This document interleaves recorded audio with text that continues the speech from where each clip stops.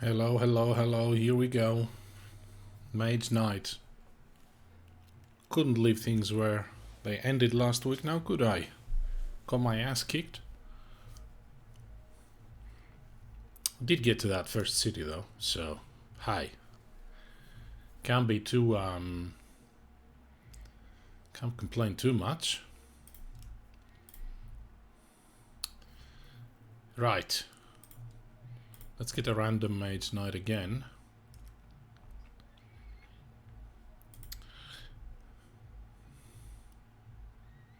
Ultimate Conquest. What's Ultimate Conquest? Is that from the expansion? I've got the rulebooks with me today, just in case we need them, so I don't have to look through the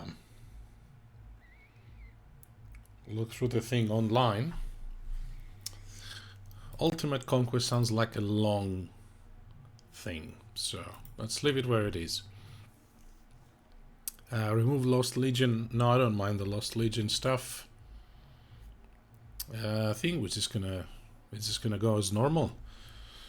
Now you might be hearing a slight noise in the background. My neighbors have a housewarming party, and there's nothing I can do about that. I went and ate some of their food. That's the best I could do. So nobody's gonna be sleeping in the neighborhood tonight. So Mage Knight it is. Let's go. So first seed is going to be level 5 and second seed is going to be level 8, so we're just going to play standard Conquest rules. Dirty Habanero. I'm supposed to be sleeping. Dude, you say that every time. I don't know what time you wake up, so let's go full screen.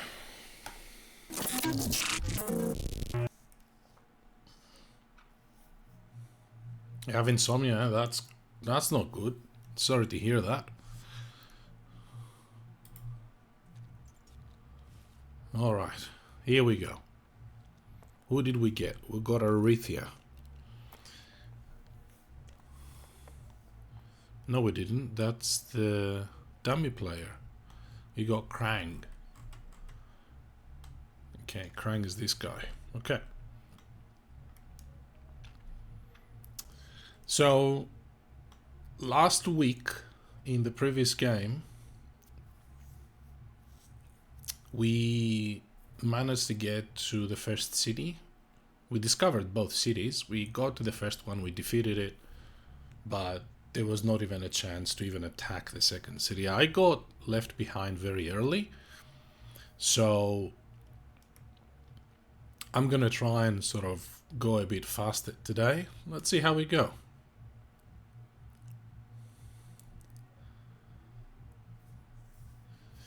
You gotta go for work in an hour and a half. Ouch.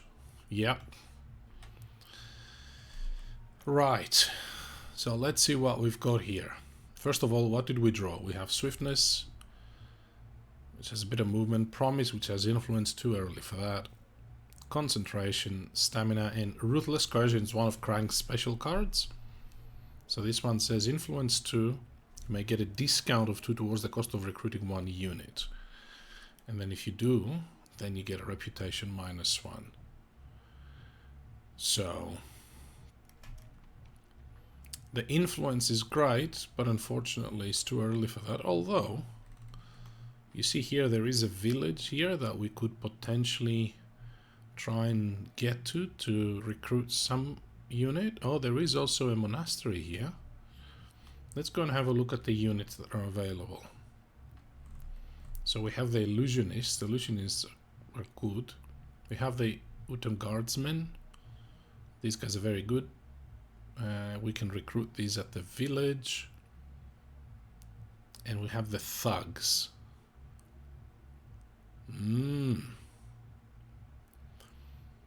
I think the Utem Guardsmen would be my preference here, although the Illusionists are pretty nice.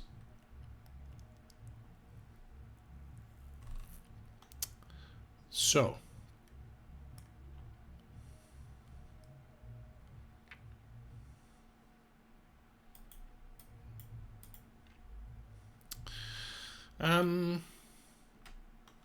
so I think the plan for the first couple of turns is going to be to go to the village, recruit a unit, and then see if we can take this mage tower. We gotta take out this marauding, or what's it called? Marauding enemy? What are they called? Can't remember. Can't forget. Can't remember.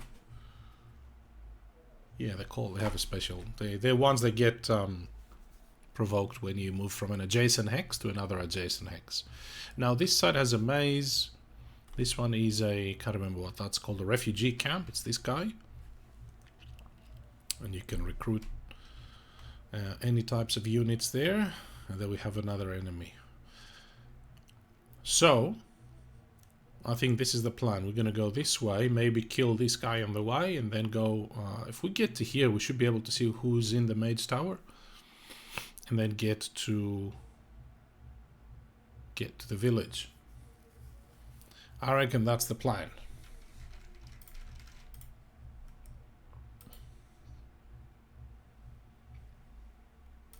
That is the plan. So what do we need? We need some movement. These guys have 4 attack and 3 armor, but they have physical resistance. Yikes. And they have brutal. So brutal means that if you don't block them, they deal twice as much damage. So yeah, our cards are not great for that, but we do have ranged attack 3. That would have been awesome, except these guys have physical resistance, so we need any kind of physical attack gets halved. So yeah, that's not, we need 6 of that. What's in the source? There's 2 reds and a blue. So we could use the blue to move and go straight for... either straight for... oh, hang on. Concentration would be awesome. We are 1 attack short. So we could play concentration for its most powerful effect. Now, you're going to ask me where we're going to get a green mana token. Let's say we had one. We could play this to play another action card, get the strongest effect, and add 2 to whatever that gives you. So this would be ranged attack 5, which would be fantastic for these guys, because we would take them out before they attack us. But again, we're 1 short because they have physical resistance. So that plan is already out the window. How about we go and recruit people? We have the influence. Let's just go and recruit. Yeah? So, what do we want for the first turn in terms of our planning cards? Or our tactics, sorry. So planning is great, because it allows us to draw up to 6. Well, at the start of the game, up to 6. If we have at least 2 cards in our hand before we draw. So we need, let me have a look. We need 2, 4, 6 movement to get to this village. Unless, of course, we attack these guys on the way. Yeah? They have Fame 4, which means that will upgrade us. We'll be able to get an action card that we should be able to use. Let's have a look at the advanced action card. Block 3 counts twice against an attack with swiftness is Shield Bash. So that's pretty good. Dodge and Weave.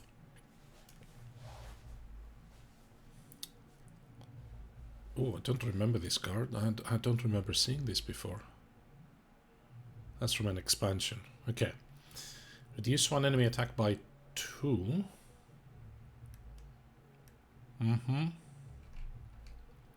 Diplomacy. Okay. Actually, diplomacy might be interesting for us because of the Krang special card about influence, but I'm getting ahead of myself. So I think we could either go with Mana Steel,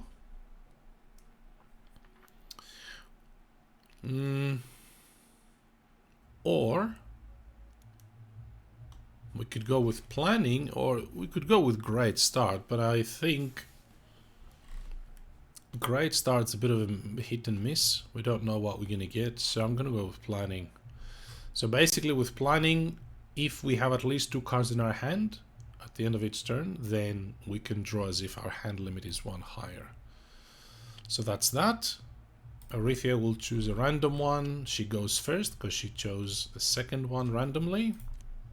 There we go. She draws 3 cards and then another 2 because she has 2 crystals in her inventory. Okay, what are we doing? We're moving. So I think we're gonna use stamina with the blue mana from the source for movement of 4, which gets us here. And we can see what's inside that mage tower. It's a fire golem. So the fire golem does 3 fire damage and it's brutal, which means if you don't block it, it will deal twice as damage. It will attack for 3, I should say.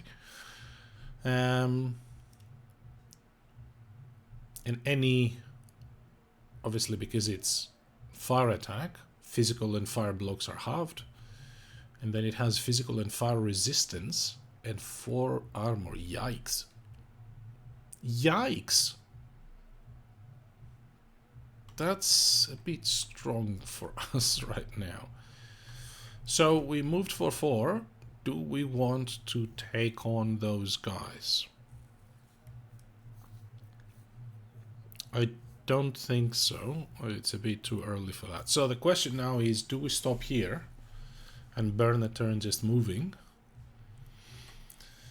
Or do we use swiftness for another move to get to the village and then spend our influence to recruit?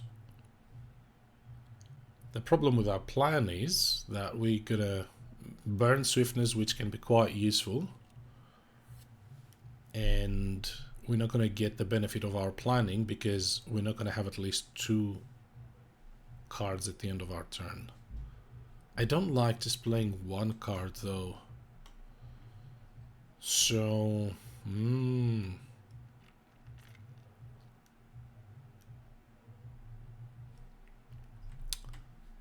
we don't want to take these guys on, right? 4, we're gonna get, they're brutal, so they're gonna deal 8 damage. Yeah, no chance. We'd have to block them.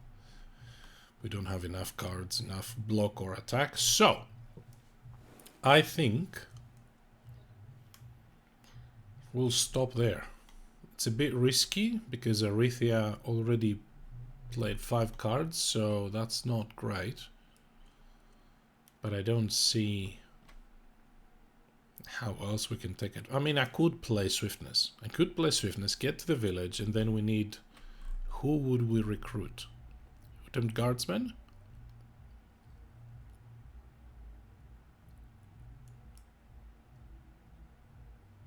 For 5 influence.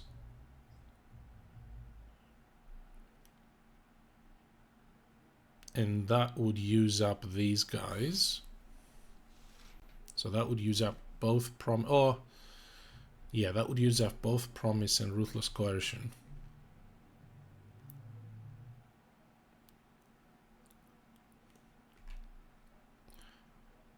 So that would just let us keep concentration for the next turn. You just have a black screen. Well, that's not great, is it? Let me have a look. Why is that?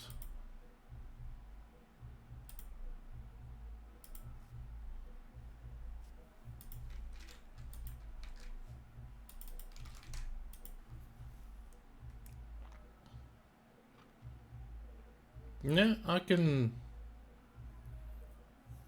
I see the everything fine. Oh, thanks, Taylor. Yeah, it says you can see properly.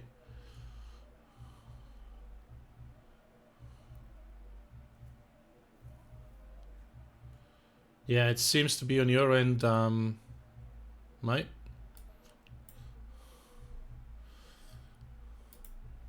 So, let's keep going. What do we do? Do we go in advance or do we delay? I would very much like to keep concentration and swiftness. I would very much like to keep that combination because that gets us ranged attack 5. That's pretty good. Although not enough to take out these guys, so there is that. Or do we just go ahead, we have our influence, we just go and recruit? Let's go. Let's move it along. Move for 2, so Krang's gonna move on to the village. Now, if you haven't played Mage Knight before, or if you're not too familiar with it, the village, you can also heal, and when it's another player's turn, basically off turn, you could try and plunder the village. So if you do that, you draw 2 cards and you gain -1 reputation. So okay, that's it. 2 movement, and now we're gonna recruit. And I think we want to recruit the Utem Guardsmen. The Illusionists are nice, but Influence 4 is... well, we can't recruit the Illusionists there. You can only recruit them in a Mage Tower or a Monastery. So it's either the Thags or the Utem Guardsmen. I think we're going to go with the Utem Guardsmen. We need 5 Influence. And we could play Ruthless Coercion. Influence 2, you get a discount of 2 towards the cost of recruiting 1 unit. If you do, then reputation is -1. Yeah, we're going to do that. Because that's 2 plus 2 is 4. And I don't want to spend my concentration for another one. I'd rather keep it. So we need the discount from Ruthless Coercion. So I'm going to lose 1 reputation here to make sure that it calculates that at the end of my turn. And I'm going to recruit the Utem Guardsmen. Okay, what's this button? Camera control here. Oh, it moves things. Okay, well, that might be useful. So we're done. We got our unit, and that's the end of our turn. We don't have 2 cards in our hand, so unfortunately we're only going to draw 4. Arithia will go. Please, not another red card. Okay, it's a green this time. Alright. Our go. What do we want to do now? We have our concentration, which is good. We have another swiftness. Improvisation, which can be very useful. Crystallize. Tranquility. Tranquility can help us because we can draw additional cards. But all of these things require crystals, and we have none. We only have what's available to us in the source, and that doesn't help much. It's 2 red and a blue. Now, from where we are, we realistically only have 2 options. We're either going to get to this spot and attack the Ironclads, or we're going to assault the Mage Tower. Now, to assault the Mage Tower, we need to move on it, which needs 5 movement right now. That's not great.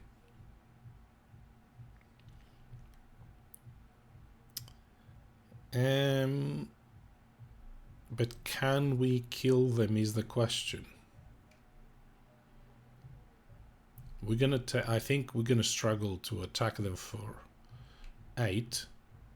We don't have any cold attack or anything like that, so we're gonna have to deal double damage. So we need 8 damage, and we're gonna need 6 block. That's not gonna happen. So, do we want to use Tranquility to draw a card, or do we want to assault the tower, take some wounds, and use Tranquility to heal? The other option is, instead of moving there, we move here and attack these guys for a similar outcome. The problem with all of this is we do not have lots and lots of movement. I mean, we have swiftness, but that has attack, and we're going to need the attack. Remember, we also have the Utem Guardsmen, so that they can get us a block 4 or attack 2. So block 4 can block these guys straight up. And then we need 6 attack to take them out.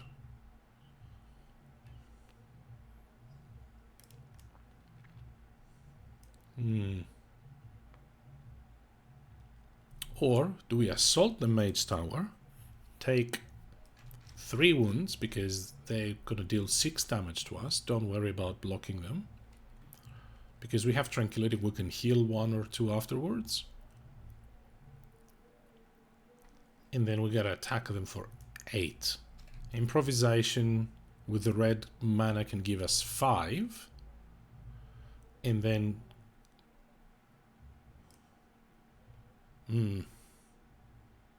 swiftness. Concentration will give us the white mana token, and swiftness will get us ranged attack 3.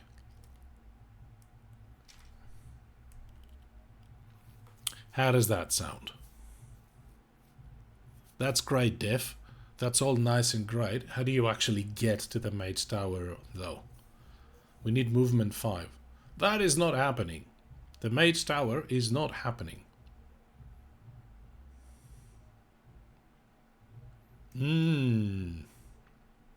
Right? Yeah. That is not happening. So what is happening? We need movement of 2 and take out these guys. Unless we use the Utem Guardsmen, I was hoping to save them a little bit. I don't mind taking a couple of wounds.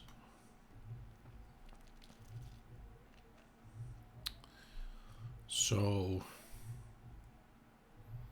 use swiftness, I suppose, to move. Again, but you know what? I'm doing it. I'm going to use swiftness to move here. I'm going to provoke these guys. And now I need to fight them. So, do I want to use the Utem Guardsmen to block them or not? Save them for later. Remember, they have brutal, which means if we don't block them, they don't deal 4 damage, they deal 8. But these guys have block 4, so we can just use them to block them. And we need 6 attack because we don't have any sort of elemental magic, fire, cold, or whatever else attacks. So physical attacks are halved.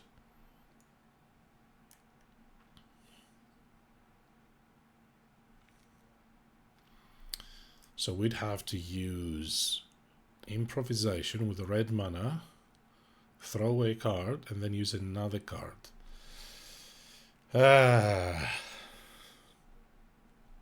Okay. And then hold on to this. Or we can use it to draw a card. Let's do that. Let's do that. That's not going to help me, is it? Okay. Any ideas? Do we just take the damage? 8 damage is a lot. That's 4 wounds. We don't want to do that. We'll use these guys to block. I was hoping to save them, but that's okay. We'll use these guys to block. Then, so that blocks their attack. And now we have to deal 6 damage because our damage is halved. Well, our physical damage is halved. The problem with that is improvisation is not enough to deal 6. It deals 5. So, we'll play improvisation with the red mana. Discard another card from your hand. It's gonna be crystallize, I guess.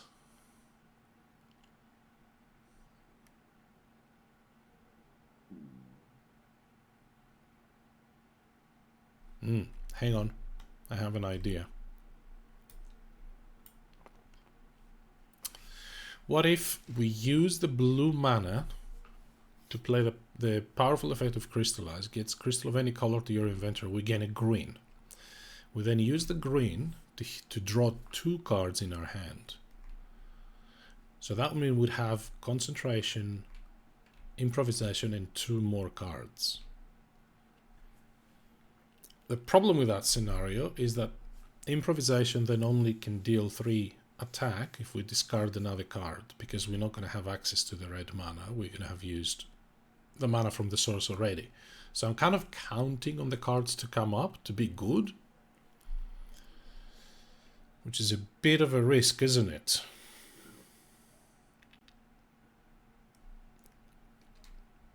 It's a bit of a risk, but it might get us closer to using our planning if we manage to have 2 cards in our hand before we draw. Do we want to do that? Let's do that instead. So, not playing improvisation quite yet. I'm going to play Crystallize with the blue mana, and now it says gain a crystal of any color to your inventory. I'll gain the green. I'll then play Tranquility with the green crystal that says draw 2 cards or heal 2. We're going to draw 2 cards, and yeah, okay, that did not help us. Alright, well, we gotta kill them anyway, so we're gonna play Improvisation, discard another card to get attack 3. So we're gonna hang on. I could get a red with concentration and use that to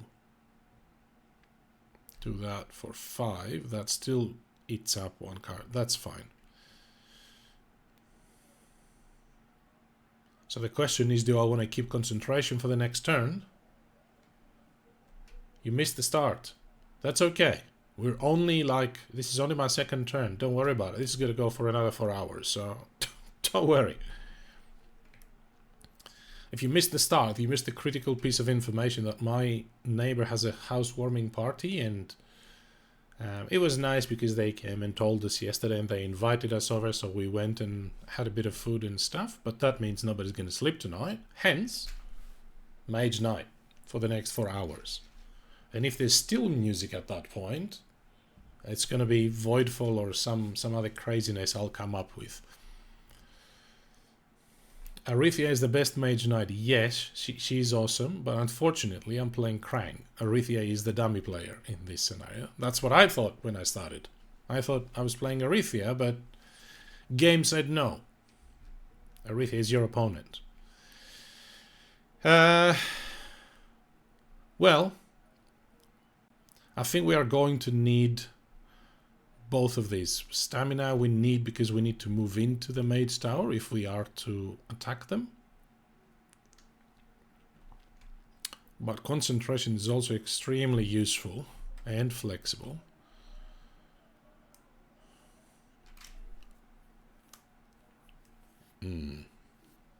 Okay. I'm gonna play to keep concentration, I think. No, I'm not. Change my mind. I'm gonna play concentration to gain a red mana token. Red mana token says improvisation. We get the powerful effect. Discard another card from your hand to get attack 5. So we're gonna lose both of these. Hang on. Hang on. I didn't. Is my math, 1st grade math, not good? That's not what we want. So if I play improvisation, discard another card. Let's say I discard concentration. That's 3, 5, 6. I'm still going to lose all of my cards. So no matter what I do, I'm going to lose all my cards. It's fine. Didn't plan this properly. So this gets us a red mana token. Improvisation says discard another card from your hand to get attack 5. We're going to discard this guy. It doesn't matter. And then another attack 2 or 1 gets us to 6, which we need to defeat these guys. That's the end of my turn. Done. Alright, we're leveled up because we have now 4 fame. So we can gain a new skill token and a new action card. Now the skill tokens, let's have a look and see what these guys are. So it seems +1 movement and +1 what? Where is that? Once a turn, move 1, and you may add +1 to a block of any type in the block phase. That's once per turn. Okay, that's flexible. And the other one is Battle Frenzy. So if I'm reading this right, that means once per turn must be +2 attack, or once per round +4 attack. What's the other thing? If you rest, you flip it over. Is that what that is? Once a turn, attack 2, or you may flip this token to get 4 attack instead this turn. If you spend a turn resting, you may flip this token back. Okay, otherwise all of these get flipped at the end of the day or night, so at the end of the round. That's pretty good. +2, +4 attack is pretty good. 1 movement and 1 block is also very good. Both of these are good. Let's go with the attack stuff. So we've taken that, and now we can go and get an action card. What do we want? Shield Bash, Dodge and Weave, or Diplomacy? Dodge and Weave would be good. Reduce one enemy attack by 2. If we end up going after the Mage Tower next round, that means that they'll be attacking us only for 1. That's pretty good. That's going to save us a couple of wounds. This is very good.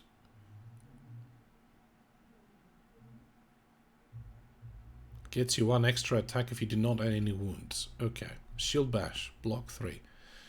Like, Shield Bash is very good, but I'm thinking because we have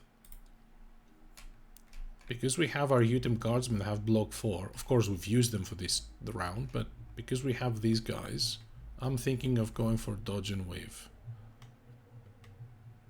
Diplomacy is very flexible because it gets you influence, but also allows you to use it as block, use influence as block. So if you end up in a fight and you only have influence instead of attacks and blocks or whatever, then that might be very flexible. But this one is pretty good. We're going with that. And Pure Magic came out. Alright. We gained a new skill token, a new advanced action, hand size, yeah. Next turn. Arethia's go. Oh, it's another red card. Draws another 2. There's only 3 left, but I think we only have 1 card left in our deck. Oh no. Do we? Yeah. Okay. Alright. So, don't forget, we have this. +2 attack or +4 if we use it for the entire round. What's the plan here? Can we take out this Mage Tower? We need to go, go, go, right? We can't delay like last time. So we need movement of 5 because it's the Bloody Desert. And then we need to take on the Mage Tower. So, what's the... Oh, there's 3 red mana in the source. Come on now. Come on now. You're not helping. Oh, come on. So we have Rage, which is attack and block and everything. That's all fine. We have Dodge and Weave. That's all fine. What we don't have is the movement to get to the Mage Tower. That is the problem. So.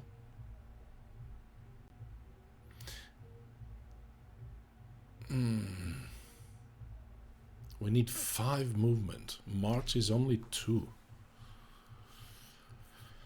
Oh boy. So that means we're going to have to burn 3 more cards to get to movement 5. If we burn 3 cards, do we have enough to take out that Fire Golem? I think we may. So if we, let's say I burn these 3 cards, the 2 rages and the mana draw, as 1 movement. So play them sideways for 1 movement. That gets me my 5 movement to get to the Mage Tower. Then I play Dodge and Weave to reduce the enemy attack by 2. So that means they're attacking us for 1 fire attack. So that means we need 2 physical attack to 2 physical block to block them. But then we've run out of cards. And then we still need 8 attack to kill them. Unfortunately, it's not happening. So, oh man, what do we do now?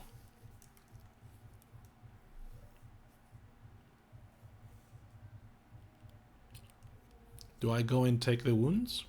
I can do it if I take the wounds. Watch this. I spend the march for 2 movement.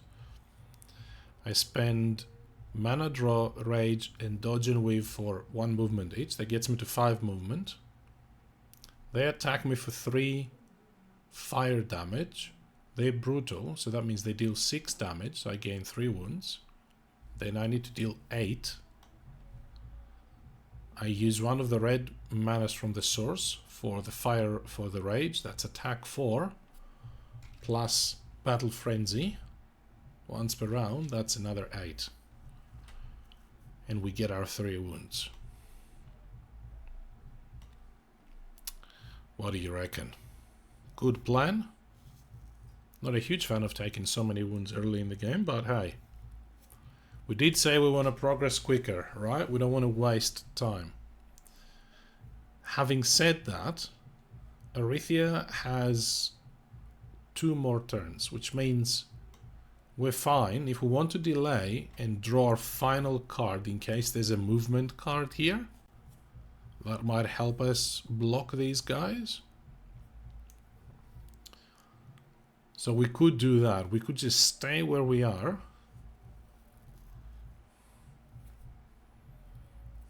And just do nothing, basically. To avoid taking 3 wounds. Is that worth it?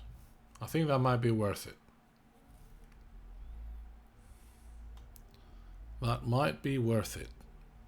Of course, if you don't draw a movement card, that's... the plan goes down the drain. So yeah, I don't know. I think I'm just gonna do that because I don't feel like it's a huge waste to wait 1 turn now. Arythea would take the wounds. Yeah, if I was playing Arythea, it would be no question about it because Arythea does well with the wounds. I'd be taking the wounds. I think this might be a critical mistake, but I think I'm gonna wait. Oh, I need to play at least 1 card. Yes, of course. I forgot about that. Well, do I want to just go ahead then?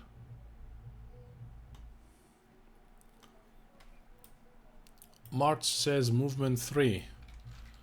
Dodge and weave. 4, 5, 6. 3, 4.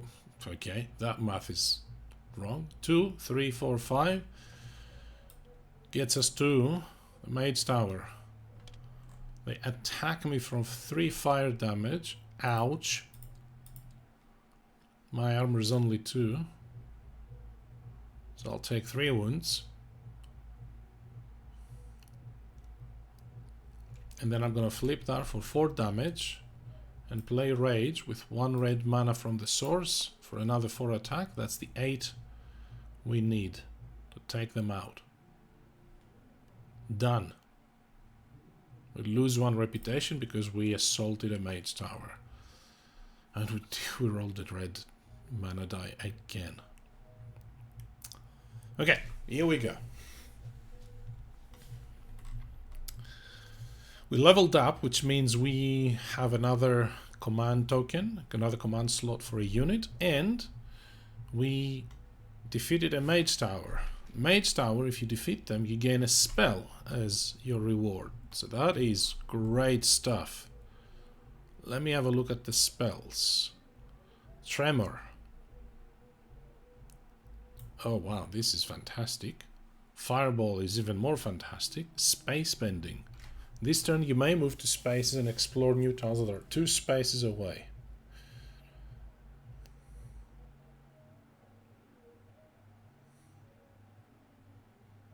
So that's all about movement. Well, given we've taken command... So we've taken the skill about attack.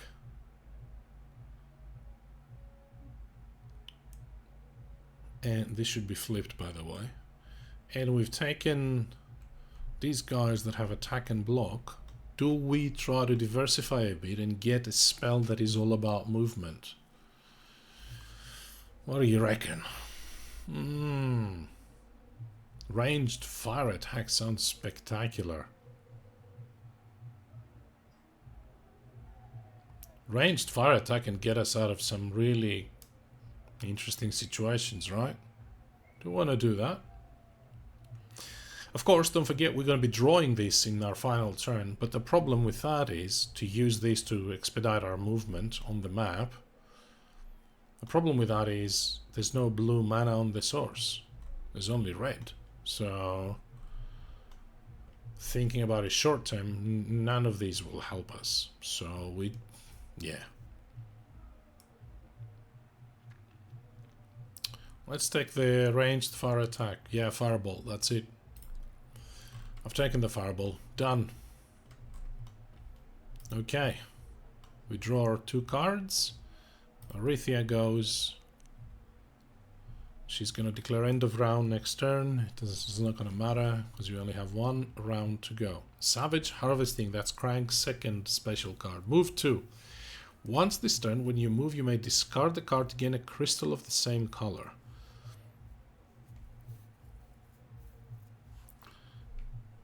So I don't think that helps us, unfortunately, because moving to here, is that hills? Yeah, that costs us 3.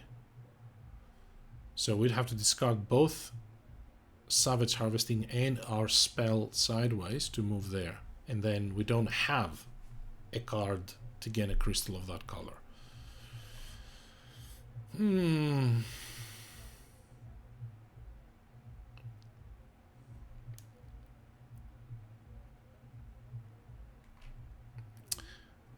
We could move backwards. We could... So here's the 2 options. There's only 2 options here. We discard, we play Savage Harvesting, move back to the village, and discard our Fireball spell to take a red crystal just as something we have for the next round. And we end up our turn on the village. The pros of that is we get a red crystal and we can recruit another unit next at the start of next round, if there is any good units from a village. The other option is we obviously spend 2 movement plus this one sideways for 3, and we advance where we should be advancing. I'm inclined to go with the first option because the desert movement is going to be less during the night. It's going to be 3 instead of 5, so it's not going to be that bad. So let's do that. Savage Harvesting, move 2. I'm going to move back to the village, moving backwards in Mage Knight, unheard of. Once this turn, when you move a space, you may discard the cards, there you go, to gain a crystal of that color. Done. And we have 3 wounds. So that's our turn.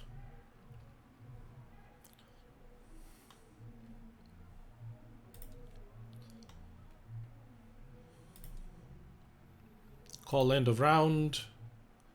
There's nothing we can do. And turn. Wait a minute. Can we rest?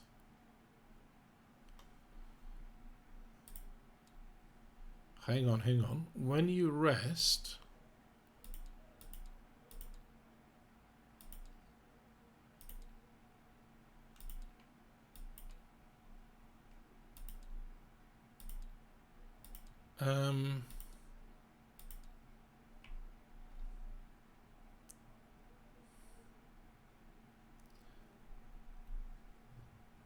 If we rest, we can take a standard rest.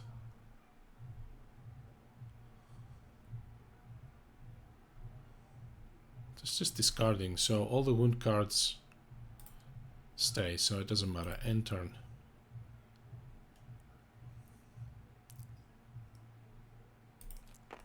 Okay, that's it. That was the first day. How are we doing? Alright.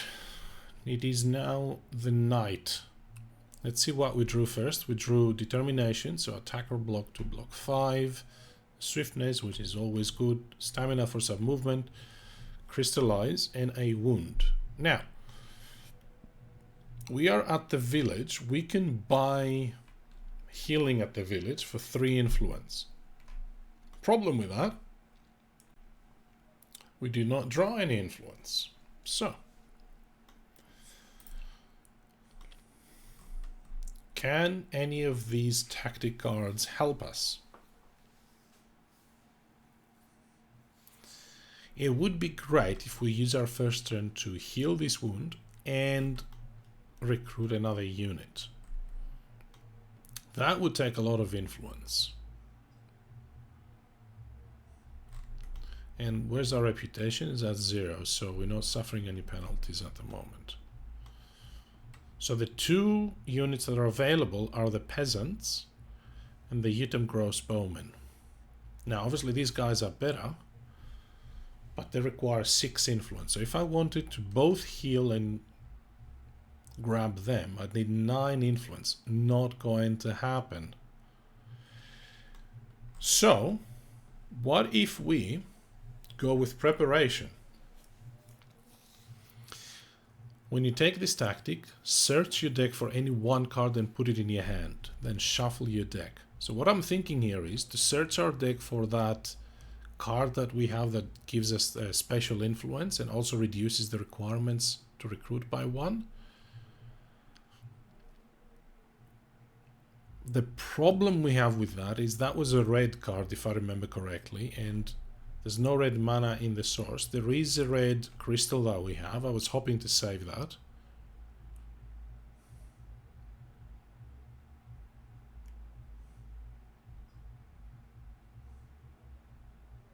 And there's no other influence we have, so I don't know. Is it worth doing that? Or do we get out of dodge and move to the Mage Tower and just keep moving? And I mean, we could delay a bit and the Mage Tower try to recruit the Guardian Golems. Yeah, we just don't have enough influence. What else could we do? Long Night. No. Mana Search.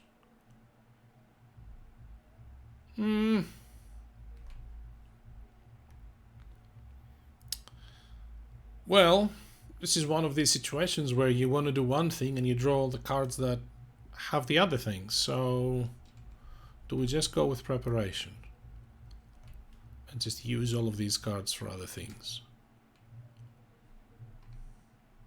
Is that going to be enough? Or do we just move? So there's white, green, and black mana in the source.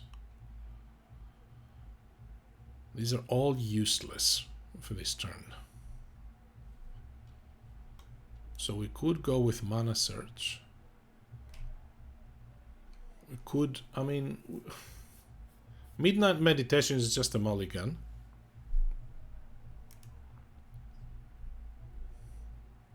So I don't feel great about that. I'd rather take Preparation. Or Sparring Power. That builds up towards the end, so maybe not. A little bit stuck here in terms of decision making. There's so many different things now that can happen here. Move is 2-4 for these. So 4 won't get us too far. If we use Mana Search, we can try to reroll and get a blue for this. So that'll get us to 6 movement, it will get us to the edge. Or we move 3 and stay there.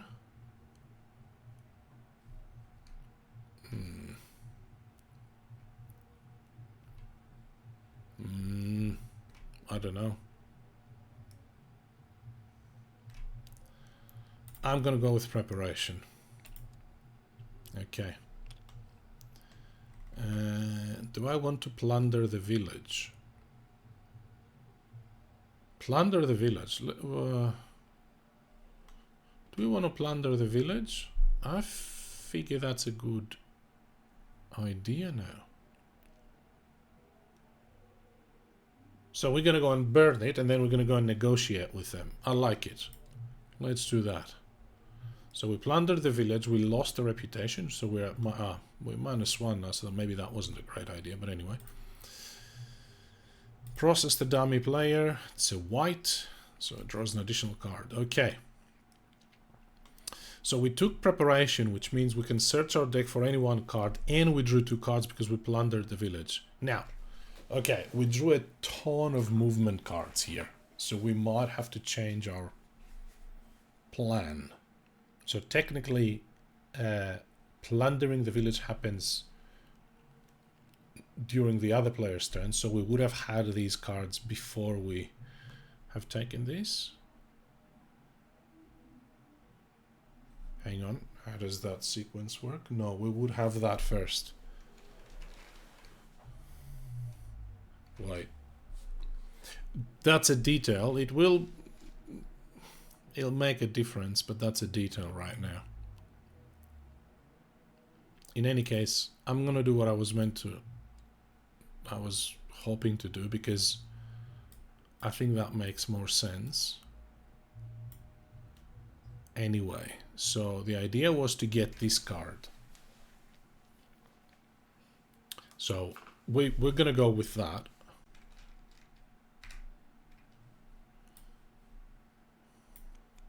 Whoops. Yeah, search your deck for any one card and put it in your hand, then shuffle your deck. That's done. Shuffle, shuffle, shuffle.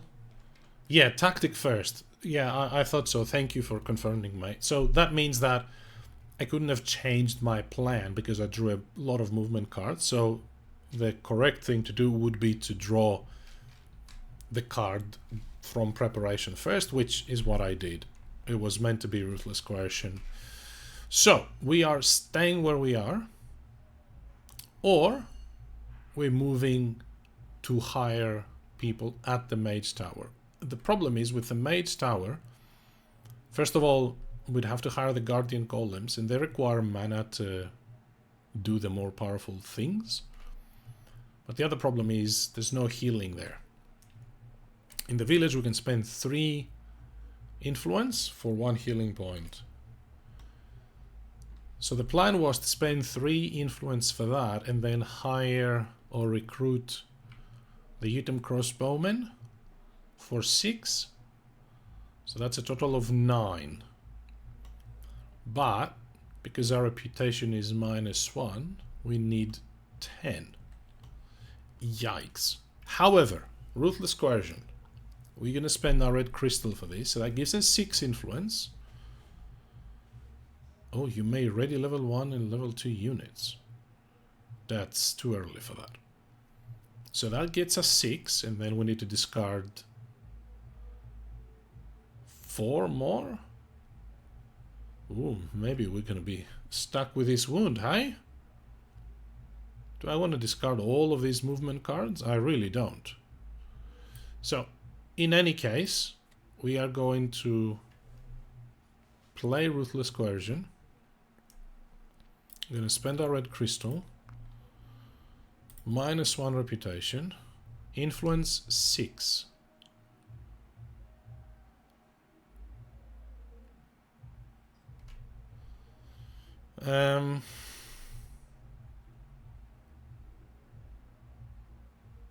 So we're recruiting, or are we healing?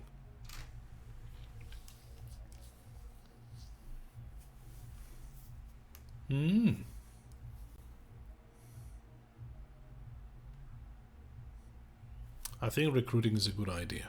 So we're gonna get the Utem crossbowmen. I guess we could get the peasants for 4 influence. That's not bad. 4 plus 3 that we need for the healing, that's 7, minus 1 for our reputation, that's 8. This gets us 6 plus 2. Let's do that. I know they're not as good as these guys, but we're gonna go with that. So we're gonna recruit these guys, and we're going to heal. And to do that we need, what did I say? How does this go away? There you go. We need 4 plus 3 is 7, minus 1 for our reputation is 8, so that's 6. We need to discard play 2 cards sideways. I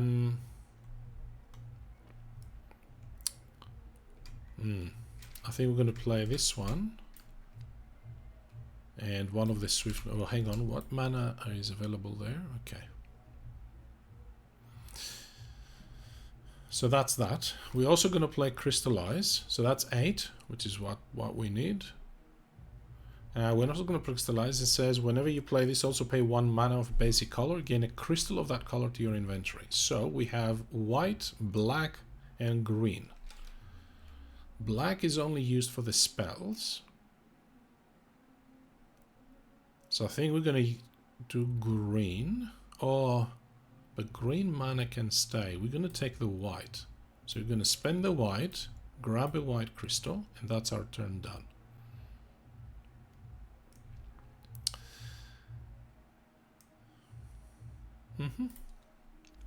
And we have a ton of movement for next turn. We need to upgrade ASAP. We have none fame. We need to get a 15. We need 6 fame ASAP. Okay, Arethia's go. It's a green card, so she draws another one. Our go. Moving like crazy. Look at all this. Now he draws an influence card. Okay, 3, 6. Now, do we want to go here or there? Here is good because we're close to the monastery, but here is great because we can explore both of these spaces. So I reckon that's the play. So we need to get to that for 6 movement. We're going to use March with a green mana from the source for 4 movement. We're going to use one of our stamina for another 2, so that's 6. That gets us here.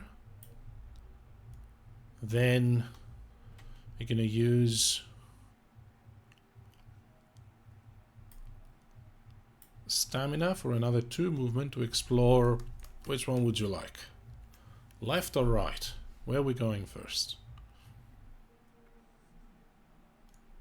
Let's do these guys. Oh. Okay, so there's a lake here, so that's a bit unfortunate.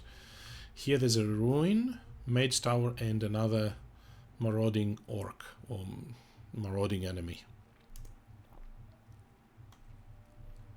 So now I could either spend my swiftness to explore the other tile, or I could move on to the ruin and see what's in there, or I could use my peasants to explore.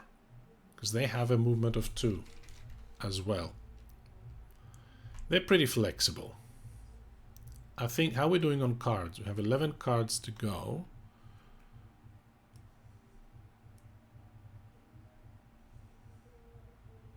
What I'm thinking here is, if I use these guys, then I can keep my swiftness for ranged attack because I have a white crystal.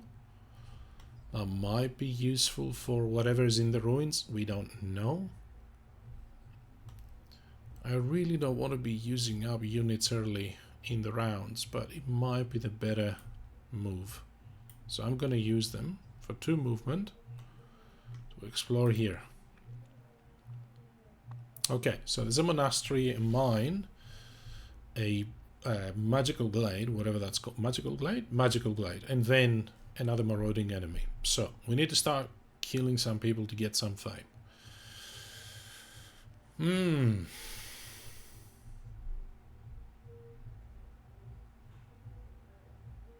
Alright. We're doing okay. Still a bit slow, isn't it? Still a bit slow. So do we move to the ruins and see what's there?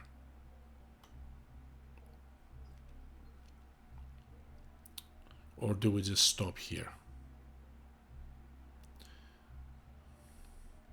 If the ruins have... See, the problem with the ruins is we don't know what's there.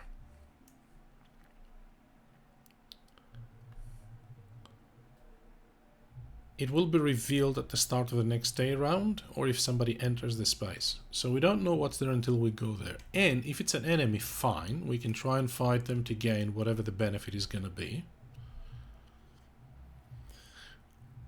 But if it isn't, and it's some kind of altar where you have to pay 3 mana of a color, well, that's not happening. That's a bit of a wasted thing. If we try to move here to that mine, that will give us a blue crystal at the start of our next turn. Oh, at the end of the turn. Same thing.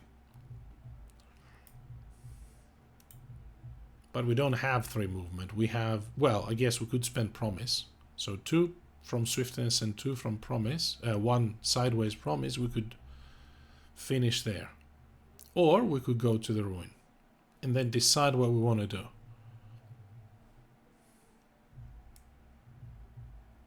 Ranged attack 3 would take this guy out though, hang on. Without having to block them, so I don't want to discard swiftness. So I'm staying put. Make sense? I'm gonna stay put. And I'm going to end my turn here.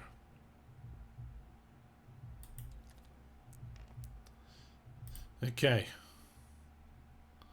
Arethia's turn. Green. Alright, our turn. What did we draw? We draw a fireball. Flipping hell. Our mana draw.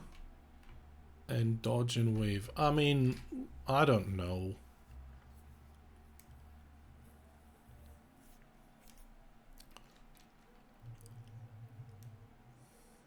I'm just inclined to just move on to the ruin and see what's in there. Is that a good idea?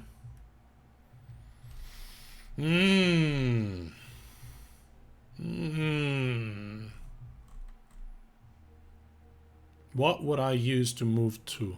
I would keep my swiftness because I can attack these guys. I've used my unit. So I would have to use... Oh boy. I'd have to use 2 cards sideways. Say mana draw and promise. That's a bit brave, isn't it? But you know what? Let's do it. That's what I'm going to do. I'm going to use mana draw and promise sideways. See, we're a bit stuck because of lack of movement stuff. We're moving into the ruins. The ruins is... No, I don't want to... I want to have a look at it.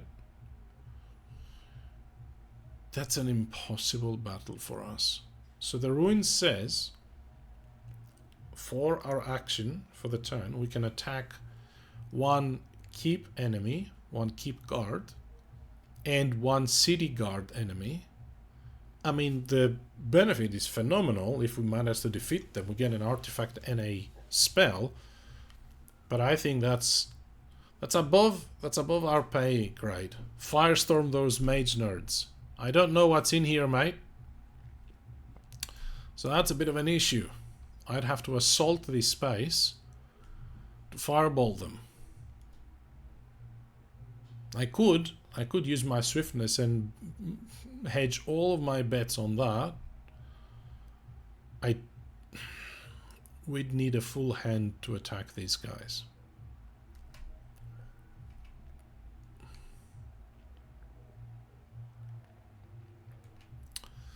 So here's the situation. We have 2 realistic options.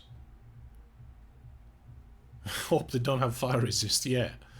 We have two realistic options. One is for our turn, we provoke the Prowlers and we use our white crystal to kill them with our ranged attack or swiftness. So they don't attack us, we don't need to block them, because during the first step, ranged attack, we kill them with that. And then we hope to draw some good cards for our next turn to try and attack these two enemies. That's going to be next to impossible, but let's say we do that. The other option is to do that now.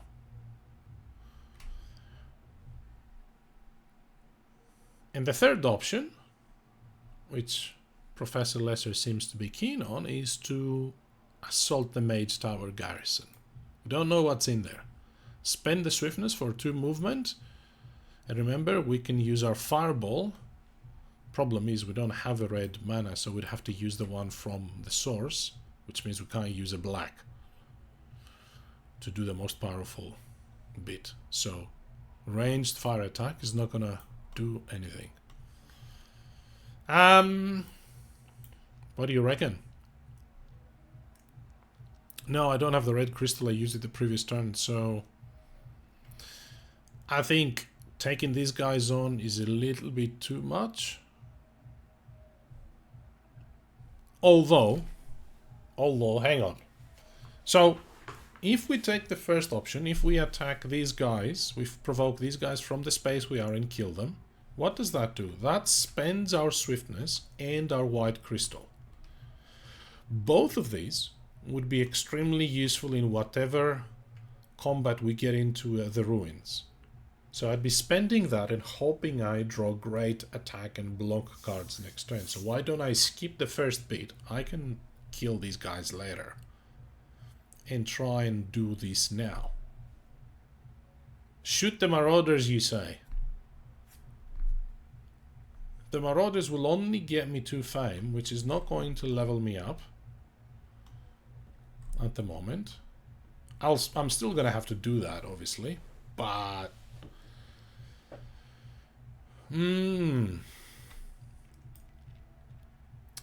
or, hang on, we could stay there.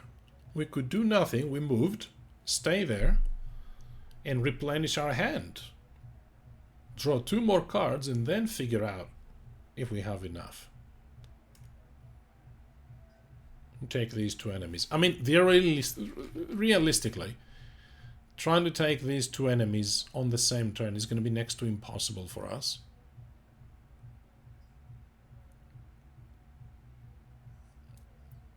We don't have any crystals, so that's a bit of a problem.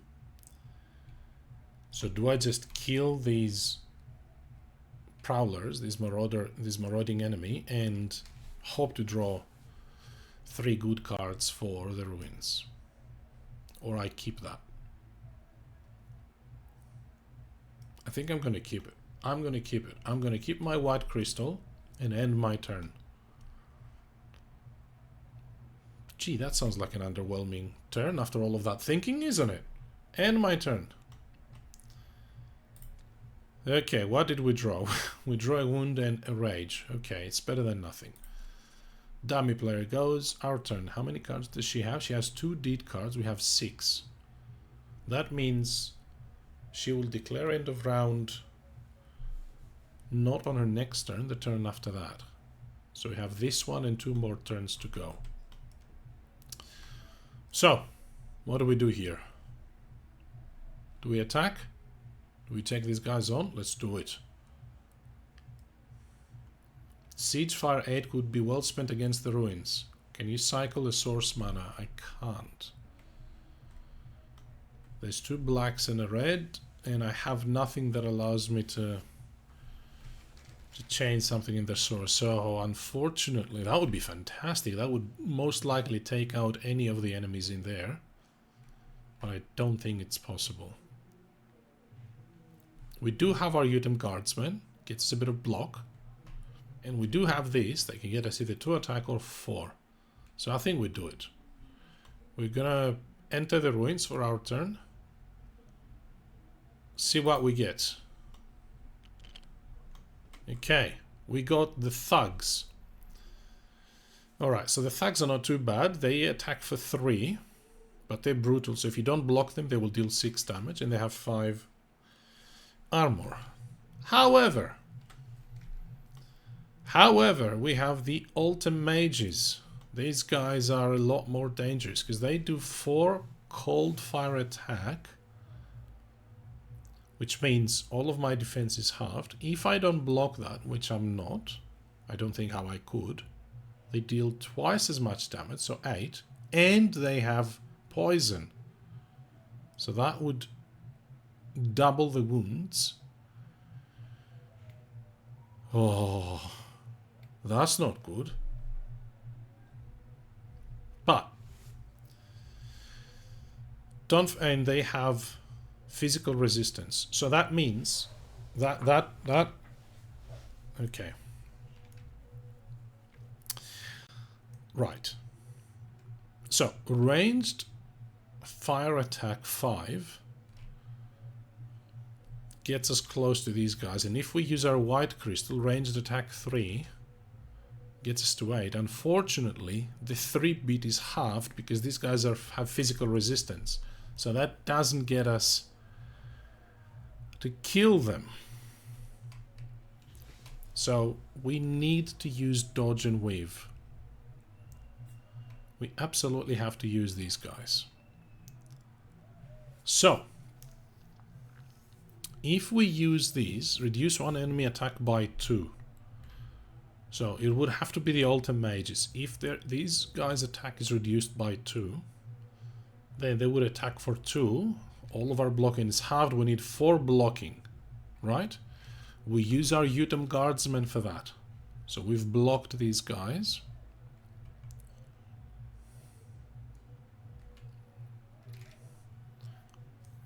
The problem then is we'd have to block these guys too to activate this effect that says if you do not add any wounds to your hand in the previous combat phases. So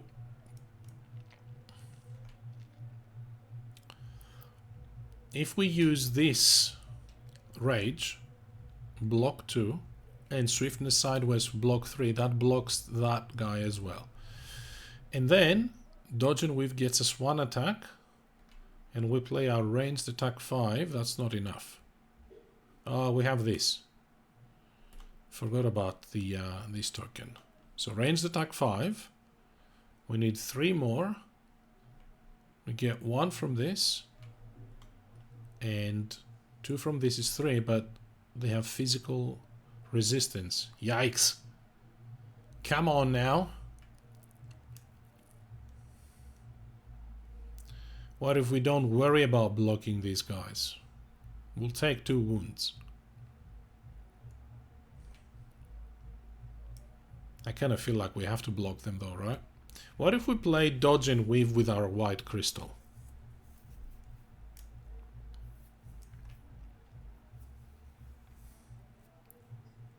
What if we do that?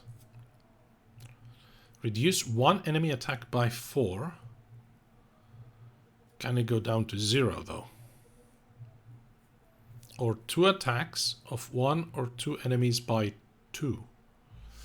So, okay, so if we play the white crystal for that, these guys will attack for 1 and these guys will attack for 2. And we've established that we need 4 block for this, and now we're going to need 1 for this. So if we play the Utem Guardsman block 4, yep, and say swiftness sideways for an extra block, that's 5. That blocks everybody and gets us attack 2. We play our fireball spell for fire attack 5 plus 2 from this. So fire attack is 5, we need 3 more, but everything else is physical, so it's going to have to be double, so we need 6. This gets us 2. This gets us another 2. And this gets us another 2. That's 6. That's the best we can do. Block both, kill the Ultimate Mages. These guys we're going to have to come back for. I think that's the best we can do. Hi mate. Is this a continuation of a character from your previous Mage Knight stream or a new game? It's a new game. The character in my previous stream got his butt royally kicked. So here is me trying to progress a bit further. Well, I feel I'm doing a bit better.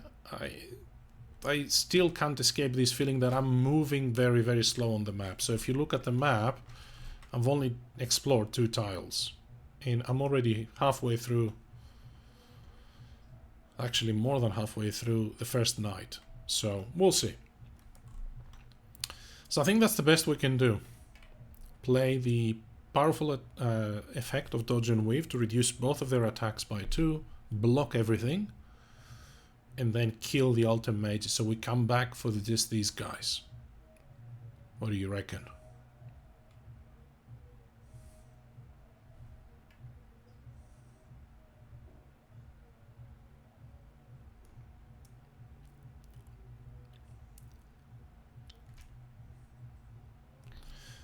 I guess we can save a card if we play this just to the ultimate mages, reduce one enemy attack by 4. The question is, does that get reduced to 0 or is there a minimum of 1? I think that get reduced to 0. So if that happens, then we need 3 block to block these guys. We play our Utem Guardsman for block 4. That blocks that. We get 2 attack from, because we didn't get any wounds. So 2 attack from this, plus 2 from this is 4, plus 1 from swiftness sideways is 5. That kills these guys.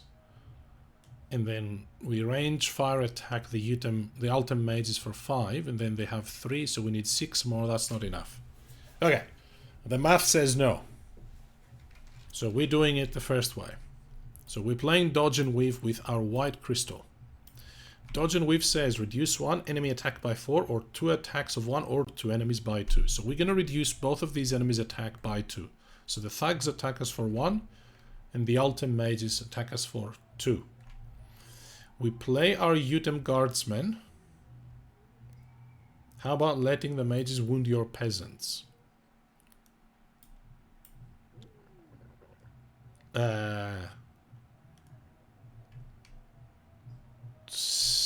That might... The problem is they're going to deal 8 damage if that comes through. So any leftover wounds are going to come to me anyway.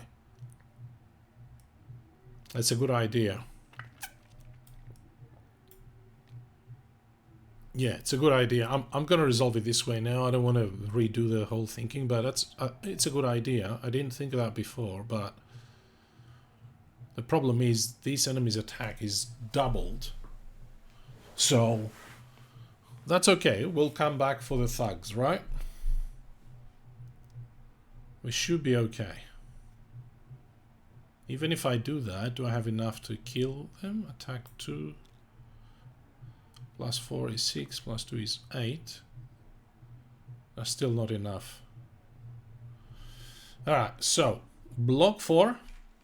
What that does is it blocks 1 from here, leftover, and 2 from here. But we need 2 more because remember, every block here is halved. So we play Rage. So 2 plus 4 is 6 block. 4 for this and 1 for this. They're both blocked. Then the second part of Dodge and Weave comes into effect. Gain attack 2 in the attack phase if you do not add any wounds into your hand. So that's 2 attack. Fireball.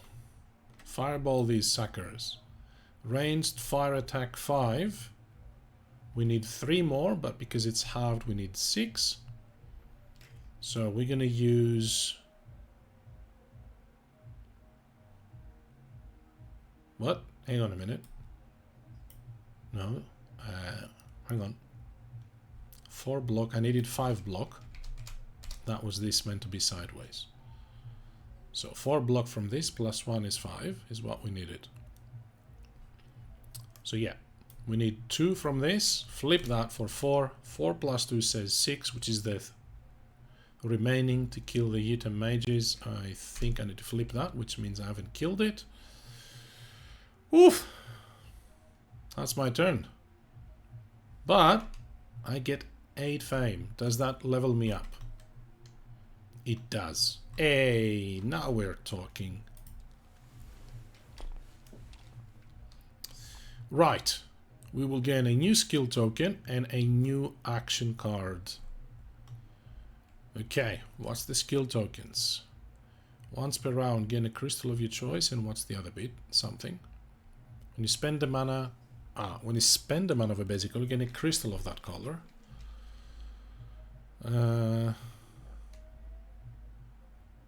Regenerate. Once a turn, pay a mana of your color and throw away a wound card from your hand. Also draw a card. That is phenomenal. We're gonna take that.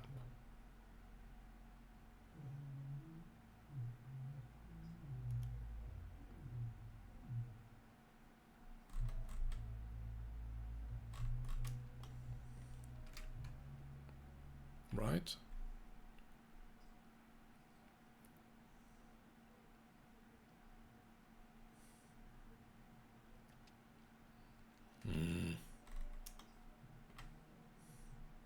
Do I get to draw? Because the rule says if you have the least fame, not tie, then also draw a card. Or if you use a red mana. I don't know how this works in the solo mode, actually. That's a good question. I don't know. Do I get this? I might. Given the tile says is skipping that bit. Maybe it's automated to skip that. Arithia wound skill. Ooh, that's a good call. Let's have a look. Ritual of pain. Throw away up to 2 wound cards from your hand. Oh.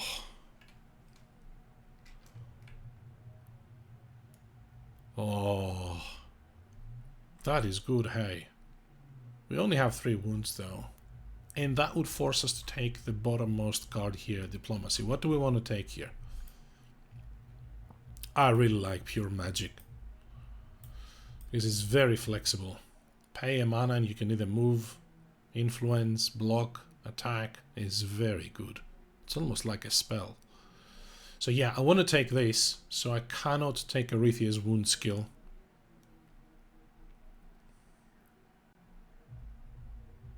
Yeah. Yeah.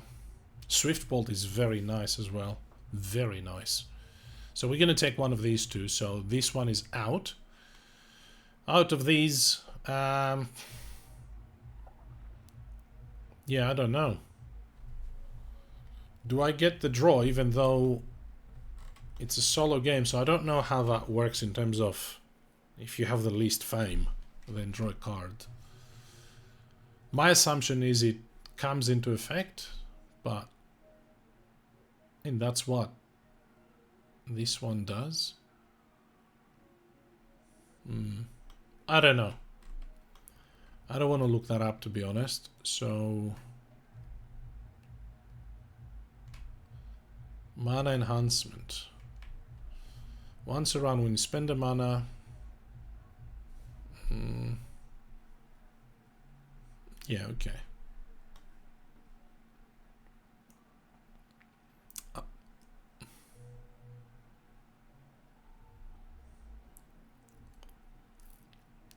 Yeah, okay. Let's take regenerate. Okay. We took regenerate. So now do we want pure magic or swift bolt? Let's have a look. We don't have any white crystals. Swift bolt is amazing if we can get a white crystal. Ooh. Okay.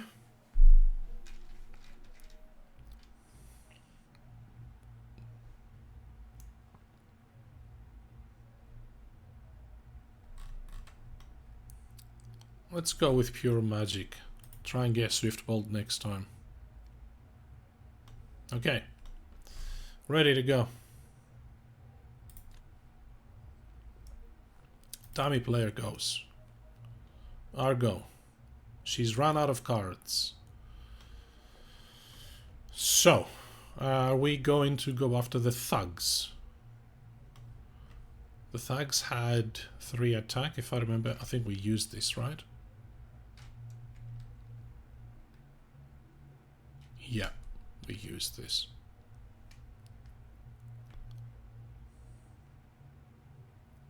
So this can help us with the blocking, but then we need to attack them. We should be alright. So we are going to do this. Block 3. Oh, hang on. Do we want to activate regenerate? The problem is we don't have... Oh, we could use concentration, I suppose.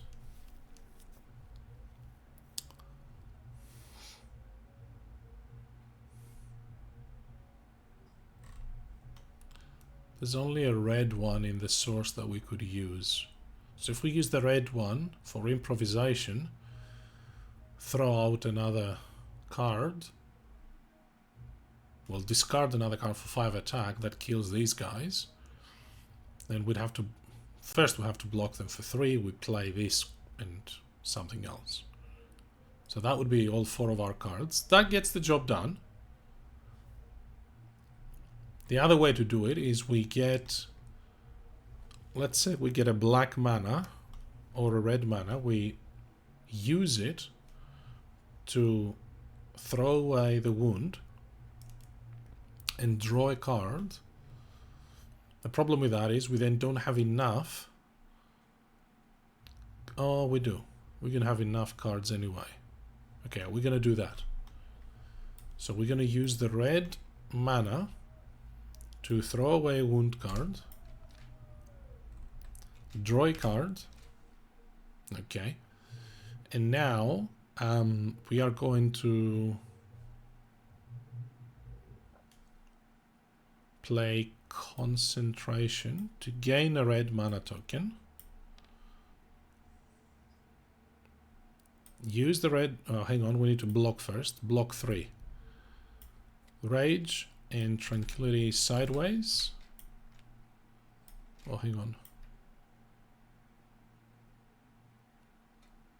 I think there's wounds in here. So I'm gonna play my pure magic sideways.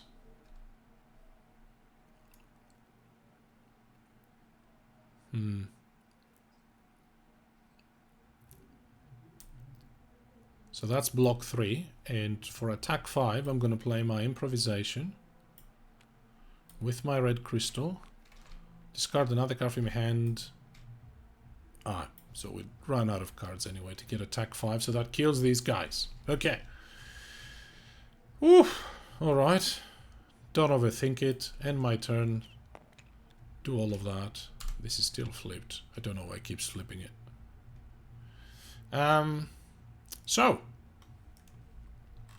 what did we gain? We gained... Where's the token I killed? Where did that go? Over here. An artifact and a spell. That is amazing. Wow, okay. Artifacts, you draw 2 and keep 1. Let's do that. Let's have a look. So artifacts are extremely powerful items because you can play them for the top effect, or you can destroy them for the bottom effect. Endless Pack of Gold is all about influence and fame. Okay. Sword of Justice.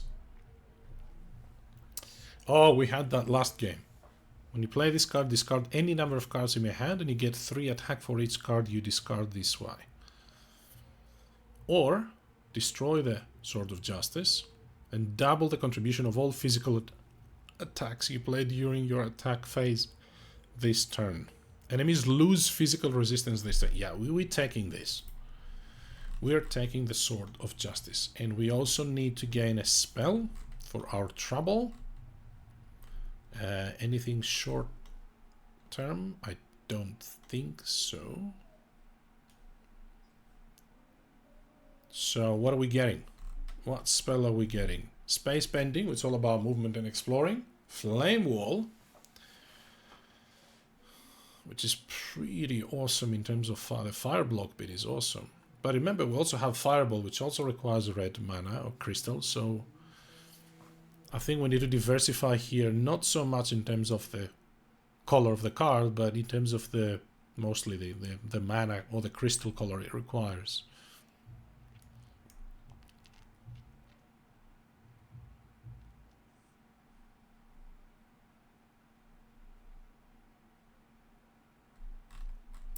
Space bending is very good. That will save us a bit of movement. But I'm going to take Snowstorm.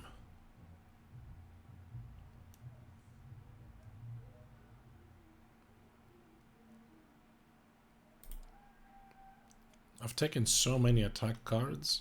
I'm sure that's going to come back to bite me, but hey. So that's all done.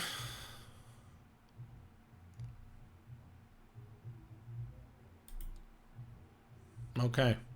We need 5 more fame to level up again. Arethia is going next. She called end of round. This is our final turn. So we have our awesome Sword of Justice, which I don't know if we want to use. Oh yeah, we have these guys, right? But these guys are going to attack us for 4 and we don't have any block.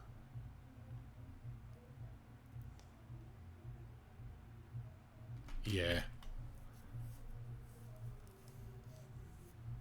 We don't have any more cards left, so we're going to take wounds if we attack these guys, if we provoke these guys.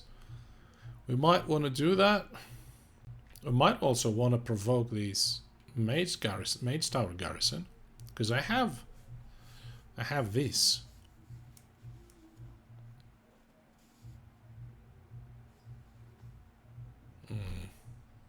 We cannot provoke the Mage Tower Garrison, can we? So what do we do now? Is there a blue in the source? There isn't. So that would be awesome, because then we do ranged ice attack 5, kill these suckers here without them even knowing we're there. Wait a minute. Wait a minute. Oh no, that's close. That's close, but no. What I was thinking is use Savage Harvesting, discard an artifact to gain a blue crystal, and then Snowstorm these guys. But the problem is we cannot move anywhere with 2 movement. We cannot move here because that requires 3 movement. Oh. Okay.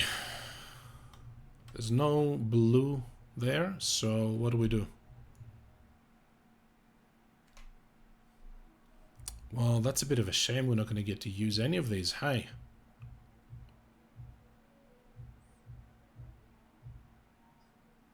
Unless, of course, we take a massive risk. Assault this Mage Tower, I use Sage Harvesting, move 2, assault. Discard the Sword of Justice to gain a blue crystal. Mage Tower is 2 movement, yeah, it's planes. Discard the Sword of Justice to gain a blue mana, and then use the blue mana and the black mana from the source to take a wound and siege ice attack these suckers. What do you reckon? Oh, that is tempting. Siege ice attack 8 might take them out. Obviously the garrison there is going to be fortified, so that means ranged attack doesn't work, but siege attack does.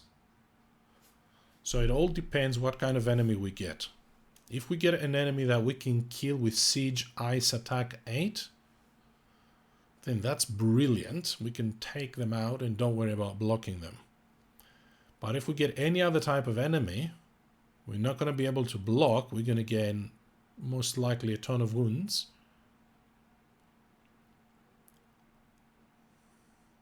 Do we risk it? I think we gotta risk it.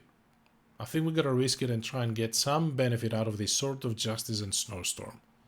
Worst case scenario, if we can't defeat them, we just keep the blue crystal. Well, that's pretty bold, isn't it? Are we doing it? I think we're doing it. I think we're doing it. We are going to move to... Once this turn, when you move a space, you may discard the card to gain a crystal of the same color. If you discard an artifact, you may choose the color. So, double fortification. No, but even if they have like ice resistance, then we're screwed, yeah?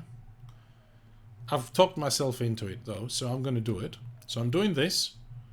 I'm getting a blue crystal because I am moving and I am assaulting this mage tower. Let's see what we got. Oh no. Oh no. They have ice resistance.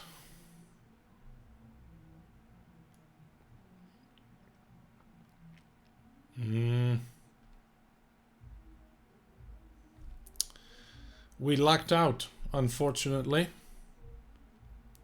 So yeah, I would have played my blue crystal with siege attack 8.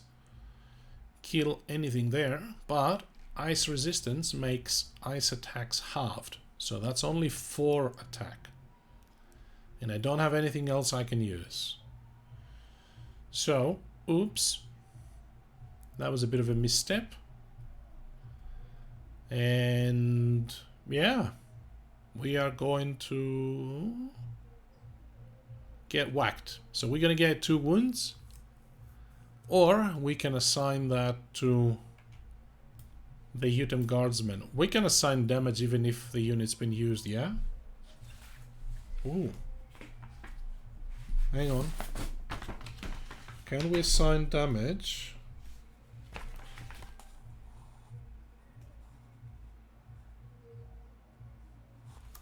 Yeah. We can assign damage to unwounded units. So we could either assign a wound to the Utem Crossbowman, the Guardsman, or we take 2 wounds.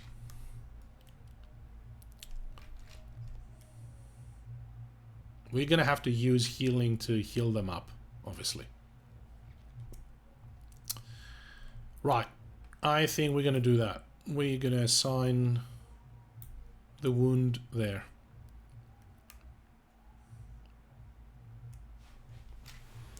How many healing points do we need to heal that unit?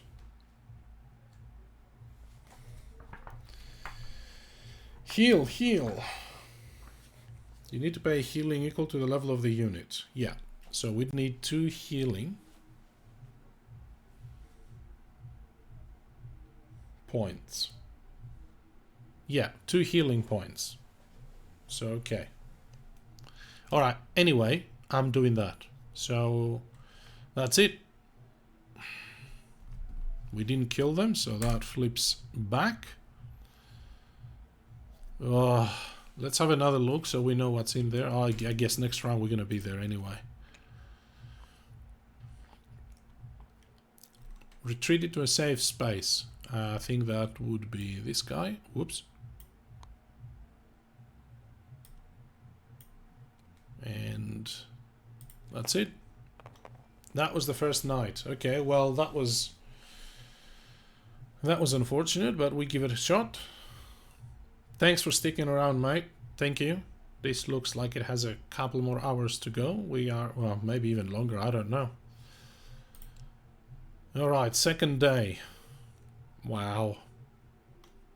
What did we draw? We draw a ton of movement and influence, so stuff we are not wanting right now. Well, what do we want? Mana Steel? What kind of mana is in the source? Red and blue. This is all useless. This is all useless stuff. Where can we get some healing? Here, the Magical Glade. No, that's throwing away wound cards. That's not healing. Oh. Monastery we can heal. 2 influence for 1 point of healing. We need to get through these guys first, right? So, yeah.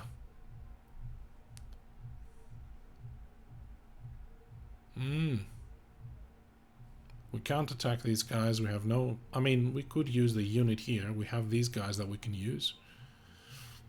And these tokens, but again, too soon to be using units. Great start. Let's do great start. Maybe we draw something good. We're going first. What did we draw? Mana draw and rage. Mana draw is not what we wanted.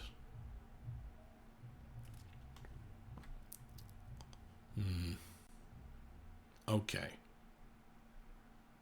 Are we giving up with this Mage Tower? What's the plan? I have a ton of movement, a ton of it. So I could move here, provoke these enemies' attack, and then, you know, be closer to explore, and I still retain the option of assaulting this Mage Tower later, I guess.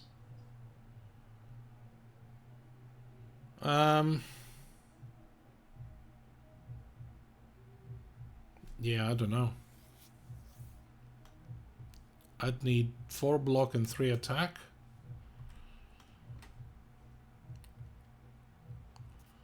We can get 5 block. What's in the source? Blue. Yeah, we can get the 5 block from these guys, and then 3 attack is easy. And we need 3 movement to get there. Move, provoke, explore. Yeah, I mean, explore is going to have to be next turn.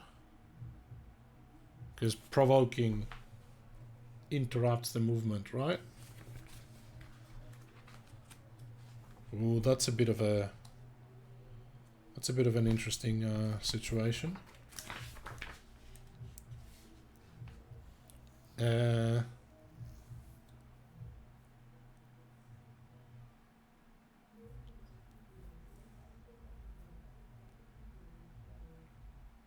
Yeah, if you provoke a rampaging enemy, you're attacked by that enemy, your movement immediately ends. So we cannot move, provoke them, and then explore, but at least... Well, I guess we'd just attack them then. Why spend the movement? Well, we have to, right? We have to, and we have the cards for it. How much do we need? We need 3 movement.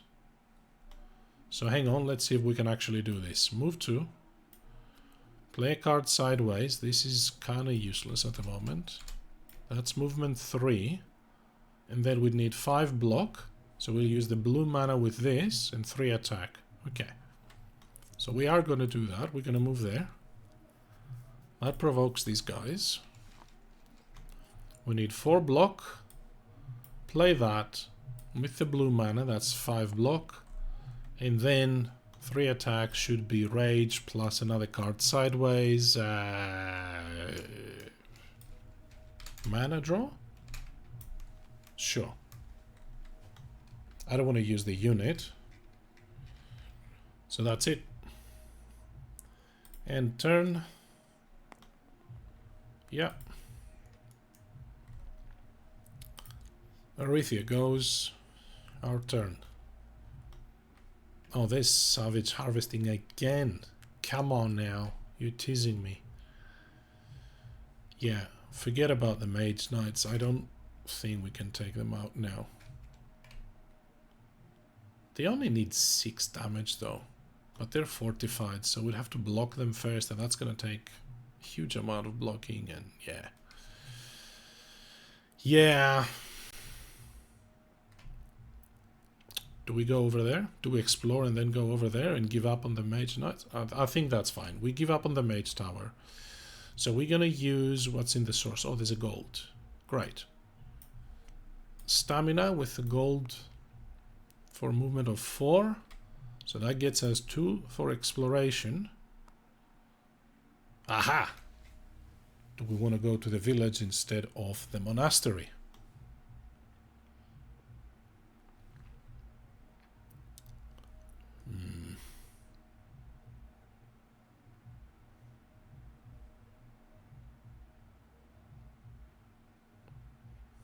Or do we want to go to the mine to collect a crystal?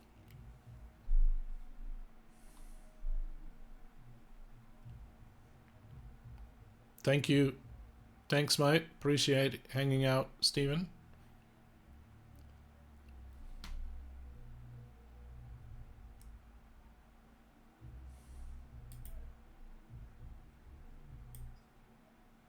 If any of you watched last week's stream, how do you think we're doing? We're doing better or worse than last week? I thought we were doing better, but now I'm starting to doubt our situation here in terms of exploring the map a bit quicker. So I'm gonna move either on the village with a 2 movement or go to the mine and collect a white crystal for the future. We're struggling with mana and crystals, so I feel like that's probably the best thing, and we retain the option of exploring this tile as well. So let's do that. So for the second part of our movement, we move there. Now I think what I'm going to do is I'm going to use one of the swiftness for movement to explore here. Okay, we found another Mage Tower, a keep, and what's this called? A tomb? Is that a tomb? It's a dungeon. Yeah, dungeon gets a brown enemy, and you can fight it with knight rules, which means you can use spells. However, your units cannot join you. They're not going in there. They're too scared. Map exploration definitely quicker, you say. Yeah, okay. Well, let's keep going. So now I'm thinking I use Savage Harvesting to move to either here or here to the village and discard the card to gain a crystal of that color. So, or I stay where I am and gain the crystal anyway because of the mine. Hey, that's not bad.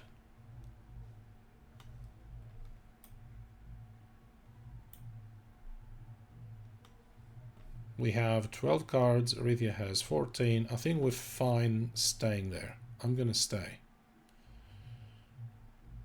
I'm gonna stay there, gain a white crystal. Do I want to discard any of these? Don't think so. I mean, this movement is kind of... would be good to move, but I think the white crystal is going to be useful. End the turn. We did gain a crystal from the mines. Arithia's go. Okay, she's going a bit slower this round, so that's good for us. And we drew Promise. We also drew our Fireball, which isn't ideal. So I'm tempting to go north or come back here and attack somebody. But that's not going to happen, is it? So what I figure is we use Savage Harvesting, move to go to the village. When we move, we can discard the card to gain a crystal of that color. Now, do we discard Swiftness to gain another white crystal? Or Concentration to get a green? Or even Fireball to get a red? But there's 2 reds in the source, so we're not using them anytime soon. Fireball can be pretty handy.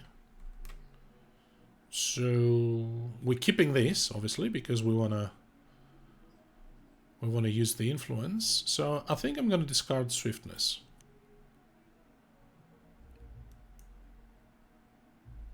That gets me a white crystal, though. Is that what I want? Gonna use a white here, but there's white in the source. Let's think about this.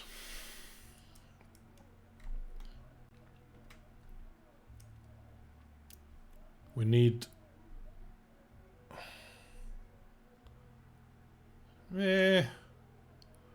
it's pretty much the same thing, because this guy, if we keep this card, it can give us mana tokens, so... Yeah, I'm gonna discard Swiftness, gain a white crystal. So I moved to the village, and in the village I need 3 influence points for 1 healing point. So to heal my unit here I need 6 influence. This guy can get me 4. And unfortunately I don't have enough, I just realized. This would be great. But there was no way to gain a green mana and keep concentration. Oops. I guess we could use the peasants. Use 1 unit to... yeah. Alright, let's do it. Let's not overthink it. Influence 2 plus the promise with white mana from the source. That saves our crystal as well. That gets us influence 6, which allows us to heal this unit. Done. That's our turn.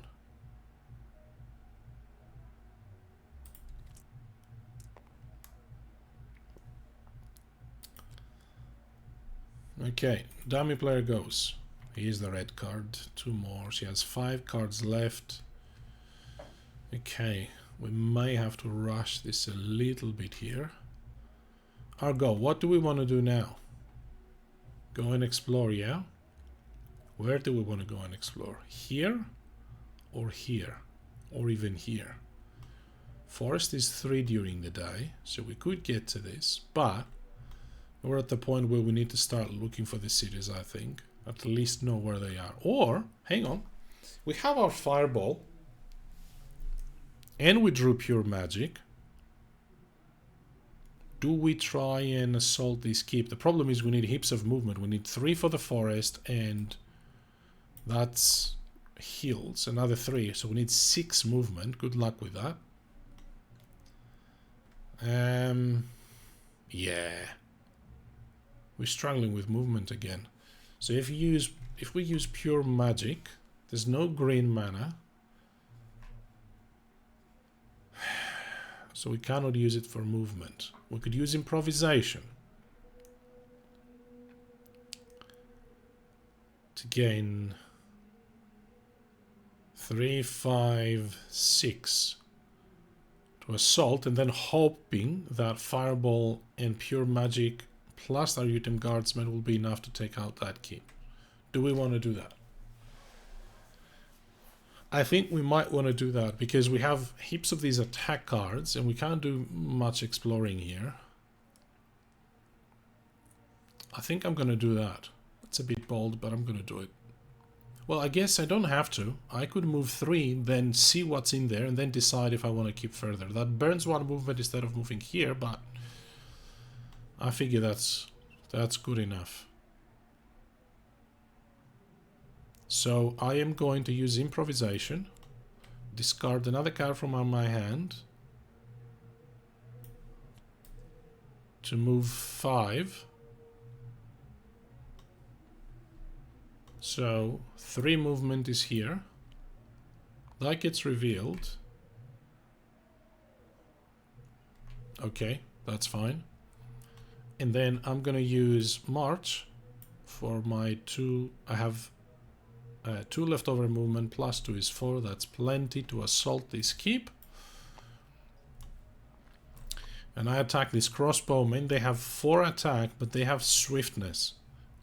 Which means if we want to block this, we need double the attack. But these Utem guards might have come in handy. Block 4 counts twice against an attack with swiftness. So we're going to use the unit, block them, and then we need 4 attack, which hang on, we cannot use the fireball because we used this. Uh-oh.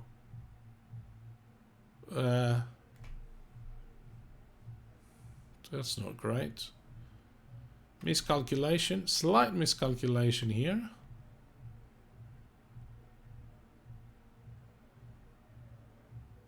And I cannot swap these cards because I've already seen what's in here. Well, that's bad planning, def. I don't have a red, so I'm gonna have to use this guy, unfortunately. I need 4 attack. I can get 2 just for my turn and then throw away these, well, discard these 2 cards for another 2, or I can flip this and keep these guys. I'm gonna flip this and kill them. That's it, and then I keep those 2. Okay.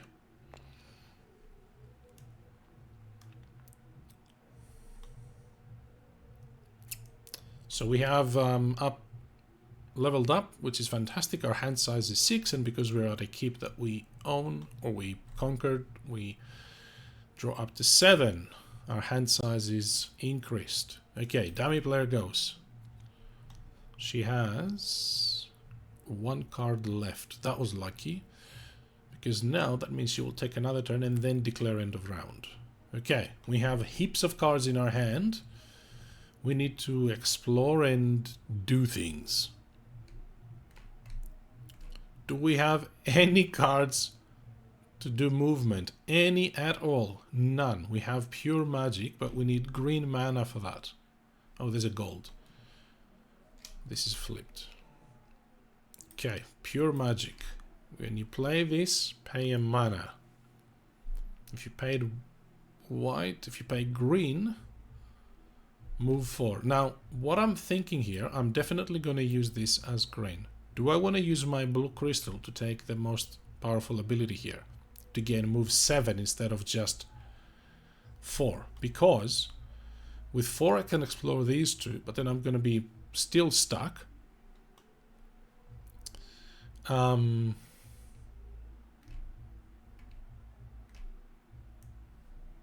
Well, if I use it to have 3 leftover movement, I could potentially move.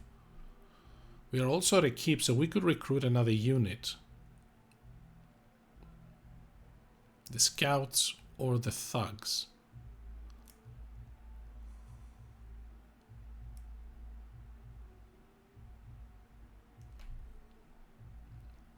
Do we keep our red crystal? It's a bit of a gamble.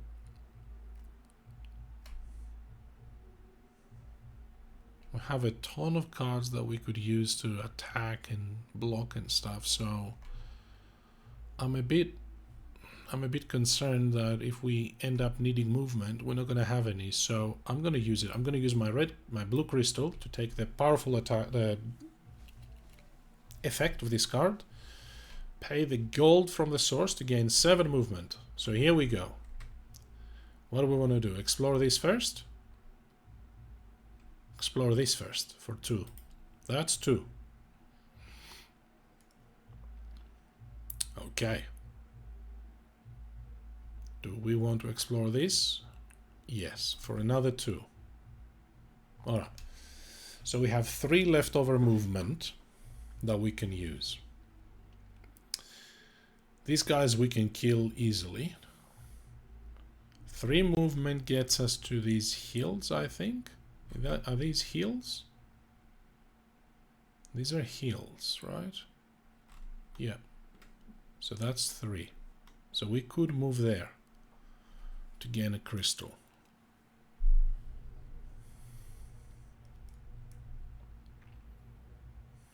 Or we move here.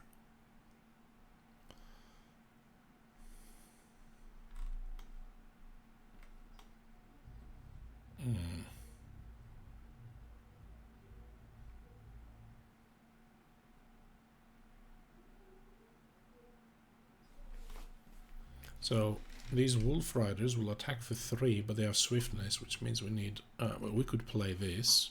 So they will attack for 1. We need 2 block, we can use this, and that gives us an extra attack. And we need 4 to beat them.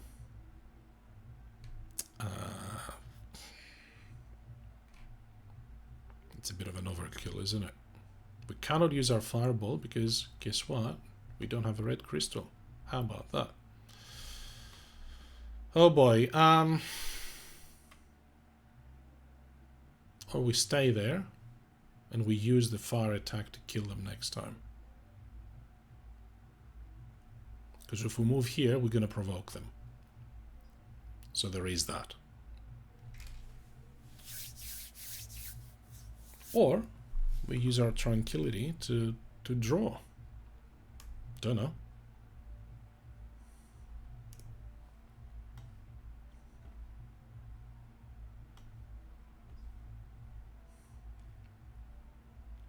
It's a bit of an overkill to use all of these cards just to kill these guys.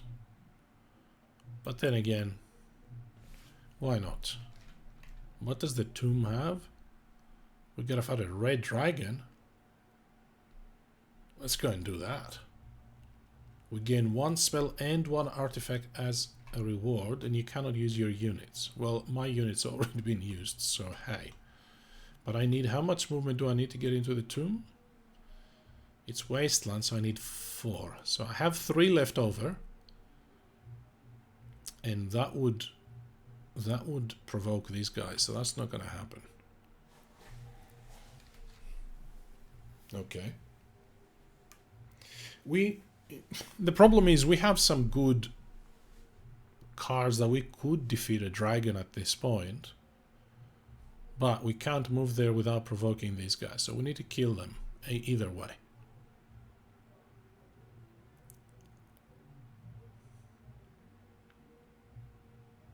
How many cards do we have left?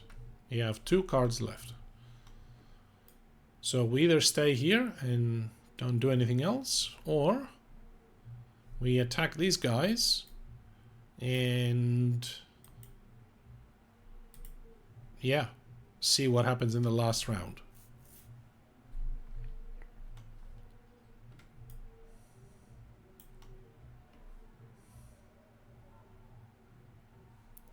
So to block them, we'd need 6 block though. That's the problem. That was the problem, wasn't it? 6 block is a lot. Unless we play dodge and weave.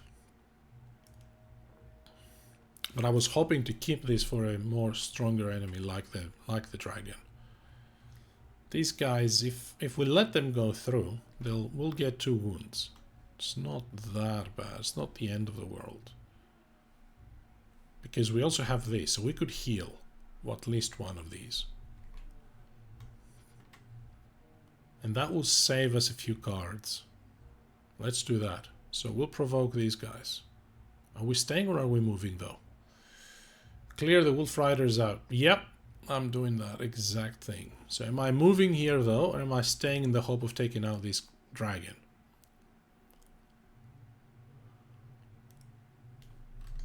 What's the fame situation? Okay, I'm gonna stay where I am.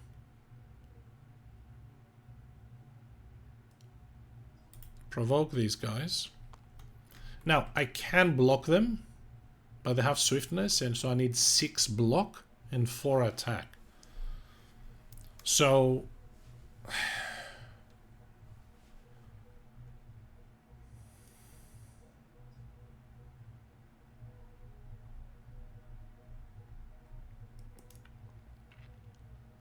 I mean, I could use this.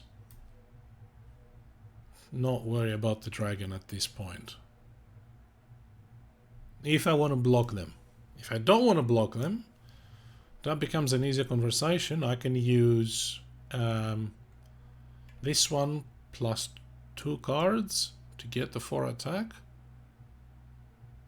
Or I use rage plus 2 more cards, which is the same thing, to get the 4 attack we need. So if I do that, I'm going to burn 3 cards. Most likely Sword of Justice, Rage, and Crystallize. And then I heal one of the 2 wounds with Tranquility. Or, if I block them, I'll likely burn all of my cards, because I'm going to play Dodge and Weave. That will reduce their attack to 1. Rage for 2 block. And then 1 attack is from this plus 3 attack. It's this plus 1 more. That sounds like a better idea, actually. That sounds like we're saving a card. So we're going to block them. We're going to use Dodge and Weave. Are you saving the unit with a block advantage to get swiftness for later? I've already used it. There's a token there. I used it with... which enemy did I use that with? I use that with this keep enemy. These guys. This keep garrison. So, dodge and weave. Reduce one enemy attack by 2. I don't think I want to use my white crystal at this point. I don't think it's worth it. So that means they attack for 1, but they have swiftness, so I need 2 block. I'll play rage for 2 block, and it gives me 1 attack in the attack phase if we do not take any wounds. So they have 4 armor. We need 3 more attack. So here's the Sword of Justice plus crystallize. Actually, we don't need crystal. We're not going to need this. So we're going to play that instead. So that's 3 attack. Done. End turn.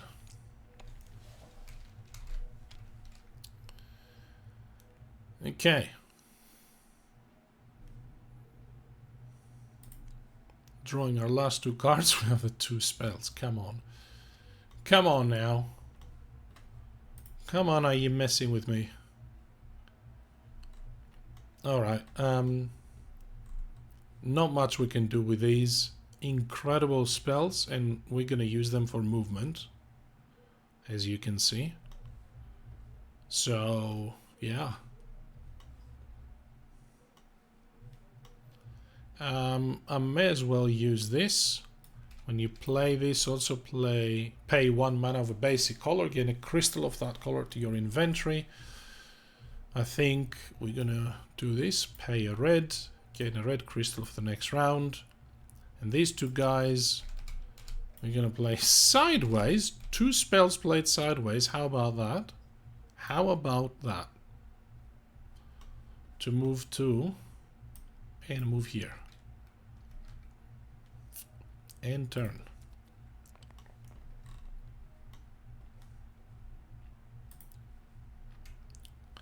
She calls end of round. We are done. Oh, no, we're not. We could do this. It's just this on our turn. Get rid of a mana to throw away a wound. There you go. Mana of a basic color. A white. Throw away the wound. That's my turn.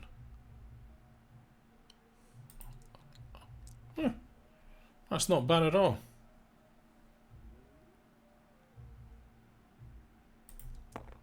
Okay.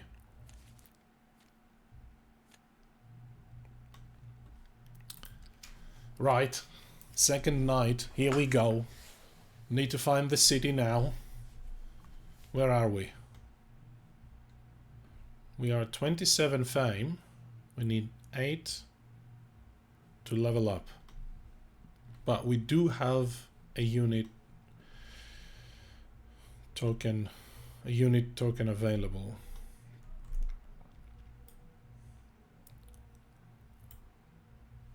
Fire golems can be recruited in the keep.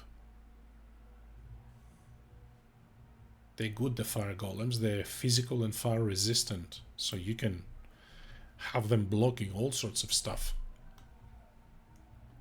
But they are in the wrong direction. Anyway, so depends on what we drew. We drew heaps of movement cards. So stamina, march, swiftness, savage harvesting. All of these are movement.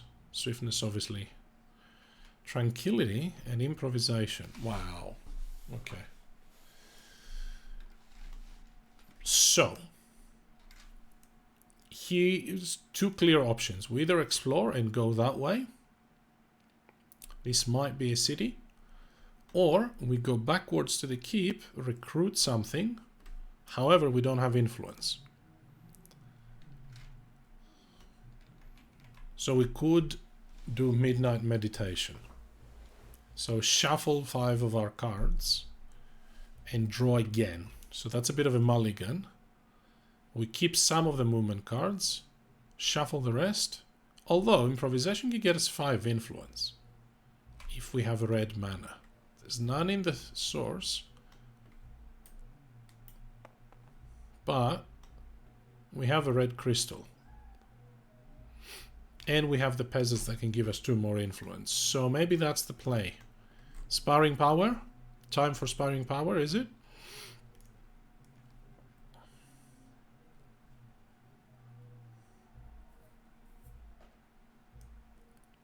Yeah, sparring power is great. Mana search is very good too. Let's do sparring power. Okay, Arithia goes first. It's a red. Yikes. Yikes. Okay, so sparring power. Once before the start of each of your turns, put the top card of your D deck face down under this card, or flip this card to put all the D cards under it into your hand. So we are going to do that. We're going to store a card. So the idea is, sparring power is to store as many cards as possible, then towards the end of the round, grab them all to have a huge hand to, you know, usually attack a city. That's where I'm getting at, but we'll see how we go. So I think we're going to move to the keep. What's the movement for heals? It's 3. Move to the keep and then recruit. So we're going to move... we just need to move for... Well, I guess I could use this though.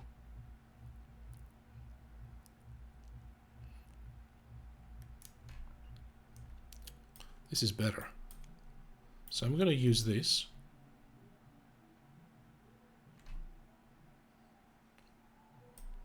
With the green mana. To move 4. So that moves me to this keep. Every time you move, you may discard a card to gain a crystal of the same color. Oh, each time you move this time. Whoa. Okay, that's fine. We are going to discard... What are we likely to need? Blue? Red? We're about to use our red, aren't we? But we can't discard that. So it's going to be either white, green, or blue. Let's get the blue. Okay, that's done. And now we could influence there. What do we want? We're at the keep. We can recruit the fire golems for 8 influence. What's our reputation? -1. So we need 9. Improvisation gets us 5. 6, 7, 8. I didn't think this through, did I? I did not think this through. Is that worth it? Lose all of these cards.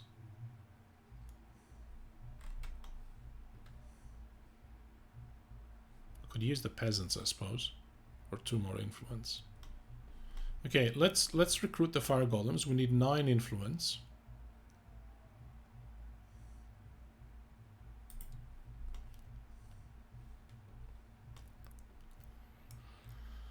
Um, 9 influence, you say. So, improvisation with the red crystal gets us discard another card for influence 5. We're gonna discard these guys. That's 5. Peasants is another 2. That's 7. Do we draw a card in the hope of fishing for influence, or do we just burn 2 cards sideways? Because if the next card is an influence, I'm gonna have to spend it anyway.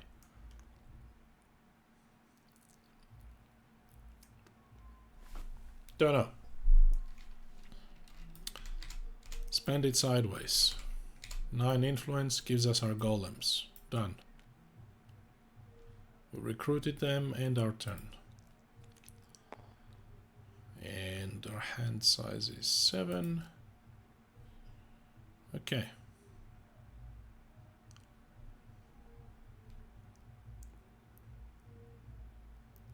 Store a card.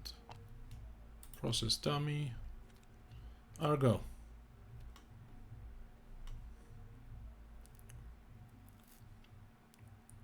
You have very powerful cards and nobody to fight again. Well, I guess we could go for this dragon. I don't know what to do now. Do I delay even more to level up fighting a dragon?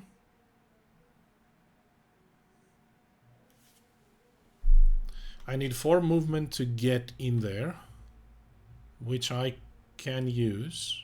2 movement, 2 with a blue mana token from here. These 2 cards get me my 4 movement.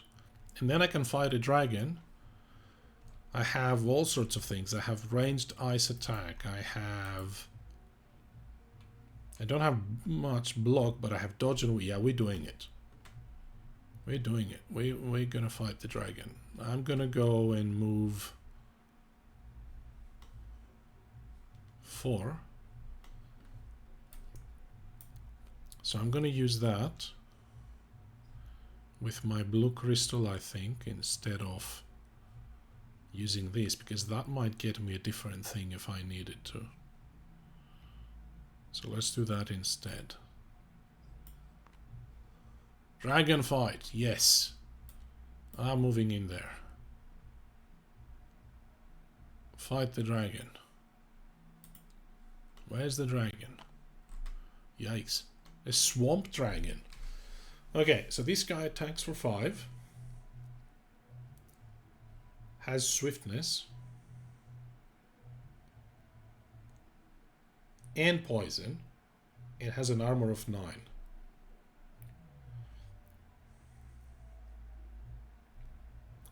Here's the funny bit. Here is the funny bit. Can we take him out before he attacks us? Ranged fire attack 5 and ranged ice attack 5. We can't, because we don't have both a blue and a red. We have neither. I can use concentration to gain one of the 2, but the other one I don't have, and there's nothing in the source that can help me.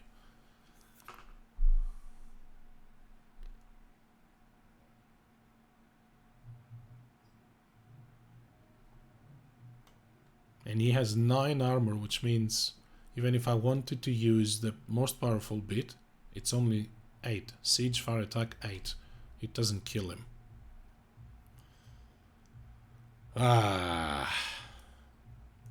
So we're gonna have to block him. Good luck blocking 5 attack with swiftness. We can't use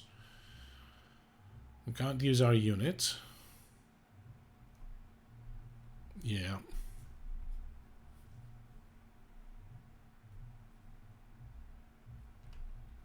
And we cannot use concentration with our spell to gain a siege fire attack 10 because we need a green mana token for this, which there is one in the source, but if we do that, we don't have a red or a blue to play either one of our spells. Wow! How did we manage that?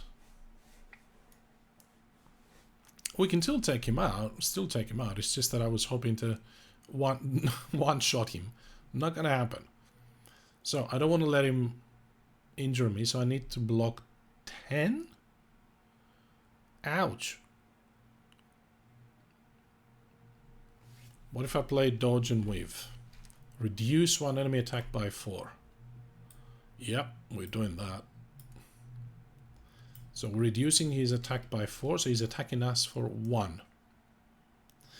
But he has swiftness, which means we need 2 block. There you go. That's block 2. And now we need 9 attack. Sword of Justice. Oh, hang on. Dodge and Weave gets us to attack because we blocked him. So we need 7 attack. 7 attack says Sword of Justice. Discard any number of cards from your hand. Gain 3 attack for each card. So that's going to be everything. Unless we use this. So Sword of Justice.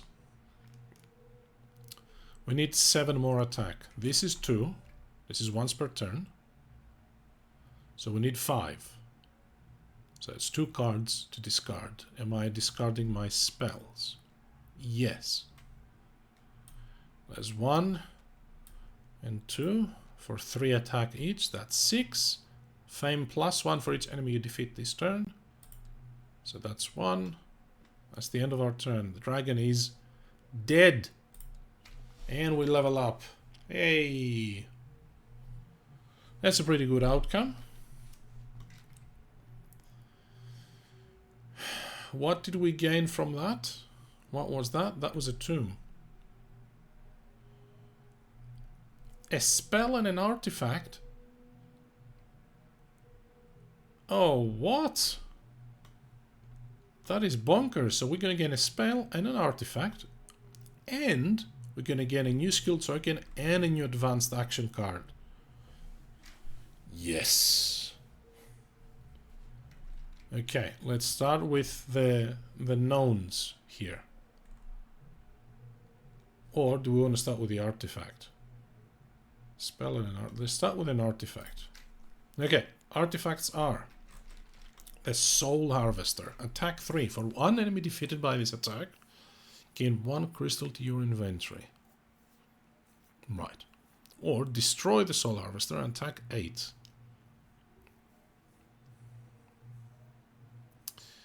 Okay. Circlet of Proficiency. Use any non-interactive skill in the common skills offer as if it was your skill. Okay. Take any skill in the common skills offer and keep it for the rest of the game.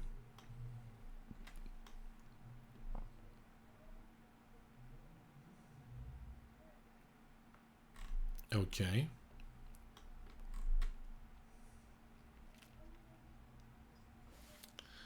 Well, I mean, do we want...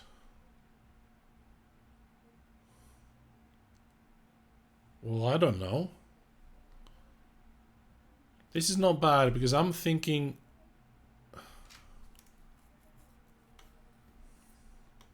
we could use it for this, for the shamanic ritual.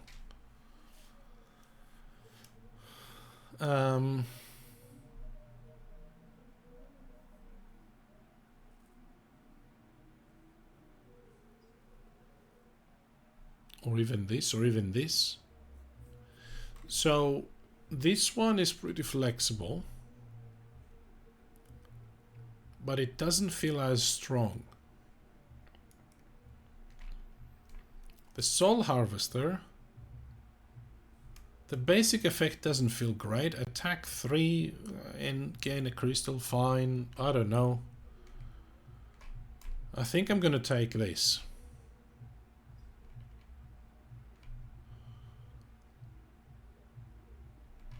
Oh, I guess, though, this we're gonna draw this right now, and we need what? We need movement, yeah?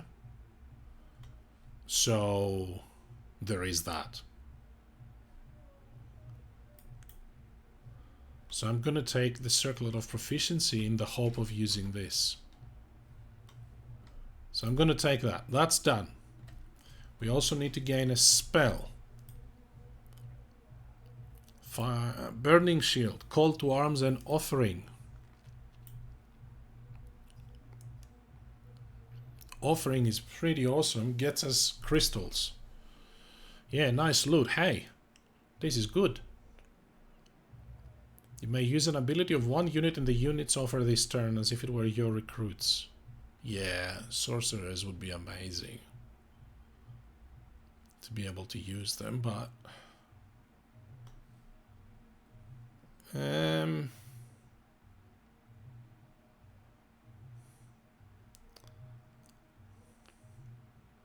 think I'm gonna go with the offering. We had Burning Shield last week and it's absolutely awesome, but it takes an interesting turn to make it work. It gets you Fire Block 4, and if you manage to use it as part of a successful block, it also gets you Fire Attack 4. But like, I feel we have attack cards, quite a few powerful attack cards, so I'm gonna go with the offering. Crystals is where we're lacking. Okay, so that's the reward from the site that we conquered. That's done. We need to gain a new skill token and gain a new advanced action card. So let's start with those. Which ones do we want? Move, Song of the Wind, Stout Resolve, or Heroic Tale. So influence is good. At this point, influence is good. Movement is even better. Where are we? Yeah. Probably something that gives us movement. Hey. What can we get? Once around, gain a mana token of any color. Influence 2, or you may flip this to ignore all the effects from position of the reputation track. Oh, okay. Flip it back by paying a green mana. I'm going to take this, and I'm going to choose Stout Resolve. Plains, deserts, and wastelands reduced by 1.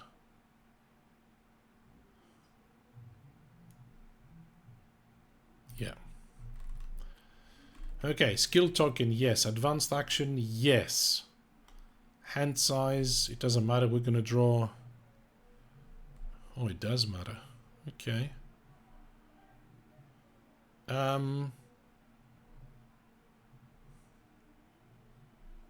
Yeah. We're done. So, what is Arithia going to do? Are we storing a card? It doesn't matter, does it?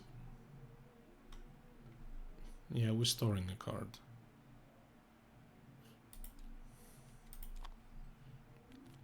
We rushed through it.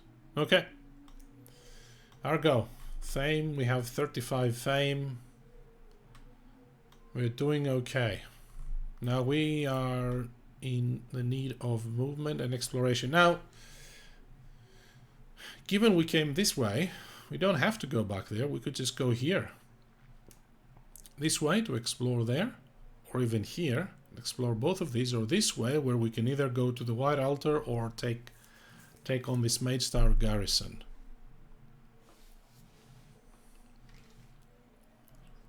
So, in any case, we need movement.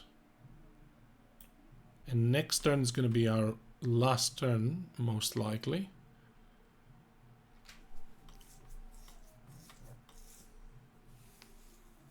Okay. Yeah, we're going to move here. So, is there any green in the source? There is. So we can use pure magic.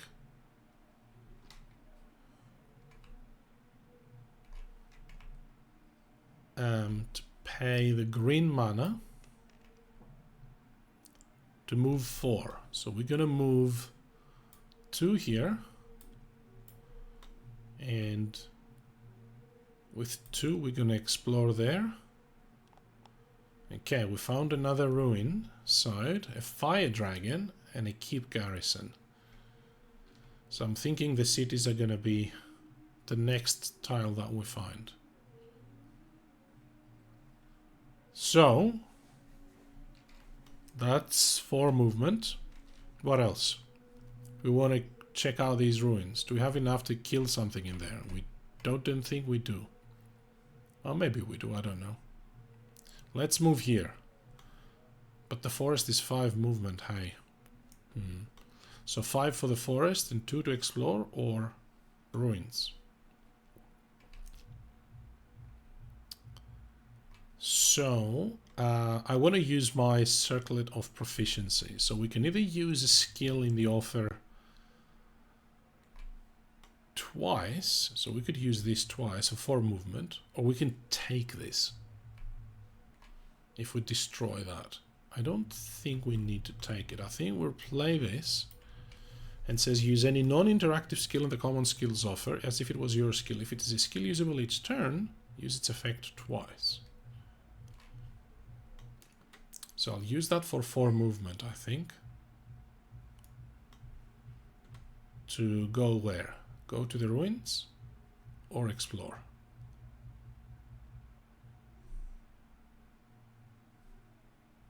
Let's get to the ruins. What's that? What did we find? Okay. Fight a brown enemy and a dragon. But gain 2 artifacts as a reward. That's pretty amazing, but I don't think we're in a position to do that. Brown enemy and a dragon. Yikes. Well, in either way, we're not doing that this turn. We have heaps of stuff here that we could use to take advantage of things that we have. For example, this offering.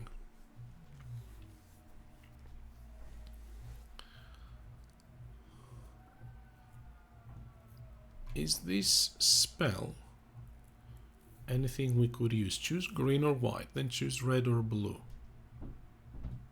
For each pair of crystals of one of each of these colors in your inventory. Yeah, so you need to have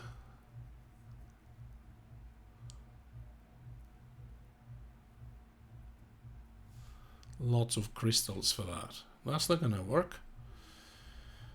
Okay, well, I think we're gonna use this. Again, oh, hang on, we need a red mana for that.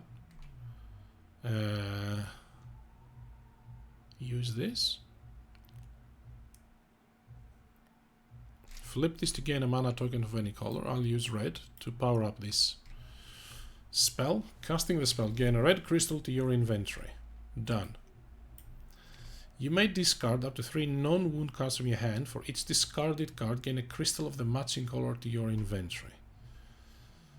Okay. We're going to discard Stout Resolve to gain a green. We're going to discard... Do we just discard Rage and Swiftness? All of a sudden that doesn't feel that good.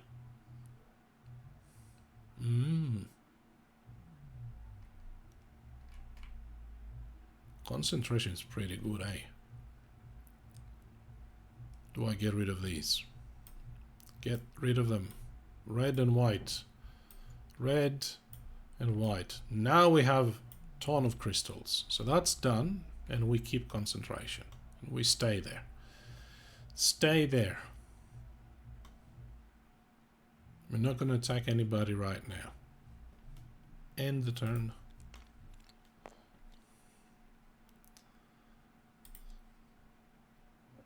Draw our cards, and because there's no more there, we draw everything else.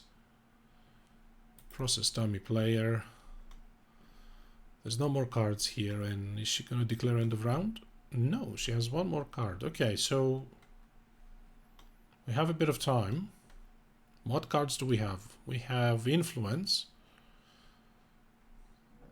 Mana Draw, Rage, Promise, Crystallize, and Concentration. Now that we wanted attack cards, we're getting Influence cards. Okay. Is it time to get out of dodge? Or do we go in and fight? There's no chance we can fight these guys with what we've got. Although, we have the Fire Golems and we have the Utem Guardsmen. And we have a ton of crystals.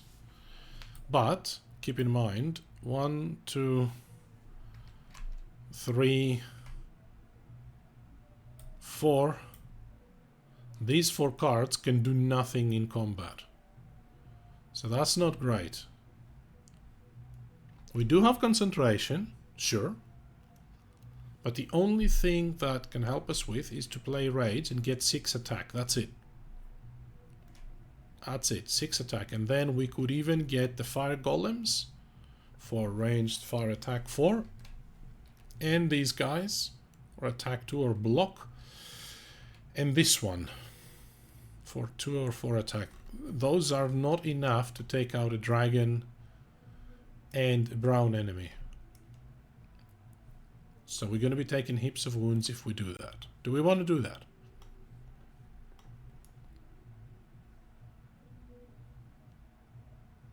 What else are we going to do with all this stuff? Can we use our influence for something? I don't think so. If there's people in the chat, what do we do now? Do we go in and attack, knowing we are going to most likely get smacked? But we'll kill one of them.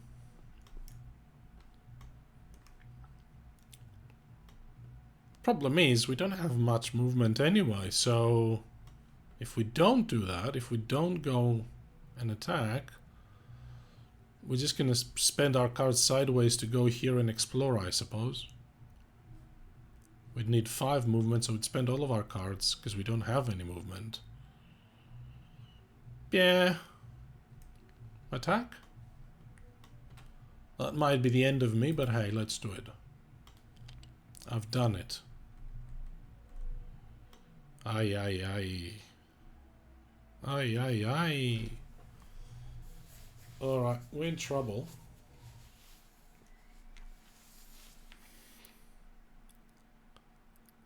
Attack, it's Mage Knight, not Mage Explorer. Yes. No guts, no glory. That's it, okay. Okay, guys. Walk me through this then. We have the werewolf. He attacks for 7 and has swiftness. So the attack is doubled when trying to block it.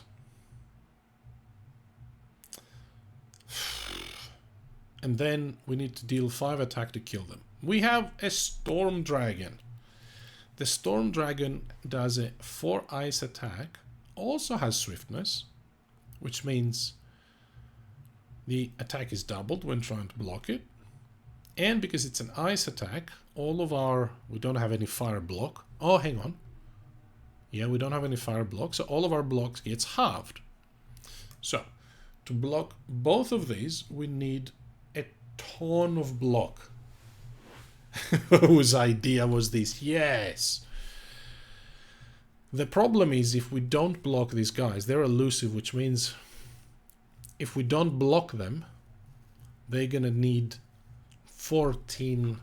they have 14 armor. If we do successfully block them, they only have 7. Alright. That was a bad idea. The problem is we don't have any additional ranged attack. That's the problem. If we had a bit more ranged attack, we could take one of them at least out with the fire golems. But ranged fire attack 4 is not enough.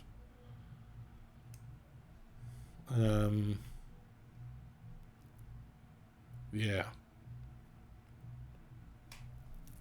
And there's no chance we're blocking them.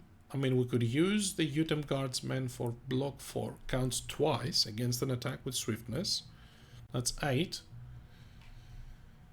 But we're still at 7 plus 4 is 11 doubled. Hang on. 7 doubled is 14.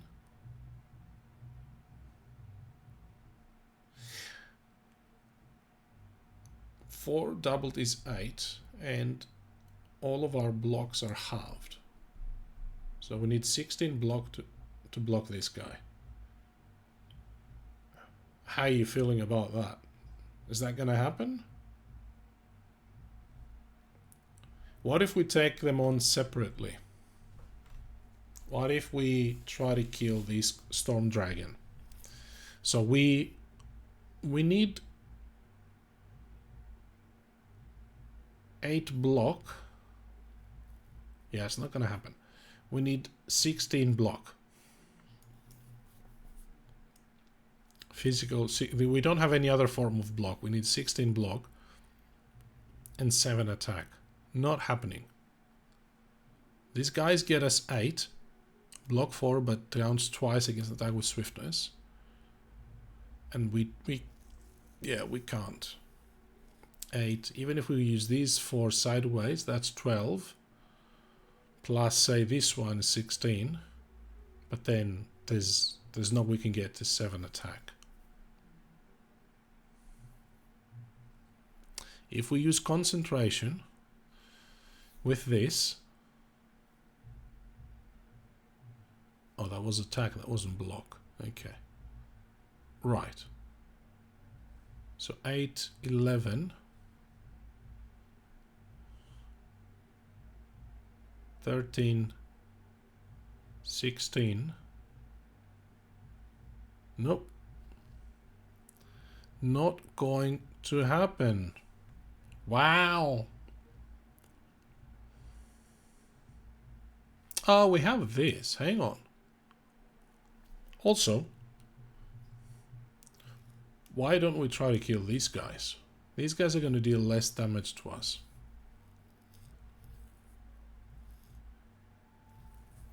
So why don't we try to kill these guys? If we use the Urim Guardsmen for block 4, but they count twice because the enemy has swiftness, so that's 8. So we need 14, 8. Plus 3 more from the fire golems, that's 11. 12, 13, 14. And then we use concentration with rage to kill these guys. That's the closest we can get. So that's what we're doing. So, block 4.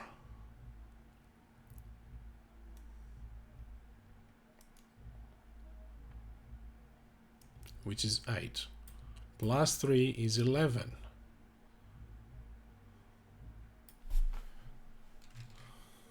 12, 13,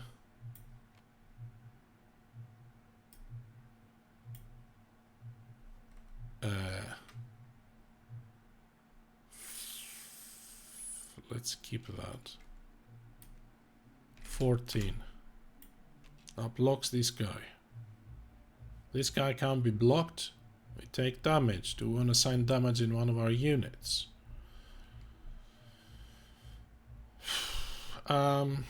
Sure. It's only 4, so it's going to be 1 wound here or here. Let's do that.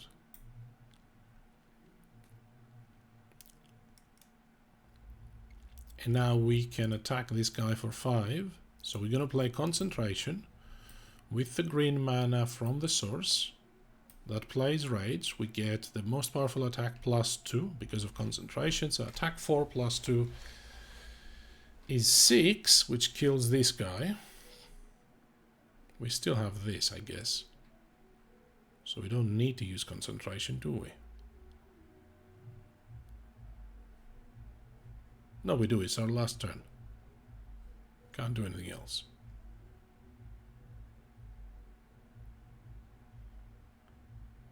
Okay. And because we're going to do that, I'm going to play Crystallize and pay a red... No, I've already used that. Damn it. Okay. That's it. I probably miscalculated a few things there in terms of being able to kill the Storm Dragon, but that's fine. These seem pretty similar to be able to kill anyway, so... Alright, that's it. So this guy stays. This guy's dead. End turn. We gained the fame at least.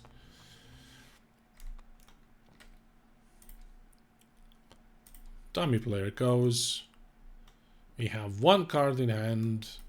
We will play it. Now, when you play this, pay 1 mana of a crystal of any color, gain a crystal. To remember, the only mana is white, so we gain our 3rd white crystal. That's the end of our turn. Okay, that was the end of the second night. How are we traveling? We're not traveling well, are we?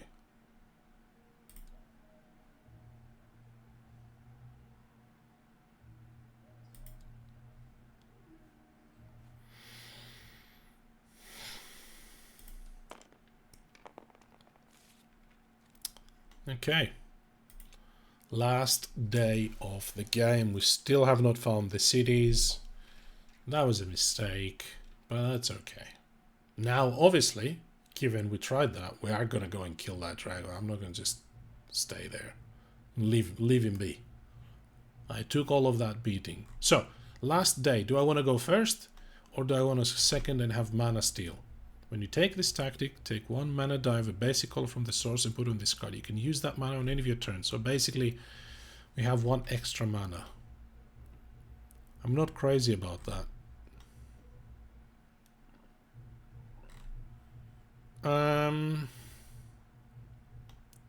Sure. So we are going to take 1 of these Red or blue?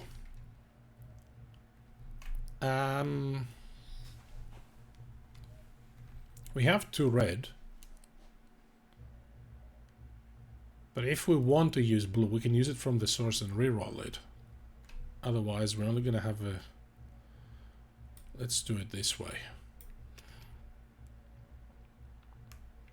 Okay. Dummy player goes first. Right, our go. We're attacking the dragon. I don't care what cards we have. Okay, we need heaps of blocking, yeah? And we cannot use the Urim Guardsman. Oh no. That's fine.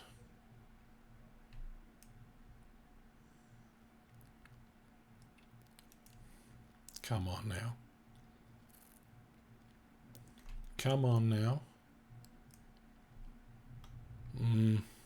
So we could do this for block 7. How much block did we need? 16? Yeah, not happening. Not going to happen. Without the Urim Guardsman, that's not happening. So we gotta let them hit us, but then we need 14 to kill them. Damn it. That could be... We didn't draw any wounds.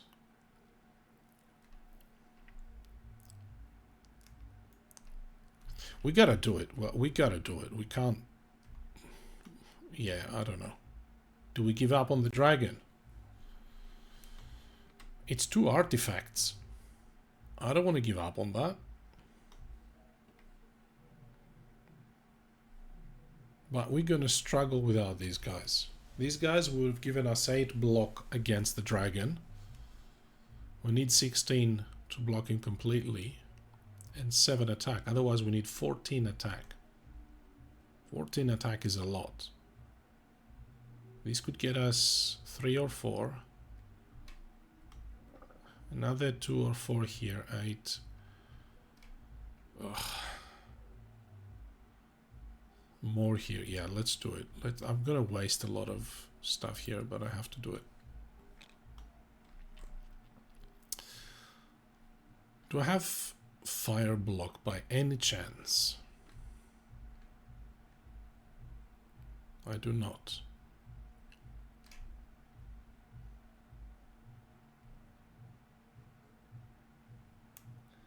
Yeah. Hard work, hey? There's no way I can get 16 block.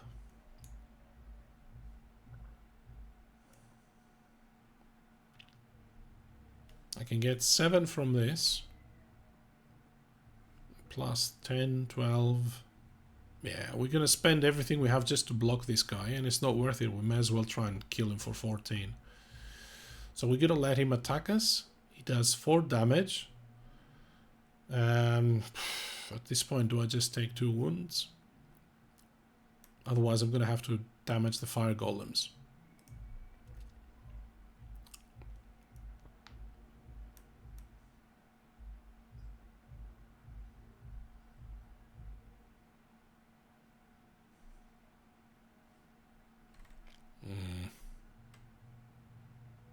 That's not great, is it? Okay. And now I need 14 attack. Right. 14 attack, you say. We're gonna play pure magic. We need 1 blue mana. And another... 1 blue and 1 red. So we're gonna play... this guy, and we need a red. Do we use this? Just use this? Yeah, just use that. So that's 7 attack. That's 7. I don't want to use my units if I don't have to. That's 7. This guy will get me another 2, that's 9. This guy will get me another 4, that's 13. That's it. So we use this once per turn for 2 attack. So that's 7 plus 2 is 9. Plus rage with a red crystal. That's 13. And whatever. This one sideways for 14.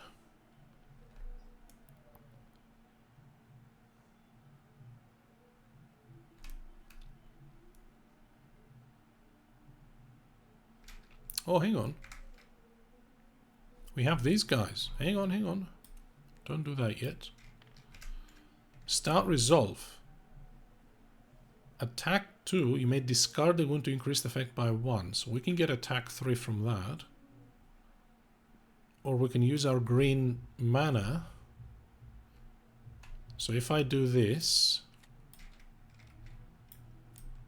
I get rid of a wound from my card. And I get 3 attack, plus 7 is 10, plus 2 is 12. But if I use my green thing, my green crystal, then I can discard both wounds. Including one wound. Okay, right. Okay, so I'm not going to do it then. So, attack 2, discard the wound to increase the fate by 1. I did, so that's 3 plus 7 from pure magic is 10, plus 2 from battle frenzy is 12, plus 2 from rage says 14. Wow. Wow. But 2 artifacts is bloody good, isn't it? Wow. Okay. 2 artifacts. Here we go. Let's do it. Loot time. Block 6 or block 2, block 4 against different attacks. Cold fire block 8 up to 3 or up to 3 cold fire block 4 against different attacks. Okay. This is great because we don't have much block. Tome of all spells. Discard the card of any color. Use the basic effect of a spell of the same color from the spell's offer. Discard the card of any color. Use the stronger effect of a spell of the same color from the spell's offer without spending in mana cost. You may do so even during the day. Wow, we're doing that. We are doing that. What? Tome of all spells done. And second artifact? Amulet of Darkness. Gain a mana token of any color. If played during the day, deserts have their move cost reduced to 3. And you can use black mana as if it were night. Oh, what? That's very situational though, because you need to have that when you want... Yeah, that's very situational. Oh...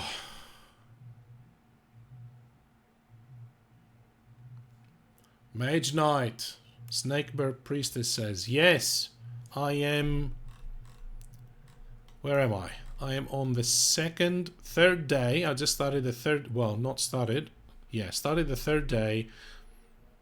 I just killed the dragon, gaining 2 artifacts as a reward. I haven't found the cities yet, but I'm very, very close. So, second artifact. Amulet of Darkness or Banner of Courage?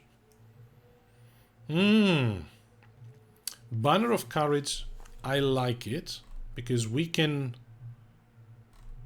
ready a unit, which means we could use a unit twice. Whoa, play this anytime to ready all units you control. Yikes, that is bonkers. I think we're gonna take this guy. Although it's not as useful right now, is it? Where are we on the map? Yeah, okay. I'm gonna take this. Alright. We've done well. We're up there. We've gained our Conquest rewards.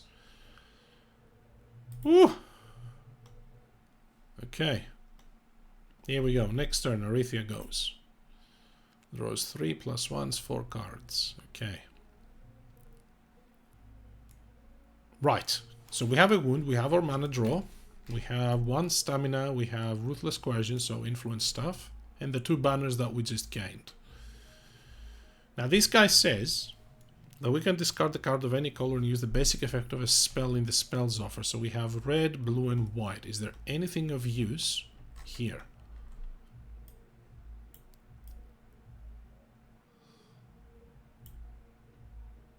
Whoa. That is awesome, except we don't have a green card.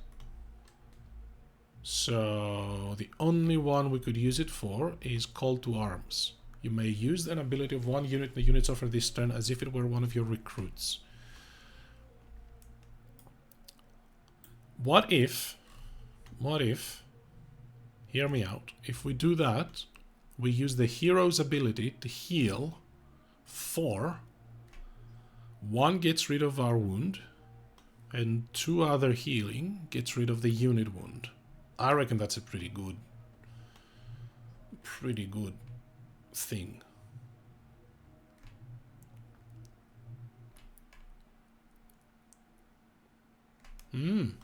Right.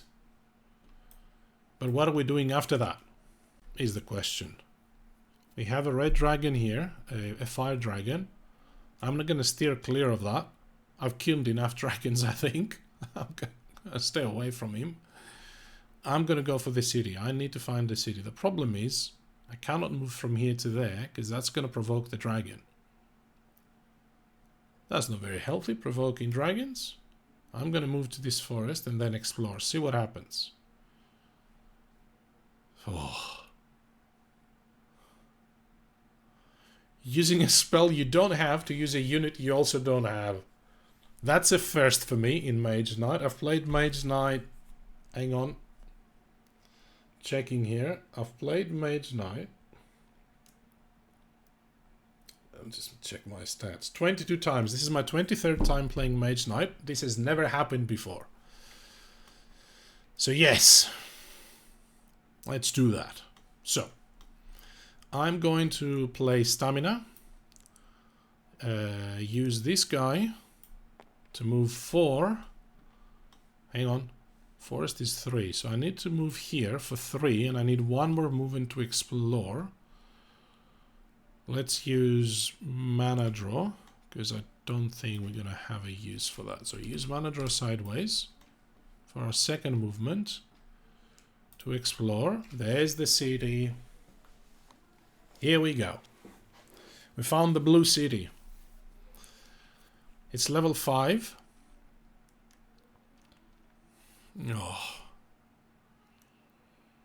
Oh. You see the problem though, right? You see the massive problem. These are lakes and this is a mountain. We cannot cross these. We have to go around. You know what's going to happen when we go around? We're going to explore this tile. Do you know what's going to happen when we explore this tile? There's a very good chance we're going to find the second city there. So we're going to have to go through the second city, which is going to be level 8, to get to the first city, which is going to be level 5. Ouch. Damn it. Well, that sucks. Unless I go this way, which basically is going to do the same thing, except I'm going to have to kill a fire dragon casually on my way. Maybe we'll be allowed to just walk past the second city. Do we just ask for permission?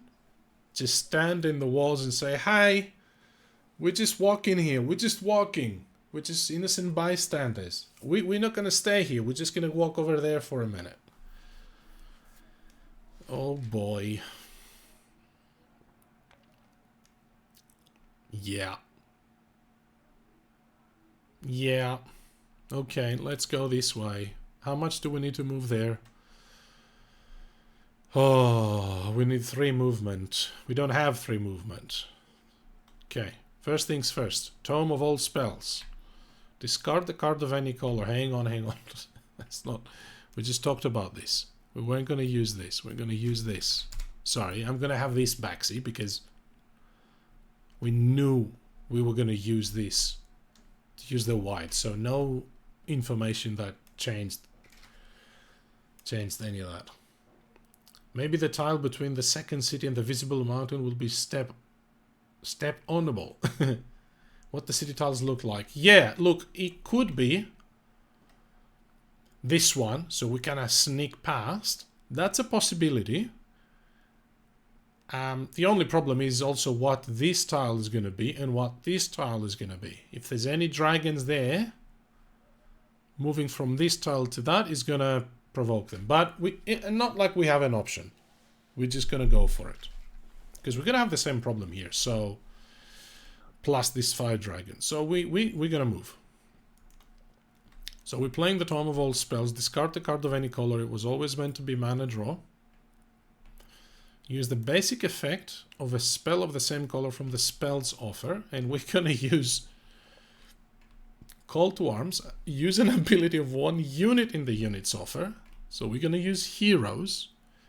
Heal 4 if you spend a green crystal. Do we just use this?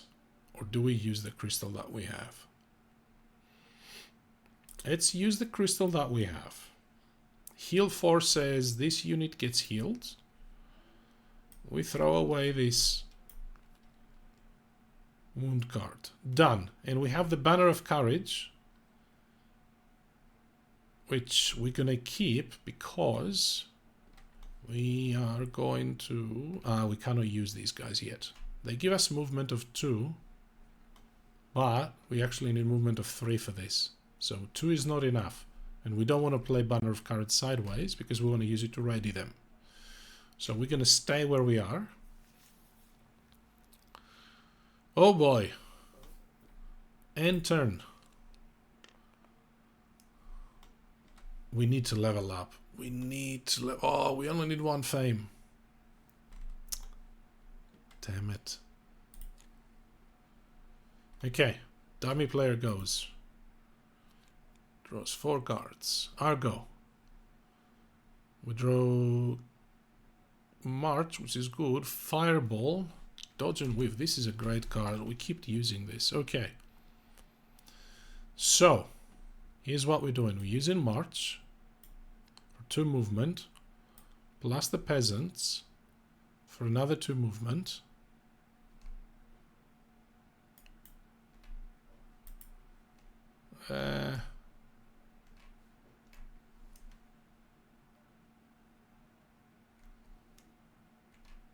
So was the plan to ready the Peasants with Banner of Courage? That looks like a waste. We could have a much stronger unit, but we don't have a much stronger unit, so...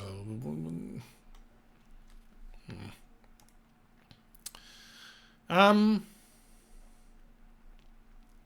think we need the movement 4, so I'm gonna use the Shamanic Ritual. Once around, flip this token to gain a mana of any color. Gonna use that to move 4, plus the Peasants, movement 2, that's 6. That gets us here. We need 2 more to explore. Oh, how about this? From that spot, we could explore both of these tiles. So we could explore here first, hoping that the city is there, and then explore that, and sneak past. That's a lot of ifs and buts, isn't it? So we've used our 6 movement. What else do we want to do? Do we want to burn any of these cards to move further? Or to explore? I'm going to assign the Banner of Courage to these guys. How do I assign it? I don't know how do I assign this. Must be a way so that it doesn't get...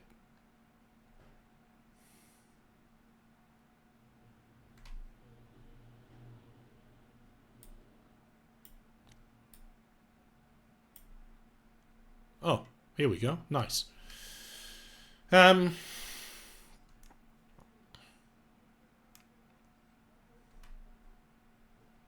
So I could flip it face down and ready the unit and use it again to move now and explore now.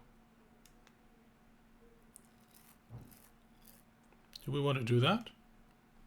That sounds like a good idea. Let's do that. So we ready the unit, use the unit again, explore. Where are we exploring? How many tiles do we have left? 1. So we know that's the city. So do we want to go there or do we want the second city down here?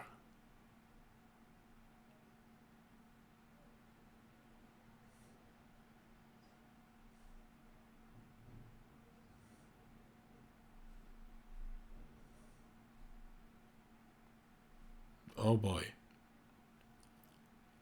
Any ideas? We have 2 movement points. We can explore. We can explore either of these tiles. There is 1 terrain stack. Oh, hang on. No. There's... What? Oh, these are leftover. Yeah, so there's only 1 terrain stack left. We know that's the city. Do we want the city here so that it's essentially closer, or do we want it further away from the first city?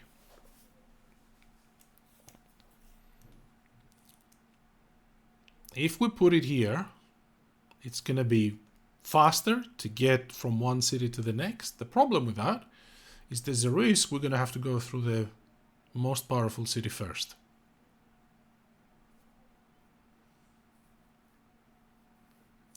There's a good likelihood there's going to be enemies there, though. Alright. I think I'm going to go there. Okay, here we go. That's the green city down there. It has 2 brown and 2 white city garrison enemies and 2 marauding enemies guarding it. So we could go here, kill this guy, and then go in and attack the city. Okay. That's our turn. Unless we want to use this. Do we want to use this? Why is there a... Oh, it's... Oh, hang on. Where are we there? What's this thing? It's a... What's that called? I don't know. A monster den. So we could enter that as our action for the turn and draw a brown enemy. Gets us 2 random mana crystals.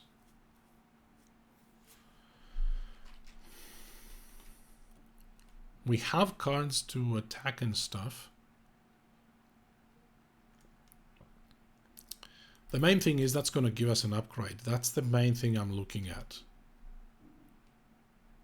The problem is... Oh, we could recruit the heroes there. Do we want to do that?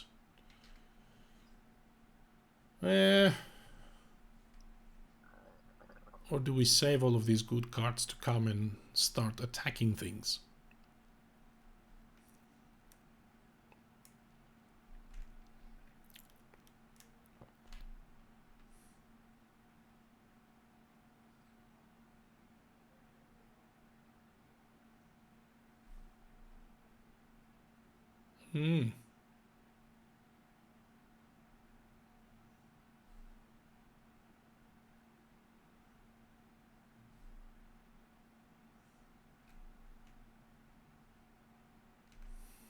Yeah, I don't know. Thoughts? Everybody's gone to bed. So, we stay and explore this next turn, or we start moving towards this city. Or, here's an idea. We stay and we attack the brown enemy where we are. We level up. And then we go to the village and recruit. That's another idea. Or we move to the village. We can't move now. We don't have any movement left. Right? Right. I say we fight. Fight. Monster drawn. Let's have a look at these guys. It's just a Minotaur. Yeah. That's easy. We need 5 block and 5 attack. Or, even easier, fireball him. Bang. Ranged fire attack 5. He's dead. How good was that? Minotaur is no more. What do we gain there as a reward? Roll the mana die 2 times to determine the color. Oh, okay.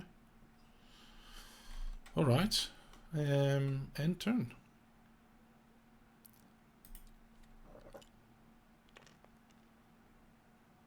Level up. So, we need to gain the rewards. We are going to roll these 2 dice. It's a green and a white. Okay. Green, white we cannot gain because we already have 3. Well, that's a bit of a shame, isn't it? Right. Well, we leveled up, so our armor is now 4. Okay. Let's go. Arithia goes. She has 4 cards left. Very likely that she's gonna empty her hand next turn. That is not good. That is not good. Yeah. Uh-oh. We're gonna be left with hands in our deck. Oh. Okay, what are we doing?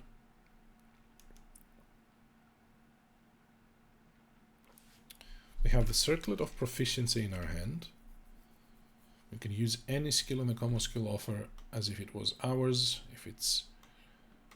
Oh, we said we're going to go and recruit something because we have a new recruitment. Do we have any influence though? Of course not. Why would we? Oh, okay. Do I just go and attack this city and see what happens? Go to the village, attack this guy, take him out, draw as many cards as I can, recruit, and then attack this city. Or do I explore? At least know what's on the other side.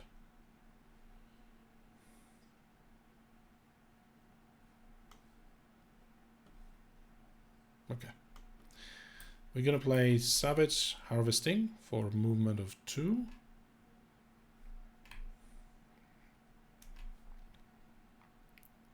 I think we are going to... Hang on, how much movement do we want? We need 2 to explore and another 5 to move to this village. What? Come on now. We don't have 5 movement. I could get to 4. Well, or I could play Concentration for 6. Still not enough.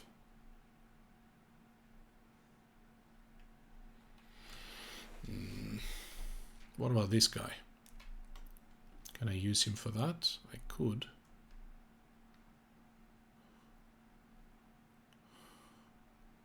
Move 1. We can use this for 2. That's 2 movement. Okay, so that's 2 movement. Plus 4 is 6.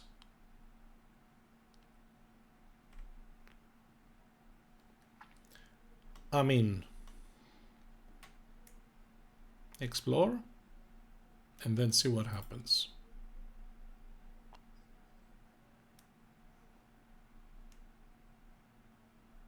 Right. So, okay, so we can go through to that city. We're gonna have to kill this dragon on the way.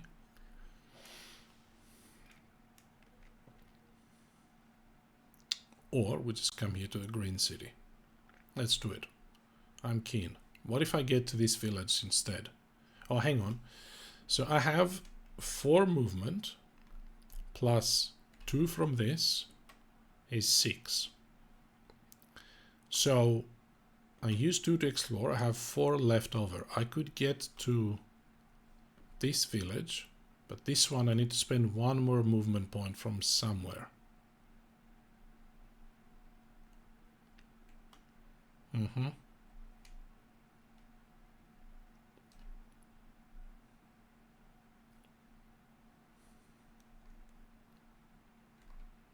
Right.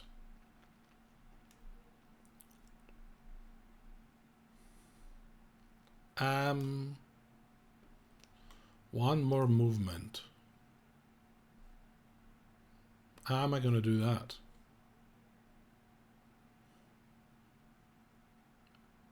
Or do I not worry about these guys and move there? But then I'm going to have to move into the forest. 3 plus 2 is 5. Yeah, the math doesn't check out.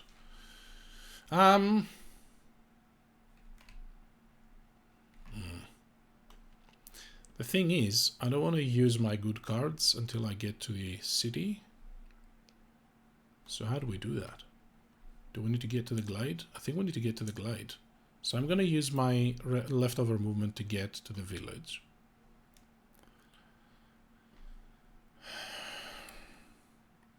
But I don't have any influence. So I may as well go and take out some of these guys.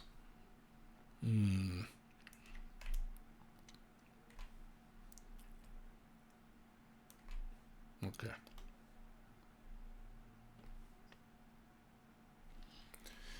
I'm a bit stuck again, as usual.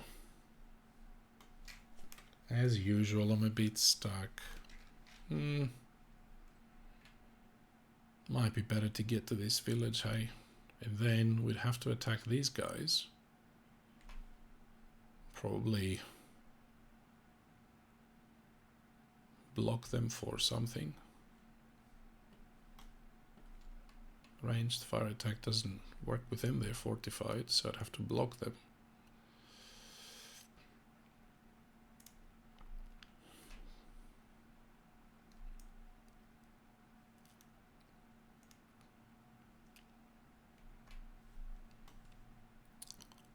Yeah, okay. Alright, I'm gonna move there instead. And to do that I need to spend a card, and I'm gonna spend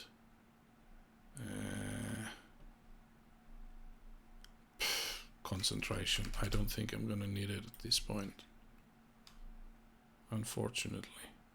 Okay, and then I was going to attack these guys, right? Reduce the attack of enemy by 2 plus, we need some block, 3, 7, and then it's 2 plus 2 is 4. Yeah, so I'm going to attack these guys. They attack for 7 and they have cumbersome, which means I can use movement points to reduce the damage they, or the attack they make, but I don't have movement points. So I'm just going to use these guys with one of my white crystals. Reduce the attack by 4. Then use that for 5. That's enough. And then this guy gets me 2 attack. Actually, do I keep my crystal? Yeah, I'm going to keep my crystal. Because that gets me 2 is 5. Yeah, that's enough block, and now I have to deal 4 attack to them, or 2 non-physical attack. So I could kill them with the fire golems, or I just use rage with this. 2 plus 2 is 4. Let's do that. 2 plus 2 from Battle Frenzy is 4. We save our units. That felt like a lot of effort to kill those guys, but there was a bit of movement involved, so we've done okay.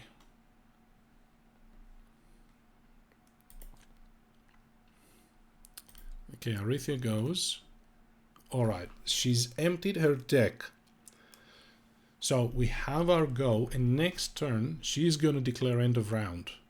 We only have 4 cards in our deck, so we're kind of okay. Can we assault the city?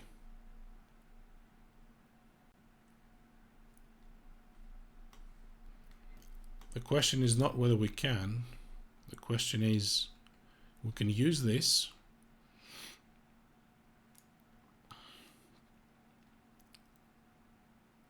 Oh, this is not good. This is useless. This is useless.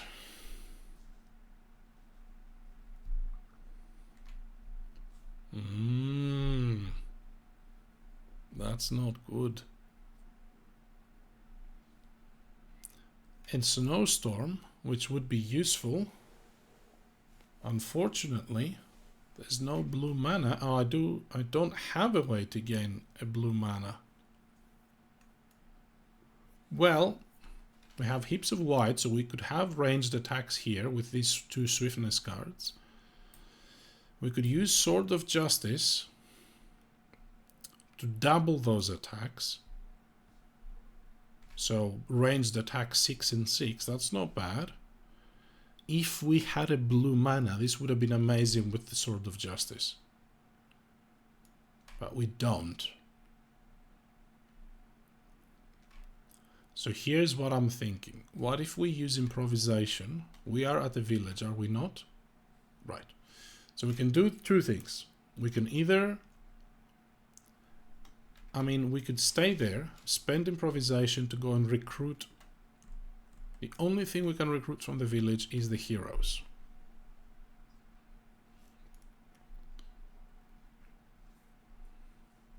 So they give attack or block 5. The problem is it says you have to pay 2 influence to activate this unit.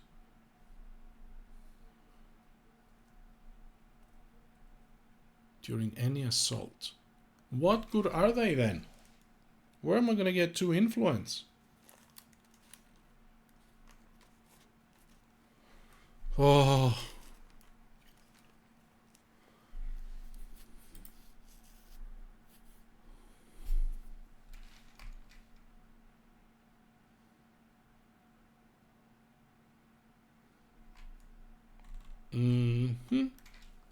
And they need 9 influence to recruit them. And so we need 9 influence to recruit them. Improvisation is going to get us 5. Yeah. It's not happening.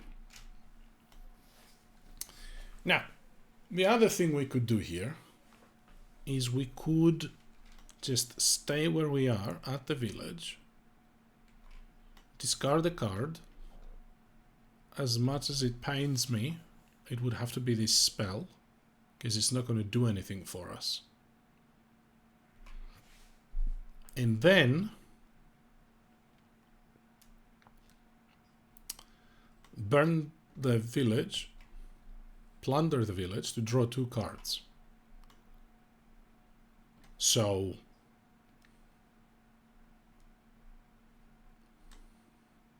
at the last turn we have a lot more cards to sort of play with.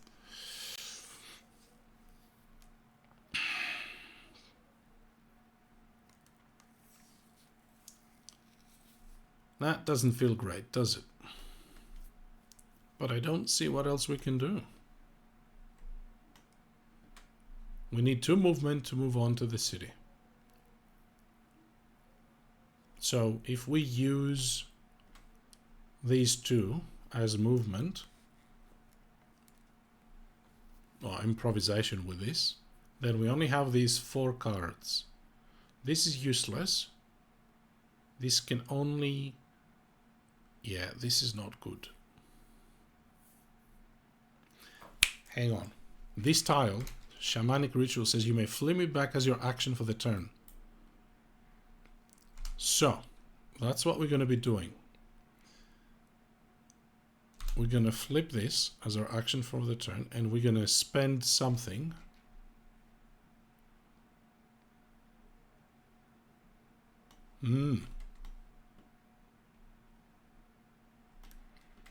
We have to play a card, right? So I think I'm just gonna... Yeah. I'm just gonna get rid of that to do this. So I can gain a blue mana token for that. Oh boy. End my turn. That was a bit slow. Plunder the village. We have to, right? Because she's going to call end of round. So, plundering the village. That's done. And she calls end of round. So this is our last turn. Right. So we're attacking the city. No matter what I drew, it's time to attack the city. Tranquility. Heal 1 or draw a card. Guess what? We're drawing our last card. Promise. Now he draws influence.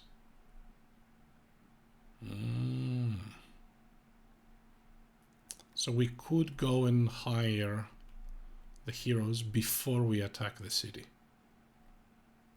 The problem is they need 9 influence to recruit. Scratch that. We have a -1 penalty. They need 10.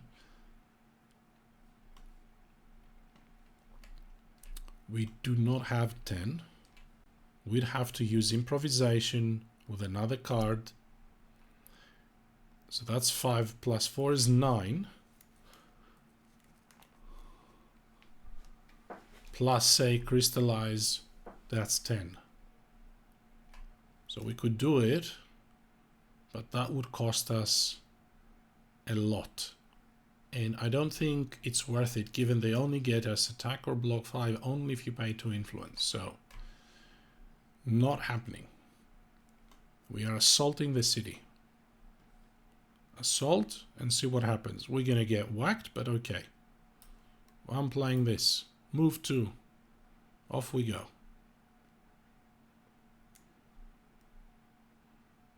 Oh boy, oh boy, oh boy.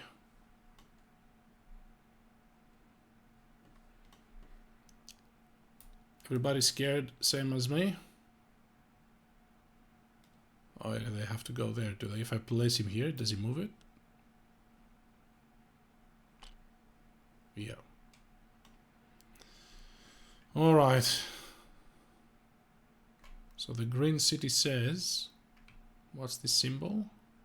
That if they have physical resistance, they also have poison. Is that it? That's it. Yeah, there they are. Okay. Oh boy, oh boy. Grim Legionnaires. They attack for 11. They are not fortified. But they have an armor of 10 and they have arcane immunity. So it means he cannot be targeted by non-attack or non-block effects from any source.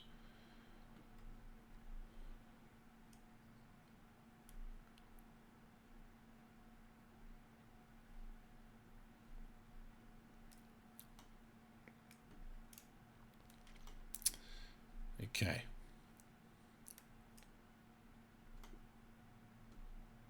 Right. Oh boy. Okay. Altem Guardsmen. Physical attack 5. They all have poison, by the way.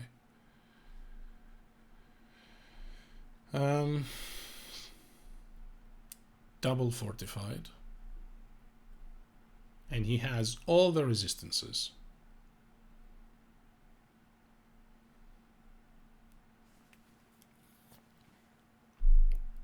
This enemy can't be targeted by unit abilities powered by red or blue mana. Okay, we don't care. Or from non-attack effects of red or blue cards. Okay, don't care. Gargoyle, 5 attack. 4. 2 gargoyles. Okay, okay, how are we going to tackle this? The puzzle begins. Now, independent of anything, I think the Sword of Justice is probably a very good way of increasing our chances. So, overall, what I'm thinking is, I use the Shamanic Ritual, flip this to gain a blue mana token so we can play Snowstorm. Snowstorm says ranged ice attack 5, okay. Then, Improvisation, we can pay a red crystal to discard another card for attack, move, block, attack or block 5, which is going to be Promise. So far we have ice attack 5 and 5 of either attack or block. And then we spend our 2 white crystals for ranged attack 3 and 3. But Sword of Justice says double the contribution of all physical attacks you play during your attack phase this turn. Does that happen also at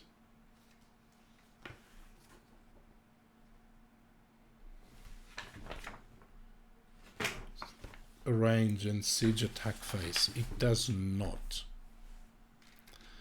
So that's not as good as I thought, unfortunately.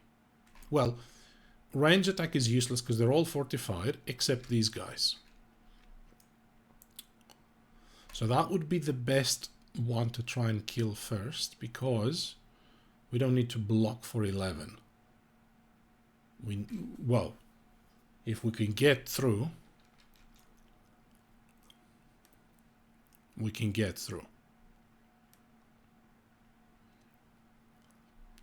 We have enough. We have ranged ice attack 5 and 8 here, and 5, 8, 11. These three can kill this guy. The problem is then Sword of Justice becomes a bit useless. It says double the contribution of all physical attacks. So then all we would do is we would play improvisation for 5. This would double it, 10 attack. That's all we were going to get. That's barely enough to kill one more enemy. And that's without blocking anybody, yeah? And we have all of these guys up here that can block and stuff. So do we want to try with that? We need the blue mana, yeah? Can we agree on that?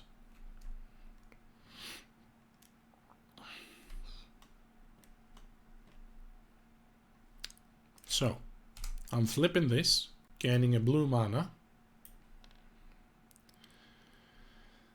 We are at the siege and range attack phase. Do I want to use any of my units? It's my last turn, so I have to use them, right? Ranged fire attack 4. Is that more useful than block? 4 plus 6 is 10, gets this guy. Yes. Okay. I have a great plan now. So I'm gonna use my fire golems. They need a red crystal. Let's use this from the source. Right? That gets us range fire attack 4. We're then going to use 2 swiftness cards with 2 white crystals. I'm spending my crystals like crazy, but it's worth it, trust me. Ranged attack 3 and 3, that's 6. Plus 4 from the fire golems. That's 10. That's 10 ranged attack that kills the legionnaires during the first phase, because they are not fortified.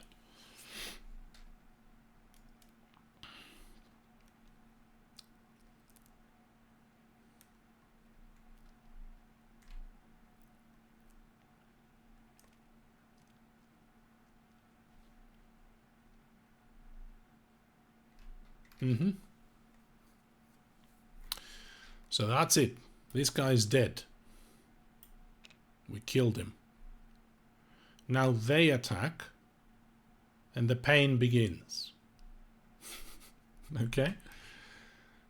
We cannot possibly block all of them, so they're gonna, certainly some of them will go through. But let's say they all go through. What is the maximum damage we can do? These are all fortified, so it doesn't matter anymore. We can't do anything before they attack us. And they all have physical resistance. This guy has all resistances. So all the resistances are halved against this guy. Yikes.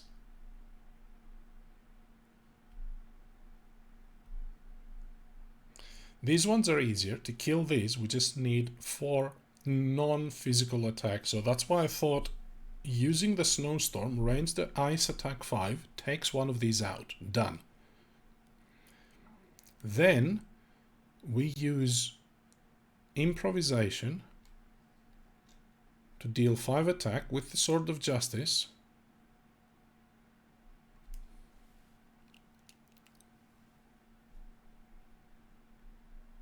For 10 attack. Oh, enemies lose physical resistance this turn. Well, hang on a minute then. Enemies lose physical resistance this turn.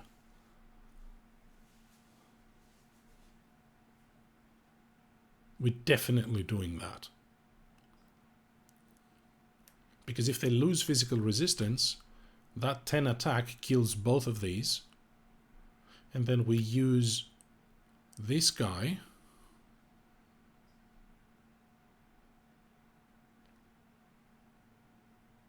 no, that doesn't work well. Enemies lose physical resistance. Right. So if they all lose physical resistance, that means we can use the ice attack to kill one of these anyway, and then use improvisation, deal 5 attack, plus double contribution of these, so that's 10. He doesn't have physical resistance anymore.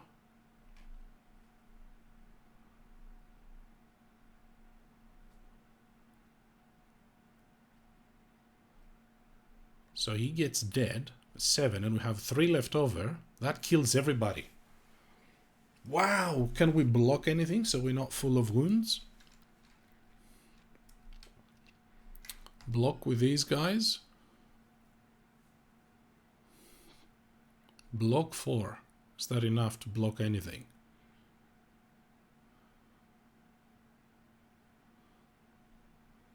Okay.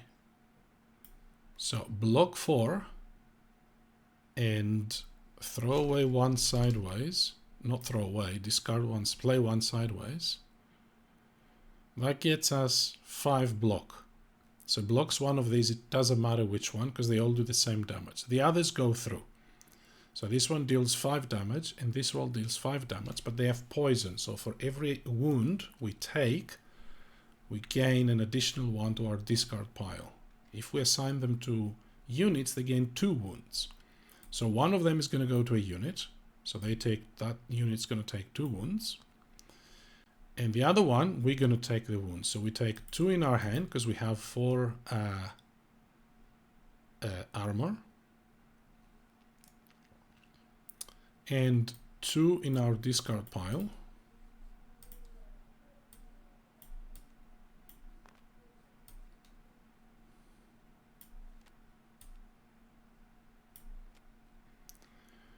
So that's their attack done, and now we go. So what we're going to do now is Snowstorm. Ice attack 5 kills this guy. He's gone. Then we are going to destroy the Sword of Justice. Do we need to destroy it or do we have enough? Yeah, we need because they have physical resistance. So the Sword of Justice, we're going to destroy it. It says double the contribution of all physical attacks you play during your attacks phase this turn. Enemies lose physical resistance this turn. And fame +1 for each enemy you defeat this turn. So, they lose physical resistance. We are going to play improvisation with a red crystal. Epic turn, epic citified. Which says discard another card to gain 5 attack. Sword of Justice says that's 10. 10 attack. +4 from this says 11. 10 +4 doesn't say 11, Def. Epic, yeah, isn't it? This Sword of Justice turned out just just enough what we needed. The whole combination was awesome. So, 10 from improvisation using the Sword of Justice, +2 from this, that's 12. That's enough to kill both this guy and this guy because they don't have physical resistance anymore.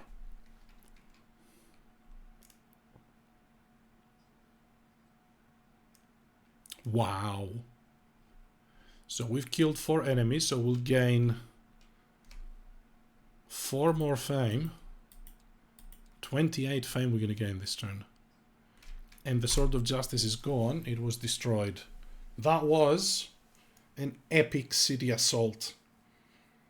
I did not think we could take them all in one turn, but there you go. The very last turn of the final day. We took out the level 8 city.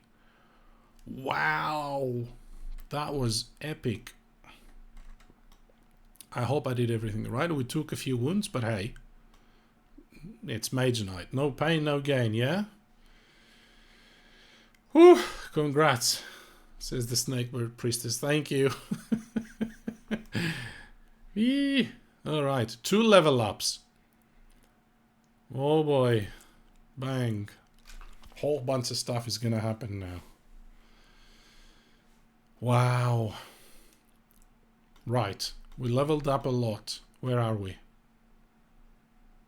Where is our level? So we are going to gain a new action card and a new skill token.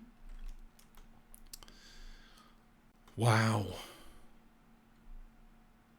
Okay, new skill token. Curse. Once a turn, reduce one attack of an enemy by 1 or reduce the armor of an enemy by 1. Okay. You cannot use these skills on a fortified enemy on this. Yeah, okay. And this one says, once a turn, ignore either the next 2 points of damage assigned to your hero from a single physical attack or 1 point of damage from a non-physical attack. I don't know. Which action card do we want? Song of Wind? No. Chilling Stare?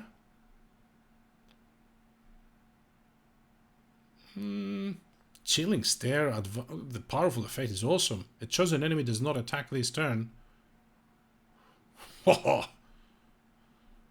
Power of Crystals, though, get us healing. So we could use this. Oh no, we know. This is our last turn. Not gonna happen. Chilling Stare, is that what we're taking?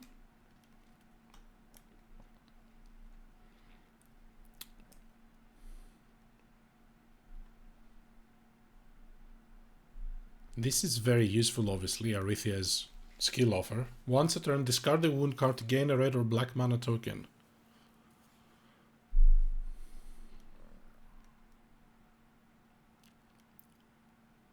That will force us to take Song of Wind. But we have 2 in our hand, plus 2 in our discard pile, plus whatever else. We have a few wounds, so I'm thinking that might be useful. But Chilling Stare is so good. Chosen enemy does not attack this turn. Damn.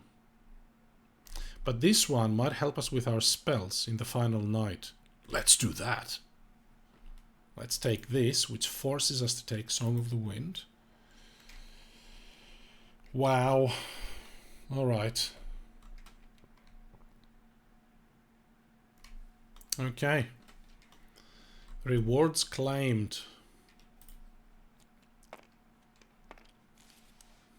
That was the final day, and here we go, final night of the game. I'm exhausted. But that was the level 8 city, right? Level 5 city should be a walk in the park. Except we gotta walk all the way up there for that. So let's start with that. How much movement is that? It is... That's a marsh, a swamp, or whatever that is. That's 5. And then it's 3. What is that? That's a wasteland. So that's 4. So 5, 8, 12, 15 to get next to the city. And then a normal 2 to assault the city. So we need heaps of movement. Somewhere along the way we need to recruit. And along the way we need to kill the Storm Dragon. Because otherwise the Storm Dragon will come into the fight. How would we like fighting the Blue City together with the Storm Dragon? We would not like that. The other thing we could do here is, if we manage to kill the keep garrison here from this space, because it's next to a keep that we would have conquered, our hand size is increased. So that should be enough to come in and assault the city. But that's a lot of turns. We have to get there, assault the keep, then assault the dragon, and then get to the city. That does not sound very likely. But I don't think we have a choice. The only thing we can choose is not to assault this keep. We have to defeat the dragon. Ugh, okay. Which tactic do we want? Mana Search or Midnight Meditation? So Mana Search can let us, for every turn we take, reroll up to 2 mana dice in the source. So it gets us a bit of a mulligan with the mana dice, and we don't have many crystals, so that could be useful. Midnight Meditation says that basically we can take a mulligan. shuffle 5 cards from our hand, and then redraw. So efficiency, potential efficiency, as in we do what we need, or mana. Let's see what hand we have. We have 9 cards in our hand because we're on the city. We have 2 wounds. Can we get rid of those? Do we have any healing? We need to heal these guys as well. We do. We have tranquility, but there is a green mana there. So I reckon...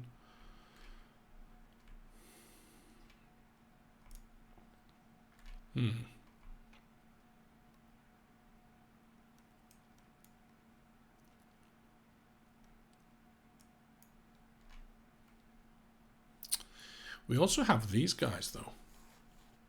These guys can help us with the movement a lot. Because it says if we use a green mana token, we use that to move 3. And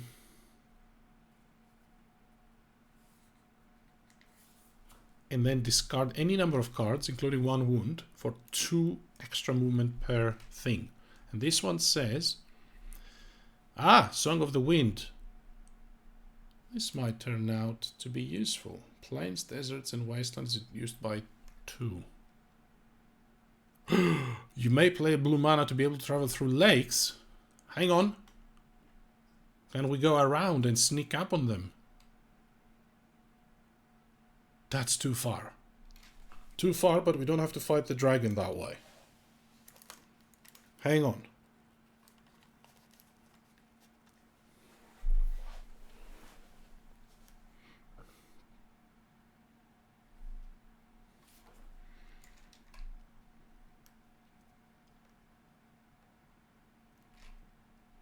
Okay. There's only 1 wasteland, so this only saves us 1. You may pay a blue mana to be able to travel through lakes.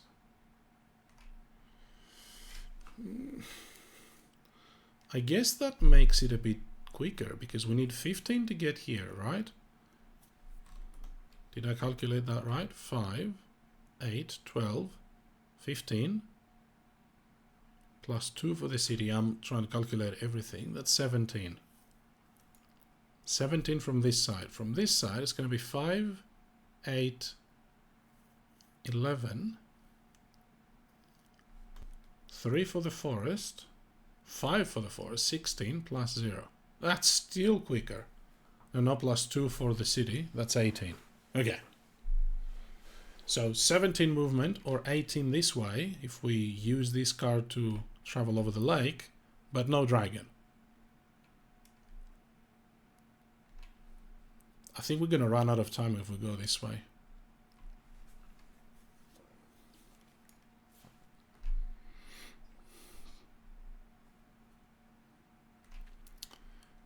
I don't think we can do all of that. So we are at the city. We should be able to recruit something. We have 2 unit slots. We should recruit as much as we can. We're going to need that. So, we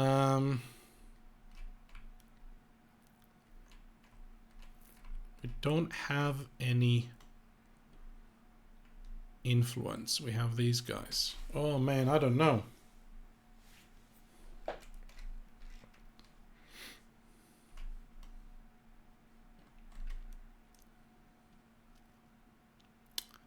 I feel like healing has to happen, yeah? In any case. So let's start with that. We pay this. Take the green mana token. Heal 2.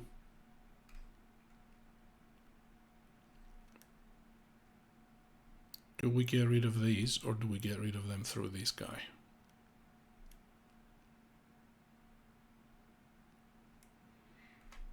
Heal 2 has to be the unit.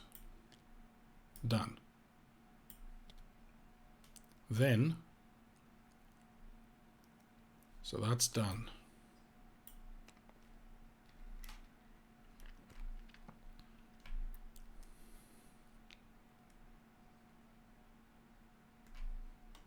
Is there any fancy spells here? Move by up to 3 revealed spaces on the map.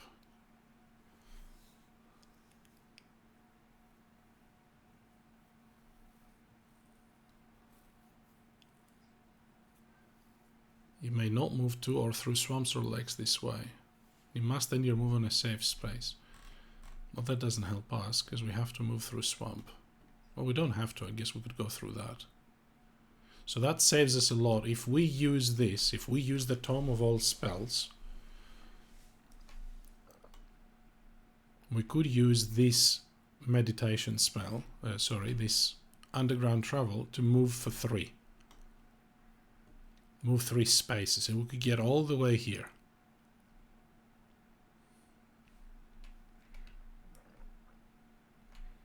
The other way to move quickly is to use this, because that will help us remove one of the cards. So we're taking on the dragon and everything else. Is that the plan? Okay. Alright. Okay. Oh, we need influence. We need to recruit. Okay. We can recruit the catapults. Love the catapults. Everybody loves the catapults. Or the Amotep gunners. For 10 or 9 respectively, because we have -1 reputation. Damn, our reputation sucks. Do we have that? We do not. Unless we play these guys. So that's what we're going to do. We are going to... I'm using all of my things, aren't I?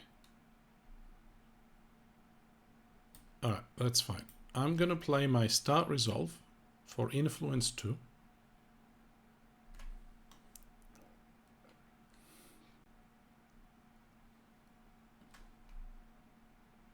Discard the wound to increase the effect by 1. That's Influence 3. Okay.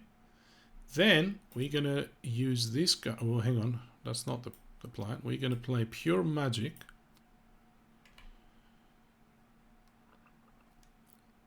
Pay a mana. If we pay white, it's Influence 4. How much do we have already? 3. Plus 4. That's 7. How much do we need? 9 or 10. Right.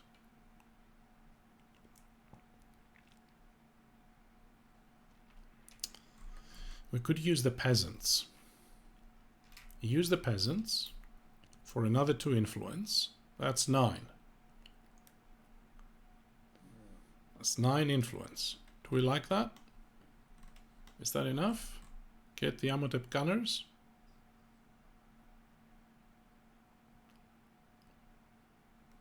Sure.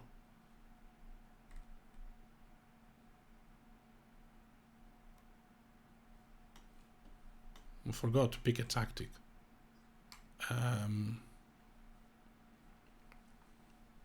Reroll mana or shuffle.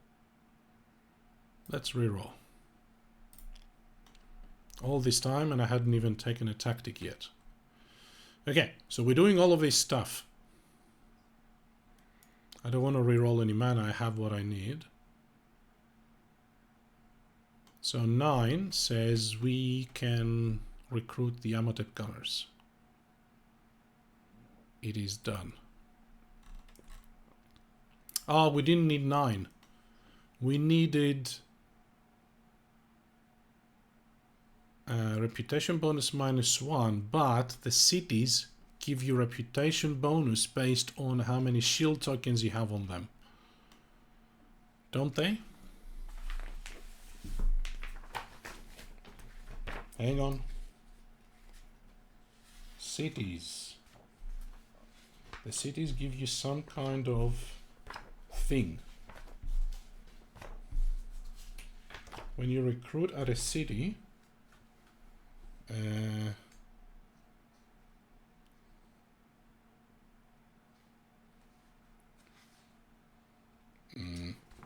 cities.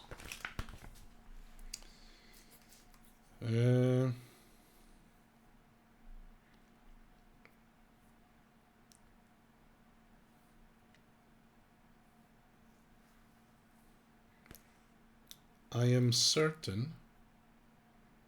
Oh yeah, if interacting in a conquered city, you add 1 to your influence for each shield token you have on the city card.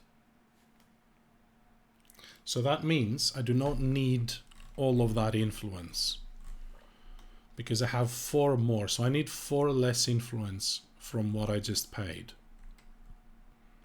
So 4 less says what? That's 4 plus 3, 7. That's it. I don't need to use these guys.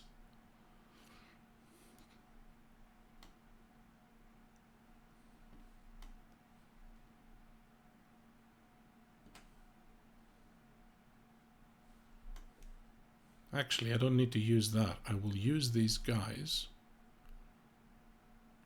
No, I'm not. That's fine. Okay. So that was our action for the turn. We didn't move, we just influenced stuff. And we're going to use the Tome of All Spells to move next turn. For that, of course, we need a green card. Oops. Oops. Hang on then. Do we not want to do that? We need a green card. Green card is imperative for us.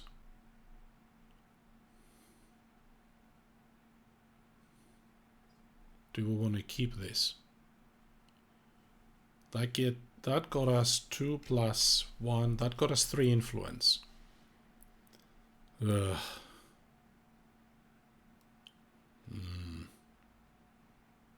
Okay. What are we doing? If we don't draw a green card, we're in trouble because we can't move next turn. That's the problem.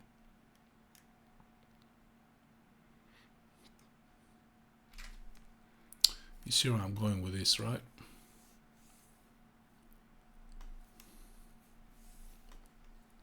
So do we keep this instead of using it for influence and we figure out another way? We can get 2 influence from these guys, plus 1 by just discarding a card.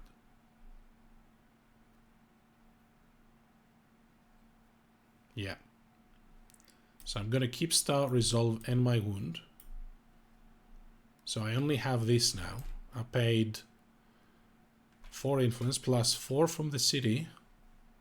That's... oh. Is that 8? So I only need 1 more. Yep. These guys. So that's 10. 9. How much did I need? 9. That's it. 4 plus 4 from the city is 8. Plus 2 is 10, which is enough. Okay. And we keep this card. And these guys have been used. Alright, end turn.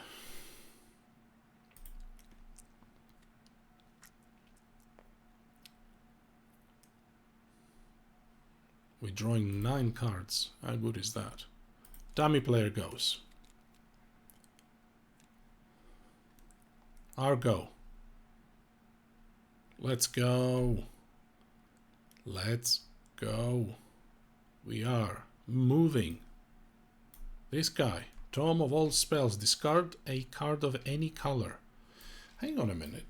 Can we recruit another unit? We can, but is that delaying things too much? When we recruit the catapults, we need 10 influence. 9 plus 1 from the penalty is 10. But we're on the city, we have 4. So we just need 6. Hang on, this might be worth it. 6 means we spend this. That's 3. We can spend these again, make them ready. That's another 2, that's 5. Plus a toss a card for 6. Is that any good though?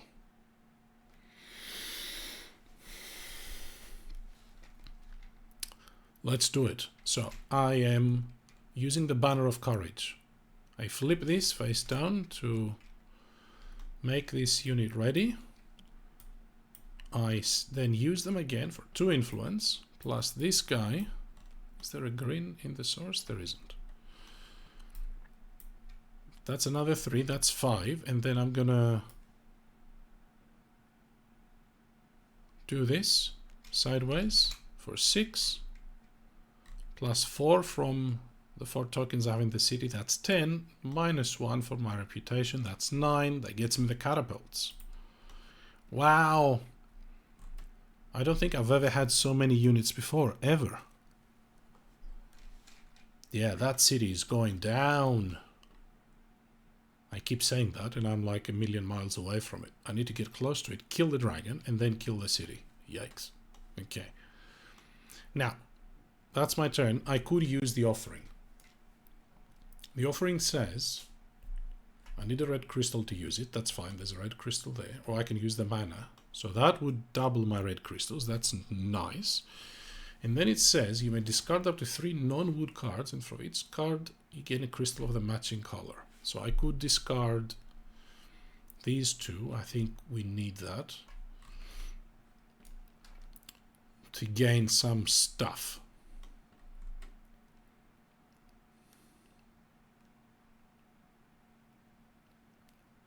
I think that's a good call. I'm gonna do this. I'm gonna do that with the red mana, gain a red crystal. Done. Then discard up to 3 cards to gain crystals of that color. I'm gonna discard swiftness for a white. Wait a minute. This dragon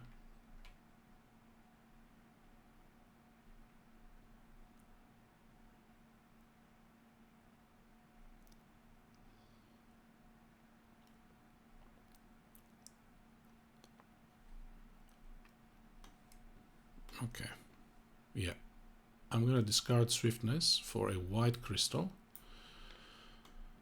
I'm gonna discard rage for a red crystal. I know I should be keeping the attack cards, but I'm sure I've got more of these. And now, do I want to discard concentration for a green crystal, or do I want to keep it? The problem is we can't play this until we have a green crystal, but we can get a green crystal. So I think I'm going to keep concentration. Well, that's pretty epic. We haven't even started yet. We're getting there. Almost there. Is anybody still here? Is anybody still watching this craziness? Rewards claimed. Yes, done. Uh-oh. Wounds. Arithia has 11 cards left, so we have like 3 or 4 turns left. Okay. No more delay. The Tome of All Spells. We're discarding concentration to use this. Move up to 3 revealed spaces on the map.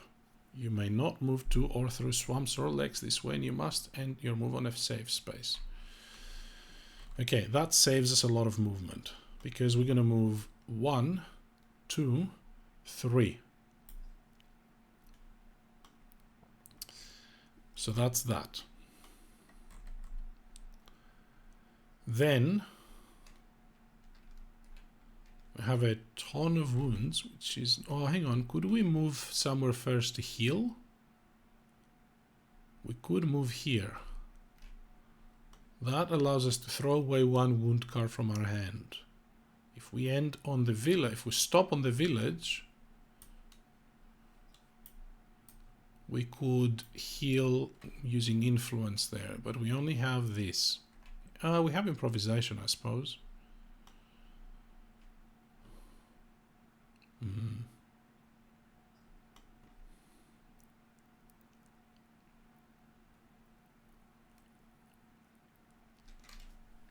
Still watching, hey? Well done. We're almost there. So I need to get rid of some wounds. So what I'm going to do is This one says discard the wound card to gain a red or black mana token. It is telling a great story, isn't it?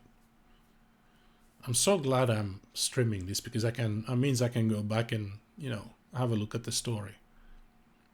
The problem is you must spend a mana token gain this way, otherwise you can't use it. Okay, I can do that. The reason for that is we want to move here. That needs movement of 3. That's fine.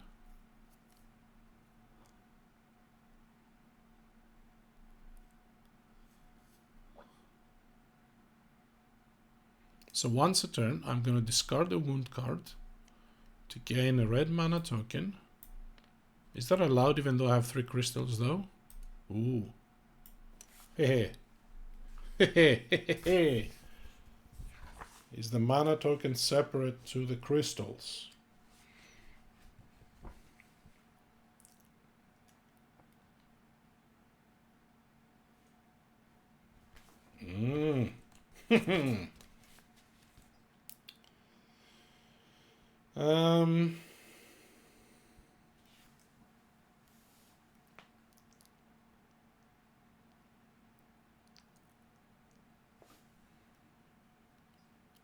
Right. I cannot find it.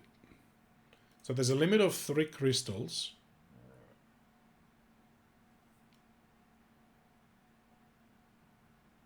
If it says specifically crystals, then mana is fine. But where is that?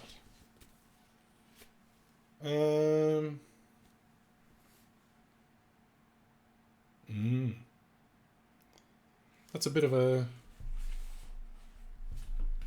bit of an edge case, isn't it?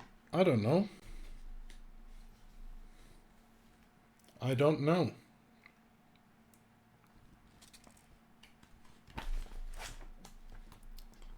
I don't know where the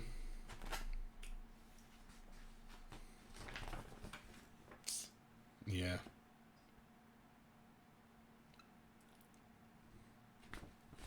Using mana.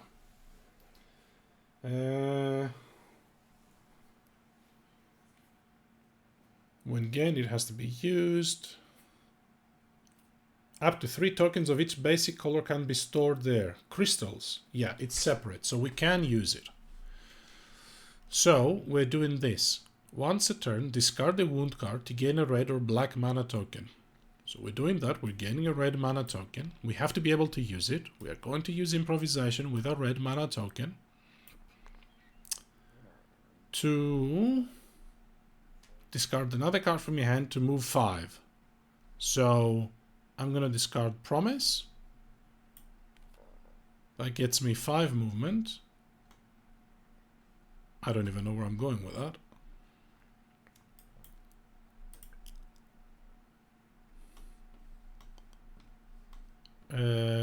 I can assault the keep, or I could come here. I think I'm coming here. That's it. We reveal the side garrison. There's a couple of things here that we don't want to have a look at yet. And now I think we're going to do this. It says once per turn, pay a mana of any color and throw away a wound card from your hand. We're going to do that. We're going to use anything from here. Let's use, well, the only thing we can use is white.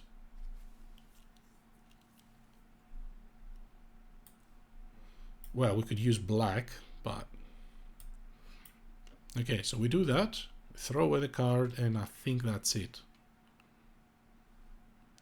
That is our turn. Done.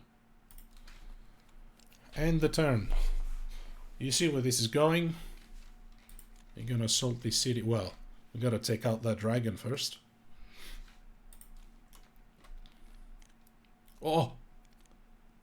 What just happened? That was a red card. She has only 4 cards left. So it's very likely next turn she's going to deplete her deck and then call end of round. She's going second. So if we play our turn now, she's gonna So we are going to play. She's going to deplete her deck. The next turn we're going to go. She's going to call end of round. Okay. So if she calls end of round, do we still get one final turn? I think we do.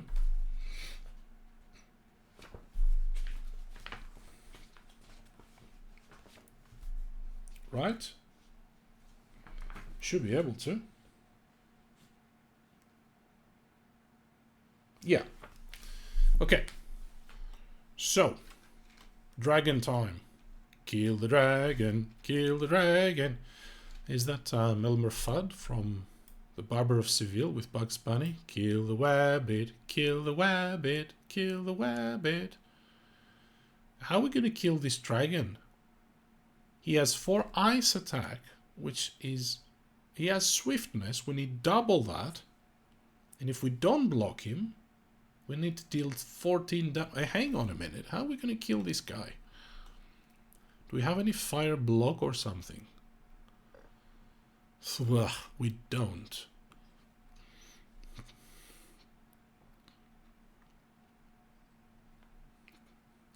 Are we going to just let him attack us? Oh, hang on. Reduce one enemy attack by 2. That is great. Let's do that. Play this. And then block him with these guys. Hang on. Before I do that, let me have a look at what's hiding in there. It's the illusionists. 2 same illusionists. And 1 fire catapult. Yikes. 10 fire damage. Yikes. Okay, well, alright. Okay. So we're attacking the dragon. It's as simple as that. Attack the dragon.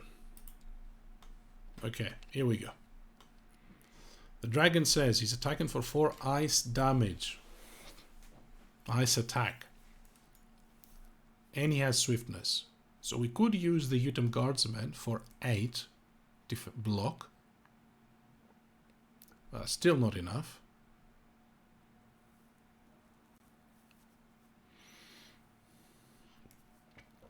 Because the attack is really 8 if we want to block it, because it has swiftness. So 8 block gives us 8. Physical block is halved, so it's really 4. We need 8 more. We need to either use the units or use this guy. Is there anything he can use? Use any non-interactive skill in the common skills offer as if it was your skill. If it is a usable skill this turn, use its effect twice.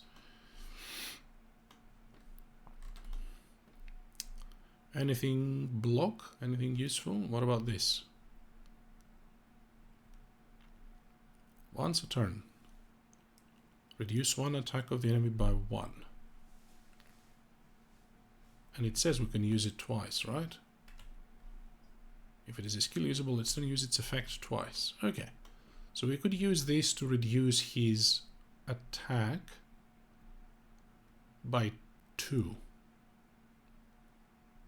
What does this do? Nah. This one's the same, isn't it? Add 1 to a block of any type in the block.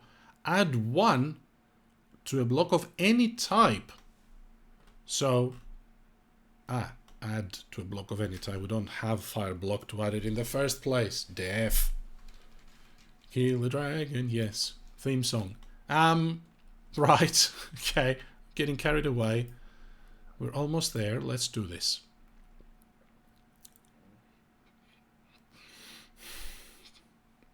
I think I'm going to have to use this because I want to keep this for the city.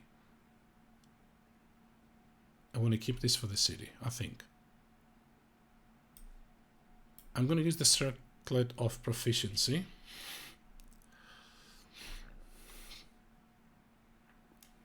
And that will get us this thing twice, which reduces the attack by 1. So that will reduce his attack by 2. So he's doing 2 ice attack But because it's swiftness, we need 4 ice block. If I use the Utem Guardsman, he has block 4, but it counts twice against an attack with swiftness. That's 8. I think that does it. That blocks the dragon. Did I do my maths right? Circlet of Proficiency reduces the attack by 2. He's doing 2 ice attack, which means he's doing, we need 4 to block it. 4 ice attack. We need to block 4 ice attack. So we need, oh no, hang on. We need 8 physical. Yes, which is this guy.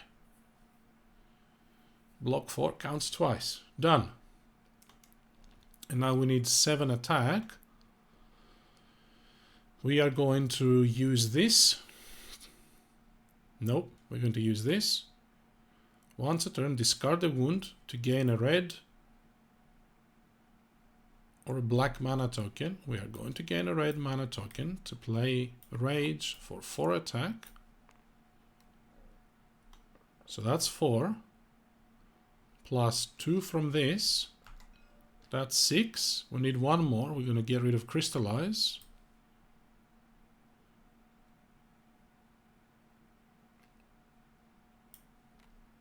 Crystallize would be useful to have, hey.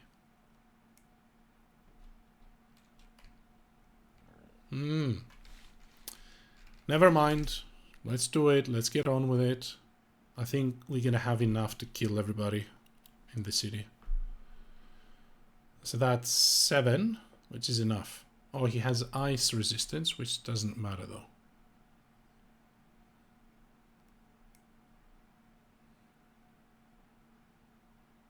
Okay, that's it. That's 7. 4, 5, 6, 7. Dragon is dead. End the turn. Gain 2 reputation. Now they're giving us reputation. We're slaying the dragons. Our reputation is increasing. But we could also use... Oh no, did we use a dice from the source? I didn't check. Ah! Quick, somebody tell me from the chat. Did I use a mana die from the source? I think I did.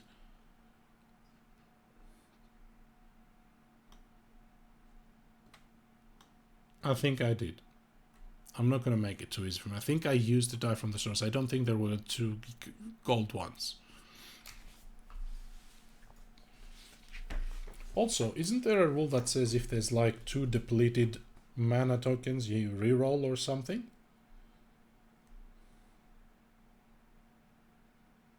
At least half the dice have to show basic colors. Yeah. Okay. Rewards claimed. Let's go. Dummy. Yeah, that's it. She depletes her thing. So we have 1 turn and then she's going to declare end of round. So we have this turn and 1 more and then the game is over. So, do we spend this turn to prepare? I see lots of movement cards here. Well, not lots, these 2. Do we have a way to gain a blue? Now, we need to reroll these. Because there's 3 non-basic colors. Right? Do we reroll everything?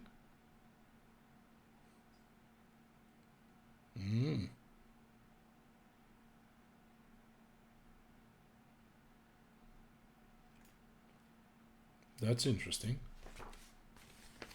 That happens at the start of the round. I don't know what happens when the dice keep going back and they go back as non-basic mana during the end of your turn thing. Player's turn. Once you've done everything, return any mana dice to the source. Reroll them. Nope, it doesn't say anything.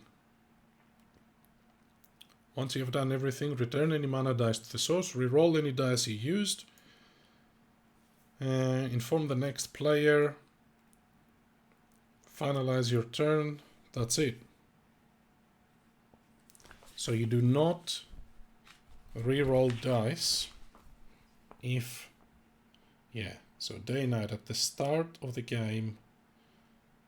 At the start of a new round, left part of the board, The right part is the source. Roll as many mana dice as there are actual players, +2, and place them there. At least half the dice have to show basic colors.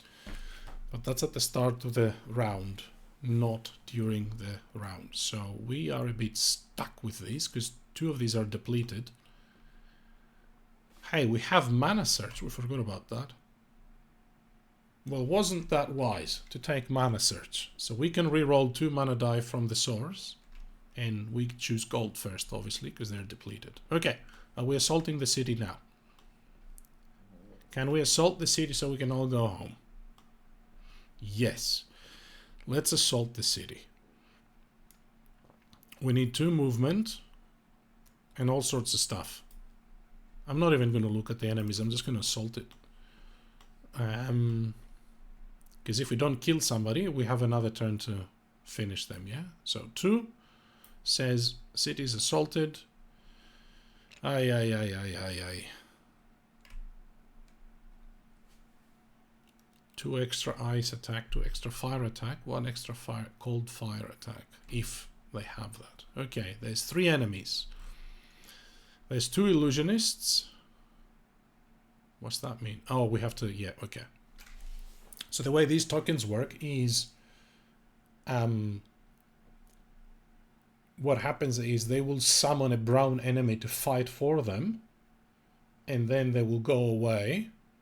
That's it. So in the attack phase, they will bring out these brown enemies, and then those brown enemies will go away. So to kill these enemies, we need to kill the illusionists. So they have 3 armor, physical resistance, that's it. But we don't know what they're going to attack us with, because they're going to summon brown enemies. This guy is double fortified, so let's leave this guy there for a minute, because these guys are fortified, but we can attack them with siege attacks. So if we can get them with siege attacks, we don't even need to worry about the brown tokens.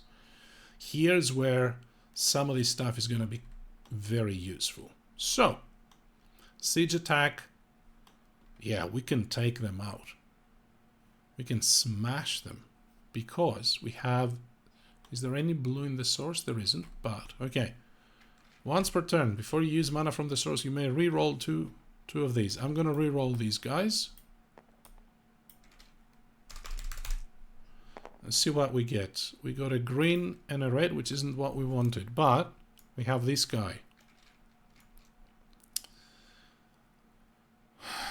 We can flip this to gain a blue. The blue can get us one of these. Siege. Okay, hang on. I'm getting ahead of myself. We need siege. Yeah, so the catapults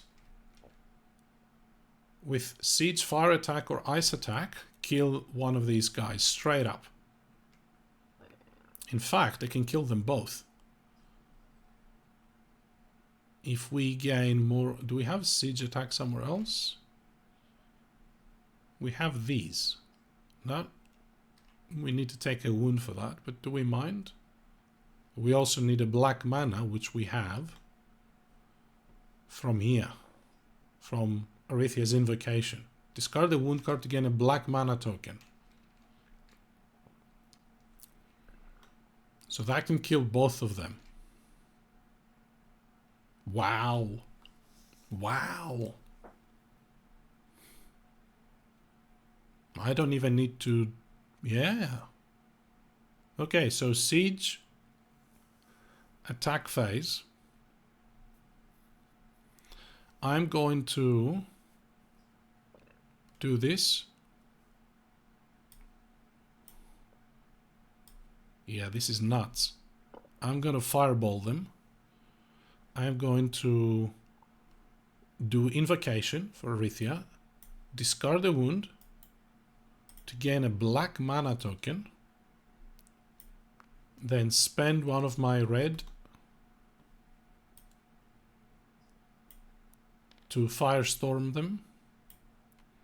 Take a wound. Okay. Siege fire attack 8. Kills both of these. One shots them. Bang. Wow. Yeah, we're too powerful now. After that first city, this second city has no chance. So these two are dead. They didn't even get a chance to summon these guys. Now we go to this guy. We go to the attack phase, or the block phase, I should say. So he's attacking us fire attack 10. Aye, aye, aye, aye. So, fire attack 10. First, we don't have much blocks, but we have this. We're going to play dodge and weave with our white crystal that says reduce one enemy attack by 4 and gain 2 attack in the attack phase if you do not any wounds to your hand in the previous combat phases. I did add a wound to my hand. How did I add a wound to my hand? From this. So I cannot add to attack. That's fine. So we reduce the attack by 4. So he attacks us for 6 instead of 10. And we can spend movement points. Feel the power. Mwah, yes. Next time we can up the difficulty. I've beaten the standard difficulty a few times now. But I get whacked occasionally, like last week. So it's still very enjoyable. So we can play movement points to reduce the attack further. So we've reduced it by 4. We're going to spend another 2 with swiftness. That reduces it by another 2. We have no more movement anywhere. That's it.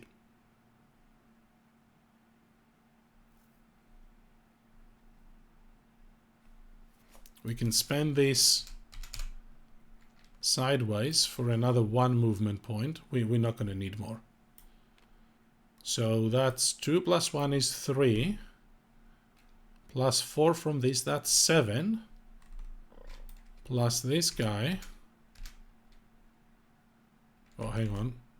Am I forgetting that I need to block something here? Yeah. So I've played this. That reduces the attack by 4. And then I can spend movement points because he's cumbersome. So that's 3. So that reduces his attack by 7. So instead of 10, he's attacking me for 3 fire attack. I need 6 physical block. I'm gonna spend 6 physical block, he says. We've used this.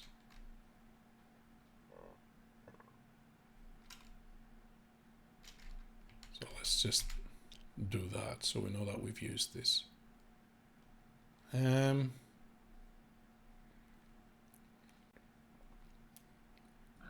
Okay.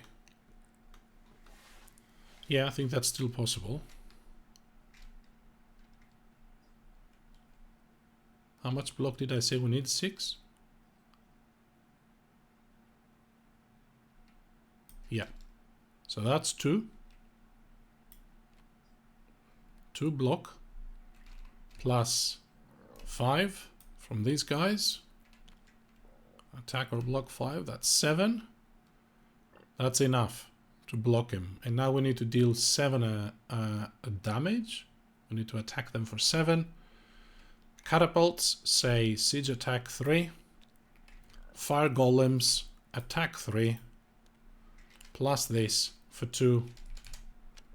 That's it. Bang.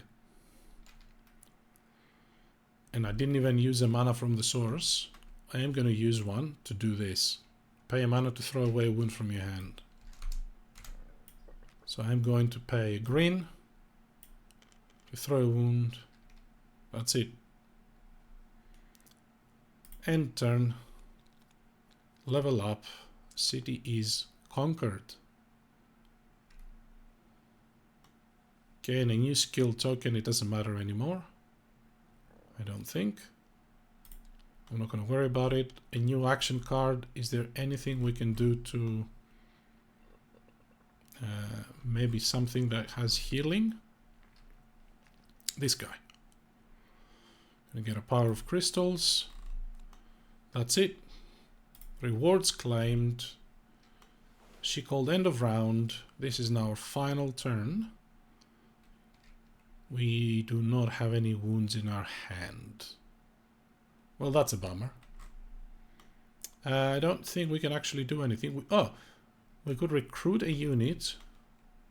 We cannot recruit a unit. We've recruited everything. Def, stop it. We could... Don't think we can do anything. Attack this keep? No.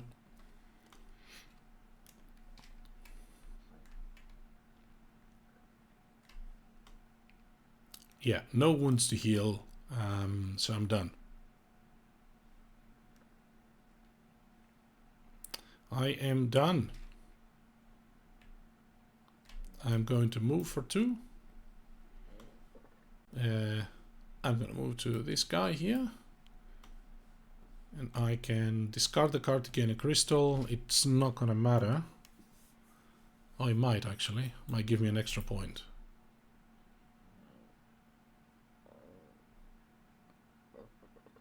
No, I can't.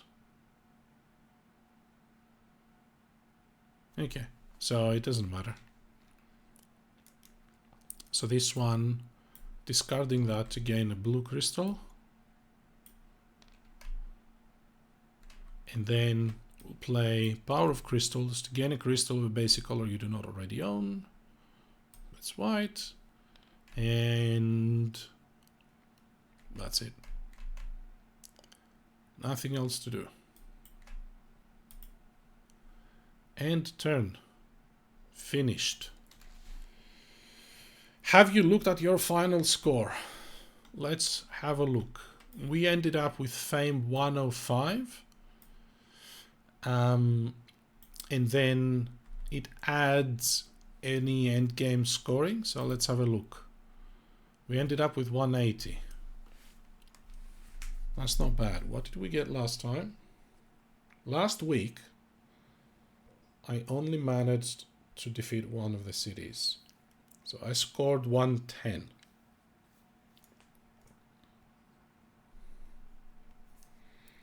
So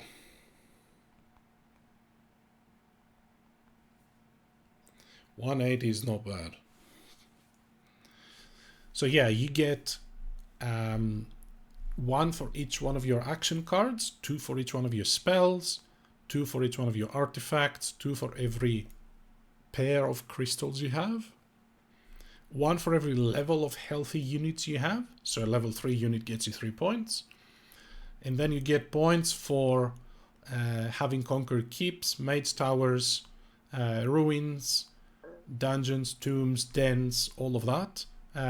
2 for -2 points for each wound you have. We only ended up having 4. That's excellent. That's very good. I'm very happy with that. And then 20 points, 10 points for each conquered city, and 15 if you conquered them all. And round end not called +5. Didn't she call end of round? Oh, it means we didn't call end of round. Okay.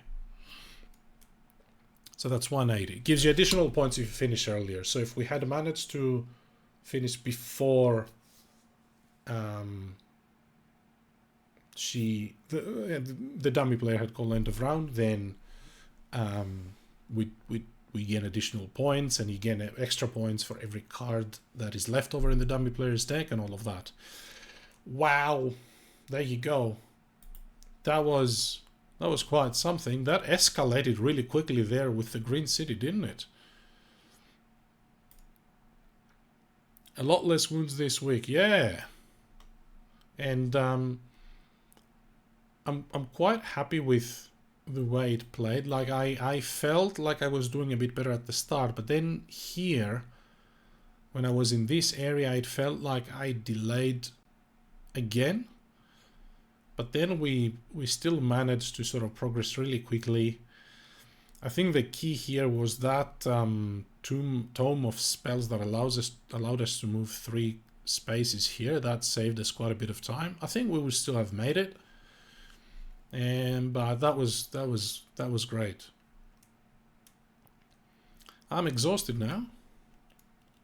Damn, that was awesome. Mage Knight. Hard to compete with Mage Knight. Epic game.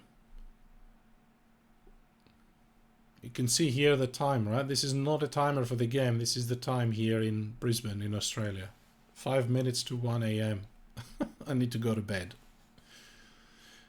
So thanks for sticking around. This has been absolutely epic. And yeah, huge thanks to the person that built this mod.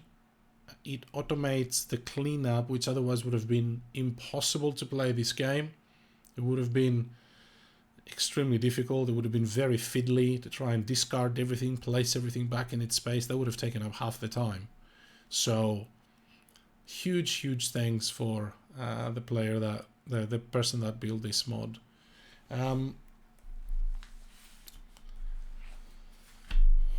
No worries, mate. Thank you for sticking around.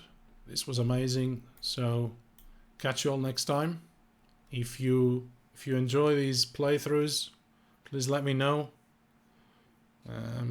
Tell your friends, tell somebody so that they can subscribe or something in the Twitch or the YouTube channel, and then I will I will try to schedule some of these. More actions at your place than your neighbor's party. Yeah, let me have a...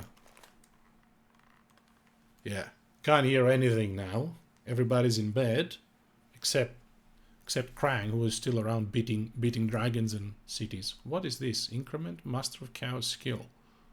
What is that? What do you mean?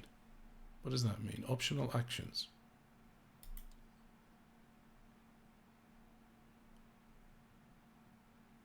I don't know what that is.